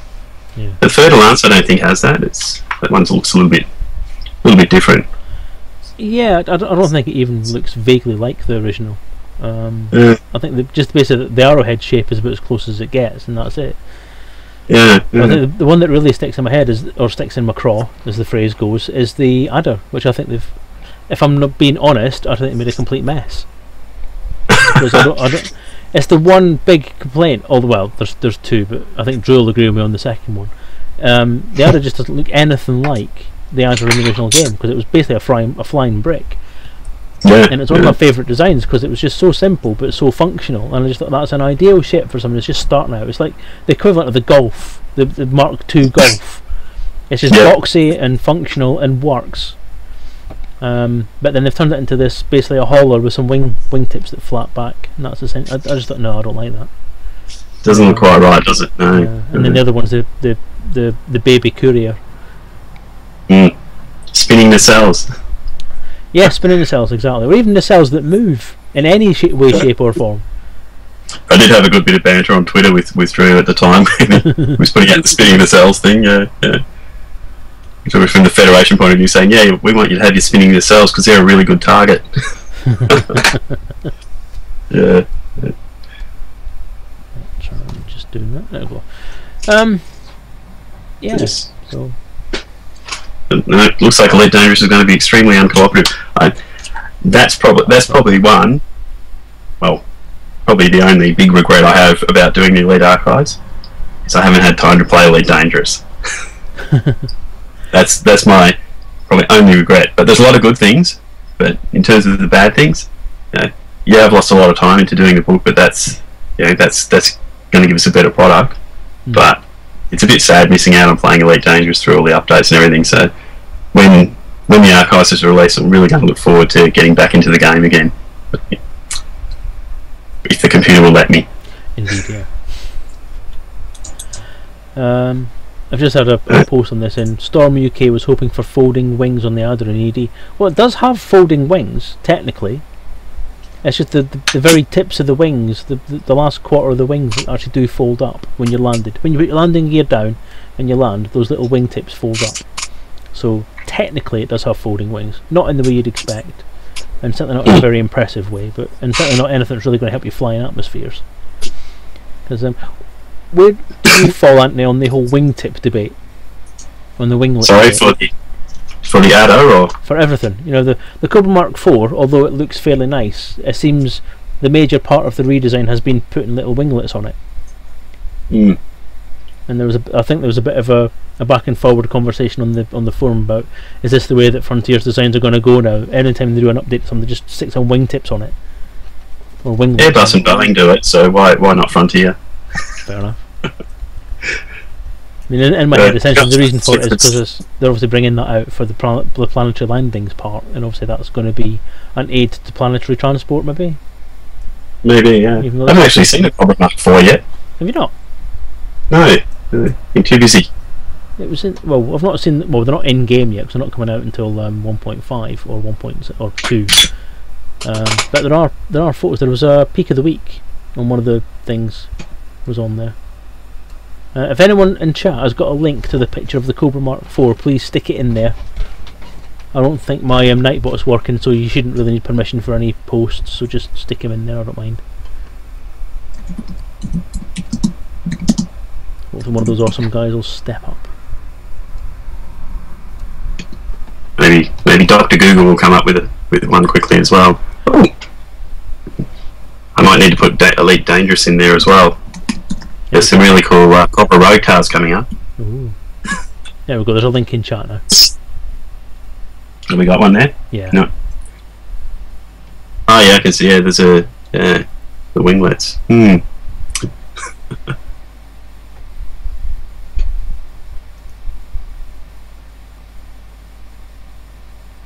have to have a closer look at that. Looks like there's something at the front too. Yeah, there's like they've extended the headlight holders on the front into more of a claw shape, and there's a box underneath. There's a box underneath the cockpit for some reason. Don't know what that's for. That might be where your little scarab comes out, possibly.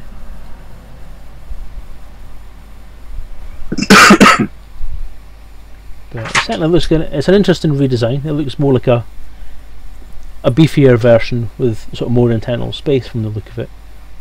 So it looks interesting. So I'm quite looking forward to getting hold of one of them.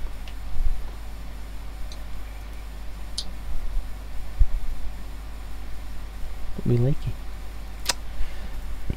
Yeah, sort of. It's a bit hard to tell in terms of scale. Whether there's a difference in scale or not.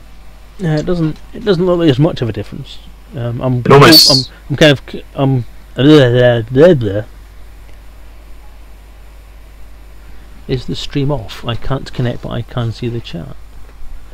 Interesting. Hang on a sec. Let's have a look. No, the stream's on. Stream's running. Hold My Kidney. Chris, I'm going to call you Chris. I'm not going to say Hold My Kidney as your name. Although it's an awesome handle, it's not the best thing to say repeatedly. The stream is on. Chat is on. Just not much happening actually on the screen at the moment, which is probably why you're not seeing much happen. So I'll scroll up and down a bit and let it move around. But now and again, Twitch does have a bit of a problem now and again with streaming all these different things, and it's just worthwhile maybe closing the browser and restarting it, and it should work fine after that. Yeah, an interesting thing. Someone asked how the Moray will end up looking. So the Moray starboat, will that come back looking all smoothed out or triangular, or will it look like a submarine because it's a seagoing ship? And more importantly, I think, will it actually be able to go underwater as advertised? That would be interesting, wouldn't it? Yeah. 5,500 fathoms. Well. So, we've talked about sort of the Elite archives and the history of Elite and all that sort of stuff. What do you see as the future of Elite? Where do you think it's going to go from now? I think looking backwards, not forwards. Yeah, I mean the Elite Horizons looks interesting. Again, I haven't had a lot of time to actually look at it, but it seems like it's going to be we're not going to see new games come out. It will be building on Elite Dangerous, adding the extra features, I guess. I kind of get the feeling the model they've used for Elite Dangerous is kind of the initial idea that David Braben maybe had for Frontier. In that it would be a core game, and then you can build expansion packs onto that. Obviously, that we know that's generally what's happening. But the more sort of key part of it is that Frontier Elite 2 was that general idea. So now he's going to get to do that and build on top of that basic framework, which there's been quite a lot of conversation on the forums and on Reddit and all those kinds of places, on people's streams as well, about why Elite Dangerous doesn't seem to have much in the way of content or where it's going to go, and everything just seems very samey and all that sort of stuff. And my response to that is always, well, yeah, but wait and see, because they've got plans. They've got a 10-year plan for this game at the moment, and I think Planetary Landings is the part that they wanted to get out because that was the main part of it, the main thing that everyone said in the Kickstarter was going to be a core part of the game that everyone would want, and that they themselves did want as well. So once we get the Planetary Landings out of the way, then who knows where it's going to go after that. I mean, we've got the Thargoids hopefully coming at some point, ground vehicles, getting out your ship and walking about, populated cities, underwater cities for the Moray to go and visit. And who knows what's lurking in all those ice planets and rocky planets and fiery planets and water worlds and methane worlds and all those different sorts of worlds. Is there going to be stuff on there to go and visit? Just because we can't see anything on the surface, could there be something underground? All different ideas. I think they're just going to expand on as much as they can and just keep, hopefully, as long as we keep playing our money at them, they'll keep putting content in the game, basically. Yeah, I think a lot of us old Elite players will be hoping somewhere we'll go into one of those dark caves and we'll find that race of furry felines or whatever it may be. We know they're out there somewhere. We've been told they're not, but they must be there. It's like all the other secrets of Elite that they were never found in the original game, but we never stopped looking. Yeah, generation ships and stuff like that. Yeah, the dredgers, which we still haven't seen. Oh, thanks for the donation, Chris. Appreciate it. That donation's put us over the £1,300 mark. That's pretty cool. Yeah, fantastic. And obviously thanks to everybody else for the donations as well over the last couple of hours. I've not said you all by name. So Chris Jarvis, Simmer 1540, Ditry CD, JMCO2 Neil, thank you. Fluffy Bun, Garcini, Elusive NI, Bonkil Oakenbow, or Playpay as we all know him. He's my streaming day buddy apparently, because he stops his stream as mine starts, he's changed his schedule for me as well, so that's pretty cool. Anonymous, somebody doesn't want their name read out. Well, tough. Anonymous, £2. No way is Anonymous. Mad Dog again for the leg! Yay. So, yeah, thank you to all those guys for donating, and keep it up, guys. Keep it up with you guys in the chat. Keep pushing it out on. I noticed that Kev Barnafong is still doing his wonderful, amazing job on Twitter, pushing out all the different information about the stream, including where it is and who's on it. So yeah, cool. Watch out for the cat. But no, I just think there's a lot of potential. It's a good game. I like it because it's the core of Elite. Not counting all the power play stuff, which I'm not really into, as I've said many times. I won't go into again. The politics side of things doesn't interest me, but Elite Dangerous is how I imagined Elite in my head when I was playing it in the 80s. Proper planets and proper shapes and everything pretty and lovely and mysterious, and just wondering what's going to happen at the next planet you go to, which is why I like the exploring side of it so much. I know there's not much there to find out at this point, but there are going to be different things out there, I think, to find. It must have been 1.2 was the last version of Elite I played, I think, because I haven't been involved in any of the power play either. But the one thing I would say is that from with the original Elite, it was you and your ship and 8 galaxies, and that was it. And you just went out and you did what you did, you might do. some pirating, you might do trading, you might just go exploring. You can get money for planetary data like you do now, but you know, still just go flying around. Why not? Yeah. But there was no controlling storyline that you had to follow, and I'm not sure the power play is that a storyline maybe. But, it seems to be kind of a framework for a storyline, more like a mission framework than anything else, really. And I think that's one thing about the original 8 that I really, really enjoyed. And going on to other games like Wing Commander, that was great graphics, a lot more superior in many ways than Elite's wireframe graphics. But it had that structured story through the Wing Commander games, and with the TIE Fighter X-Wing games as well. There was that structured story they had to follow. I really look forward to Privateer, one of the Wing Commander spin-offs. I thought, yeah, this is going to be just like Elite, and it's going to be so much better. It's going to have great graphics and everything. And I got it, and I was really disappointed. Yeah. If I could have, I would have played Elite then, but my 64 was dead.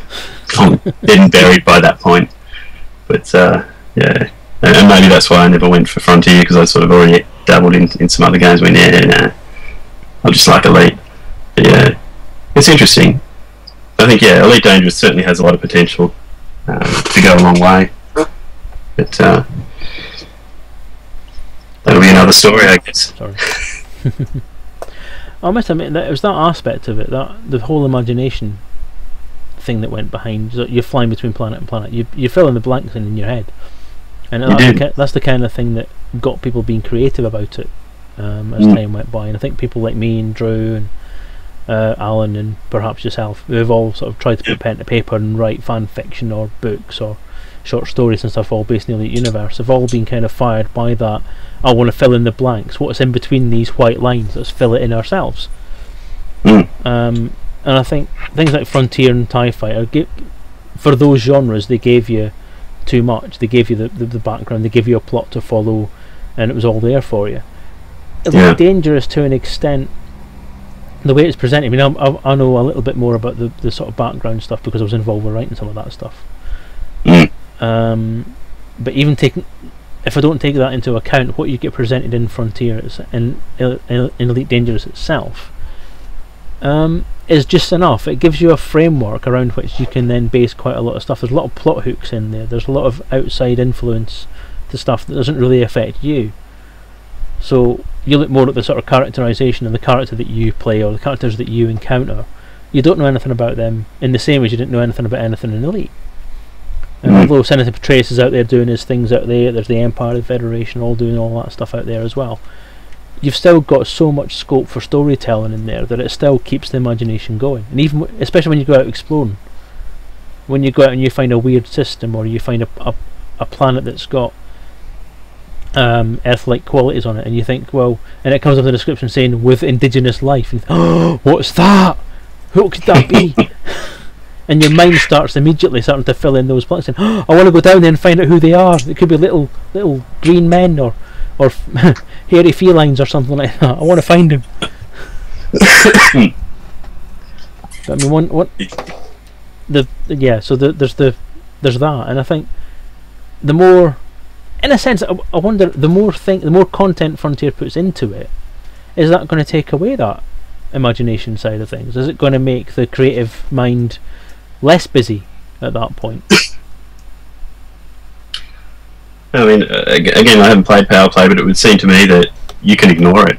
You can just play around it and not get involved, or you can choose to dive right in and fully support one of the powers. Would that be a fair comment? That'd be a fair comment, yeah. Get as far as you want, yeah. Stormy UK has put a post on there saying never really got into Frontier. The combat usually ended up jousting with the physics. I have to completely agree with that, to be honest with you. It was I was never very keen on the Frontier combat method, the play method. I never really got into Frontier the same way I got into Elite. And I've said this on several occasions over the years, but never actually really on a public forum like this, is that I played Frontier a fair bit initially, and then I got bored because it became like Final Fantasy. Final Fantasy games, you had your main storyline, But then you had these wandering the wilderness parts of it where you'd get random encounters, which you needed to do to get your strength up to be able to face the final bosses. But because it took so long and was so tedious and was so frequent, it made the game not worth playing. And that's how I started to feel about Frontier, was when you interdicted, he says, when you got masslocked by someone and you had to then have this jousting match with them. If you were against something that was fairly big, like a cobra or a sidewinder, you'd be fine. But if you were up against something like a hawk or an osprey, something that was so tiny you couldn't hit the bloody thing because it zipped past you that fast, it felt tedious. And that ultimately was what made me stop playing Frontier and First Encounters. Because when I saw that First Encounters was the same story all over again, I thought, oh, bugger that, I'm not playing that then. That was one thing that struck me when I first played Elite Dangerous. This is elite. It is. The combat is elite. Yeah. It was pretty close to how you would have imagined it was like, you know, the blanks you filled in, the details on the ship that you filled in. That's what it was like. It's great. And I found docking was so much easier in Elite Dangerous. Oh yeah, well, yeah. Although landing on the pad was a bit tricky, but getting through the letterbox, dead easy. Yeah, try it around Anaconda. Yeah, with the Sidewinder it was easy, and then the Cobra it was easy anyway. But yeah. Yeah, I mean, I've gone all the way up to a Type 6 at the moment, and it's still easy to dock. But I have, with having the beta and doing some testing of the ships for the RPG stats and so on, I've flown the bigger ships like the Type 9 and the Anaconda. And if there's one of my streams, it's probably on YouTube, but one of the streams I've grabbed an Imperial Clipper, and I forgot I was in an Imperial Clipper. So I zipped through just so that my cockpit was into the docking bay, then started to turn, and forgot that I'm dragging two great big engines at the back of me, and got them wrapped up in the toast rack. Even though the front end of my ship was inside, I was in the toast rack on the outside. And I just sort of went, I forgot I was flying a big ship. And my first attempt at trying to dock an Anaconda was interesting, because I forgot I was right on the top, and I tried to dock it in the centre. And yeah, that was fun. Explaining that one to the station master wasn't pretty. Yeah. Try it without shields, Eric says. I always used to use the keyboard. I used the joystick originally, but it wasn't too good. I ended up using keyboard on the Commodore 64 version. Elite Dangerous, hopeless. Couldn't use the keyboard to save myself, so I very quickly bought a joystick, and yeah, it was much easier for Elite Dangerous. So I know some people seem to be able to use keyboard and mouse, but no, I couldn't work it out. So I'm just trying to get chat working on the screen again. Everyone's telling me it's gone blank. Seems very quiet. It is. They're all listening intently to you, and probably half of them eating their dinner at this point in time as well. So. Yeah, they've left it open and gone away to have tea. It's almost breakfast time now here, actually. Well, it's what? Just about 5 to 4. 5 to 4, yeah. You know me.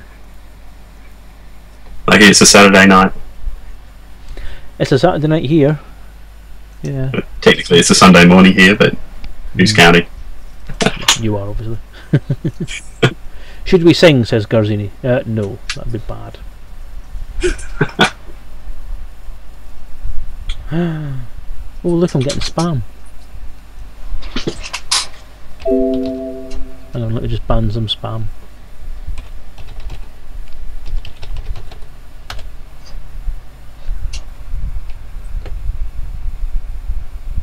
Beach cleats.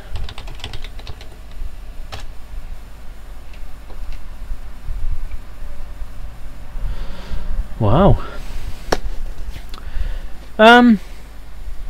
So we're coming up for. I said this was going to go until 7:30, didn't I?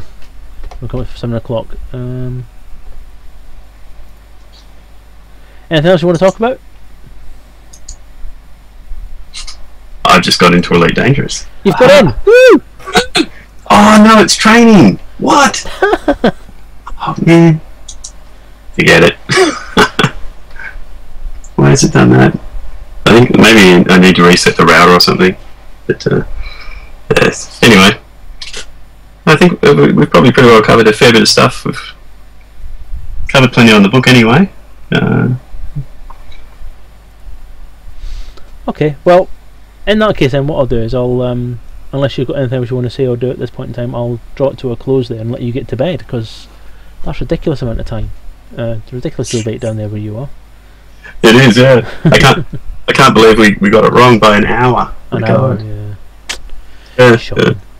Mustn't I stuck my head at some point. stuck my head a bit earlier. Went, hang on a minute. You guys are still going here. You should be doing something else now. Hang on. Check the time. Whoops. Out by an hour. Never mind. That's alright, we'll manage it anyway. We'll manage it anyway. But yeah, so thanks very much for being here this late. Do appreciate it. It's been awesome talking to you. Yeah, that's fine. If I do get a late dangerous working tomorrow my time, which will be very late or early hours of the morning your time, I'll get in contact and go for a bit of a fly to help try and keep you awake if you like. Yeah, definitely. Just get in touch with me through the chat is probably the best way to do it, because I won't have anything else on. Right. Yeah, there's a whole point, if you look at the schedule, there's a whole point in the day where, in the night time at this end, where there's nothing planned, and that was just basically for anything else that came up. But if you're around, that's a perfect opportunity for you to pop on, we'll have a bit of a play. Yep, Yeah. I'll see how I go with getting Elite Dangerous working. Yeah. Easy. Yeah. Excellent. Well, thanks for popping in, and well done with the book, and I really look forward to reading it. And if anyone else wants to grab a copy of it, get in touch with Anthony. You can get it. Can you actually pre-order it or anything like that at the moment? We haven't organised any pre-ordering yet. We're going to have a chat to Dan about how we're going to manage that. But we're looking at the ebook coming out, and then the print book coming. So the ebook coming out hopefully next month. If it's delayed, it won't be too much of a delay. So the ebook's going to come out first. It'll go to the backers. Some backers pledged to have it early, so they'll get it for a period of time first before it goes to public release. Once it goes to public release, then we'll sit it out there for a little bit, because we want to get the errors fixed in the PDF. That's easy to do. Once the printed book's done, you can't really fix anything. So you've got to try and find that sweet spot to get all the errors or any errors brought back in and fixed before we actually go to press. So it'd be great to have the book go to press before Christmas, but my gut feeling is it's not going to happen before Christmas for the printed version. And yeah, I'd like to have some sort of model where people could pre-order and pre-order the printed book and get the PDF up front or something like that would be nice. But Dan's the publisher man. He'll sort out all those sort of things. I'm sure he will when he gets back from Egypt. Yes. I'll get in trouble for talking out of school. I'm sorry, what? I'll get in trouble for talking out of school about publisher stuff. But we'll see what the plans are. Yeah. But yeah, I'll be online at Fantasticon as well for a little bit. I'm not sure when in the schedule that's going to be, but if you keep an eye on Fantasticon 2015's website or on their Facebook page, you'll get all the updates there as well. So excellent. And I believe you're going there as well, doing some role playing.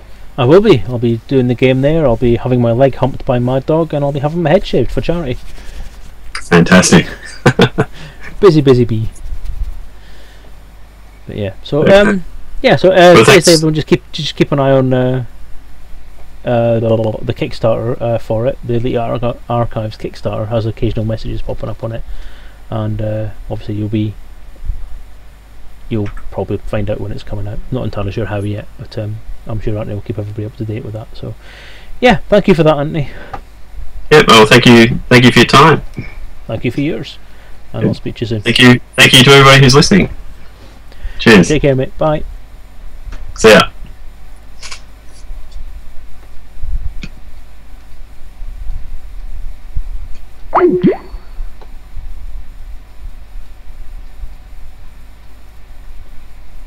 Bifford, he was saying that he's hoping to get the hard copy versions out before Christmas.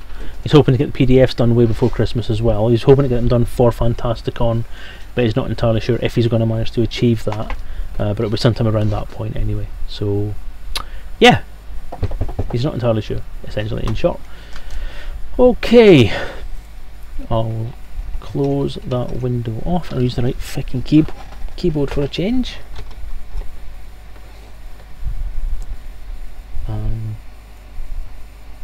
Remove that window. Yes. Where's my face gone? It's there. There we go. Yeah. So that's 7 o'clock coming up now. Our schedule says we were supposed to go until 5:30 with that, but obviously it's late. It's really late down there, so I just wanted to let him go. He's got a big weekend, because it's something like 4:30 in the morning over there at the moment. Okay, we've got half an hour to go until the RPG development stream, so I'm going to have some time to try and sort that out.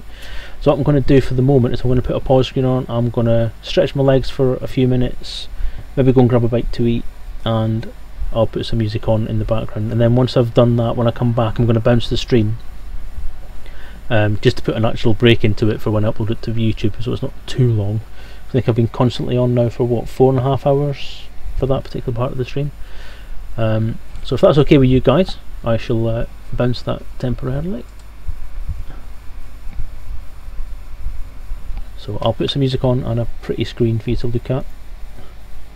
How's that? Is that okay? I'll move it down. No, I won't. I'll leave it on top there. I'm just going to put chatty over the top, but I don't have a decent one.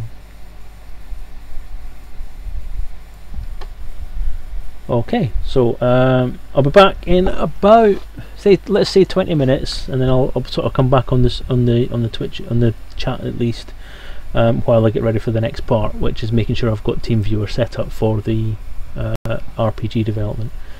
Can't promise how long that's going to go on for. It'll just go on for as long as I can get something actually done with it.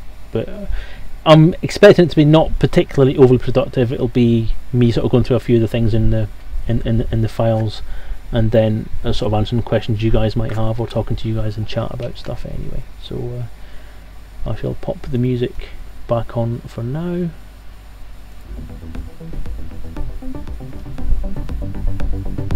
And I'll speak to you guys shortly. Take care.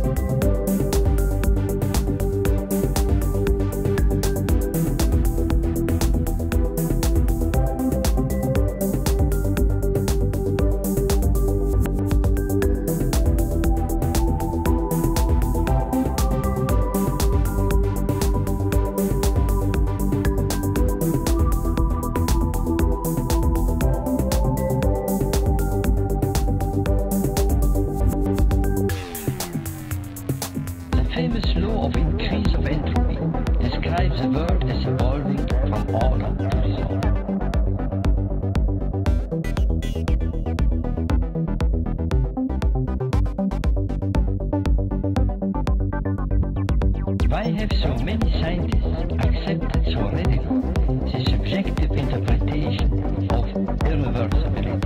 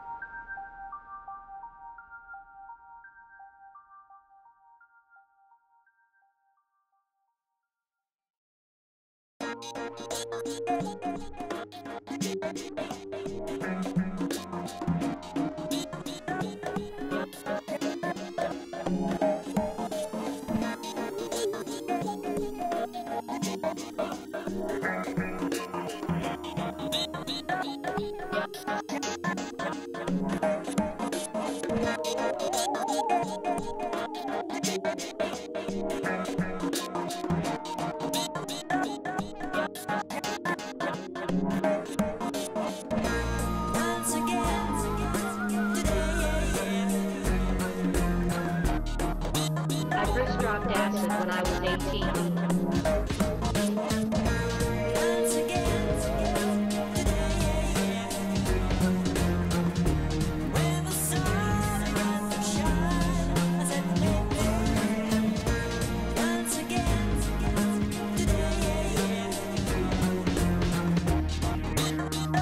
I was pretty jacked up on marijuana, so I decided to try it.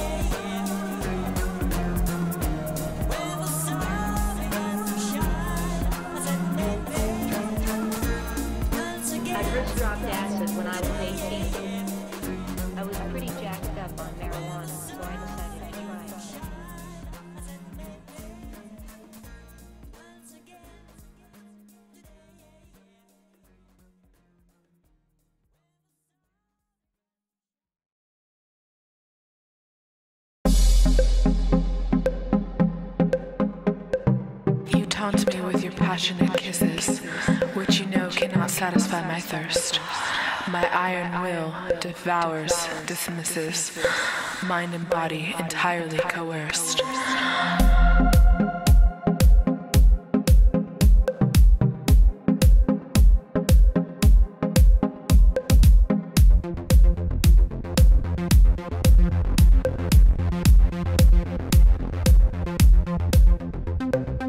Eyes profound and enticing draw me in.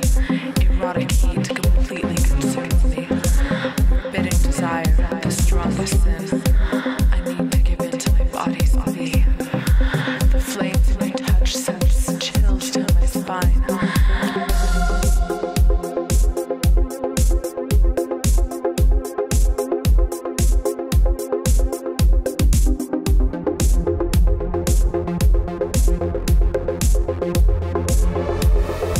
Driving me into burning temptation, a need for our bodies to intertwine, longing to feel that fervent sensation.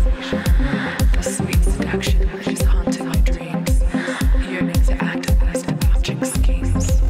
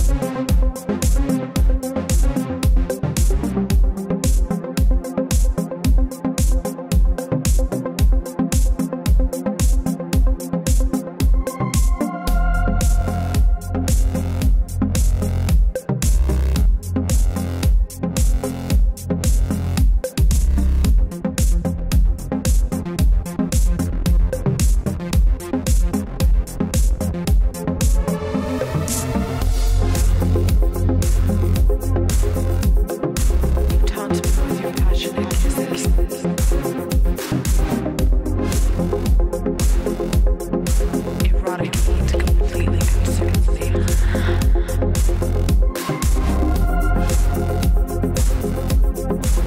The sweet seduction is haunting my dreams.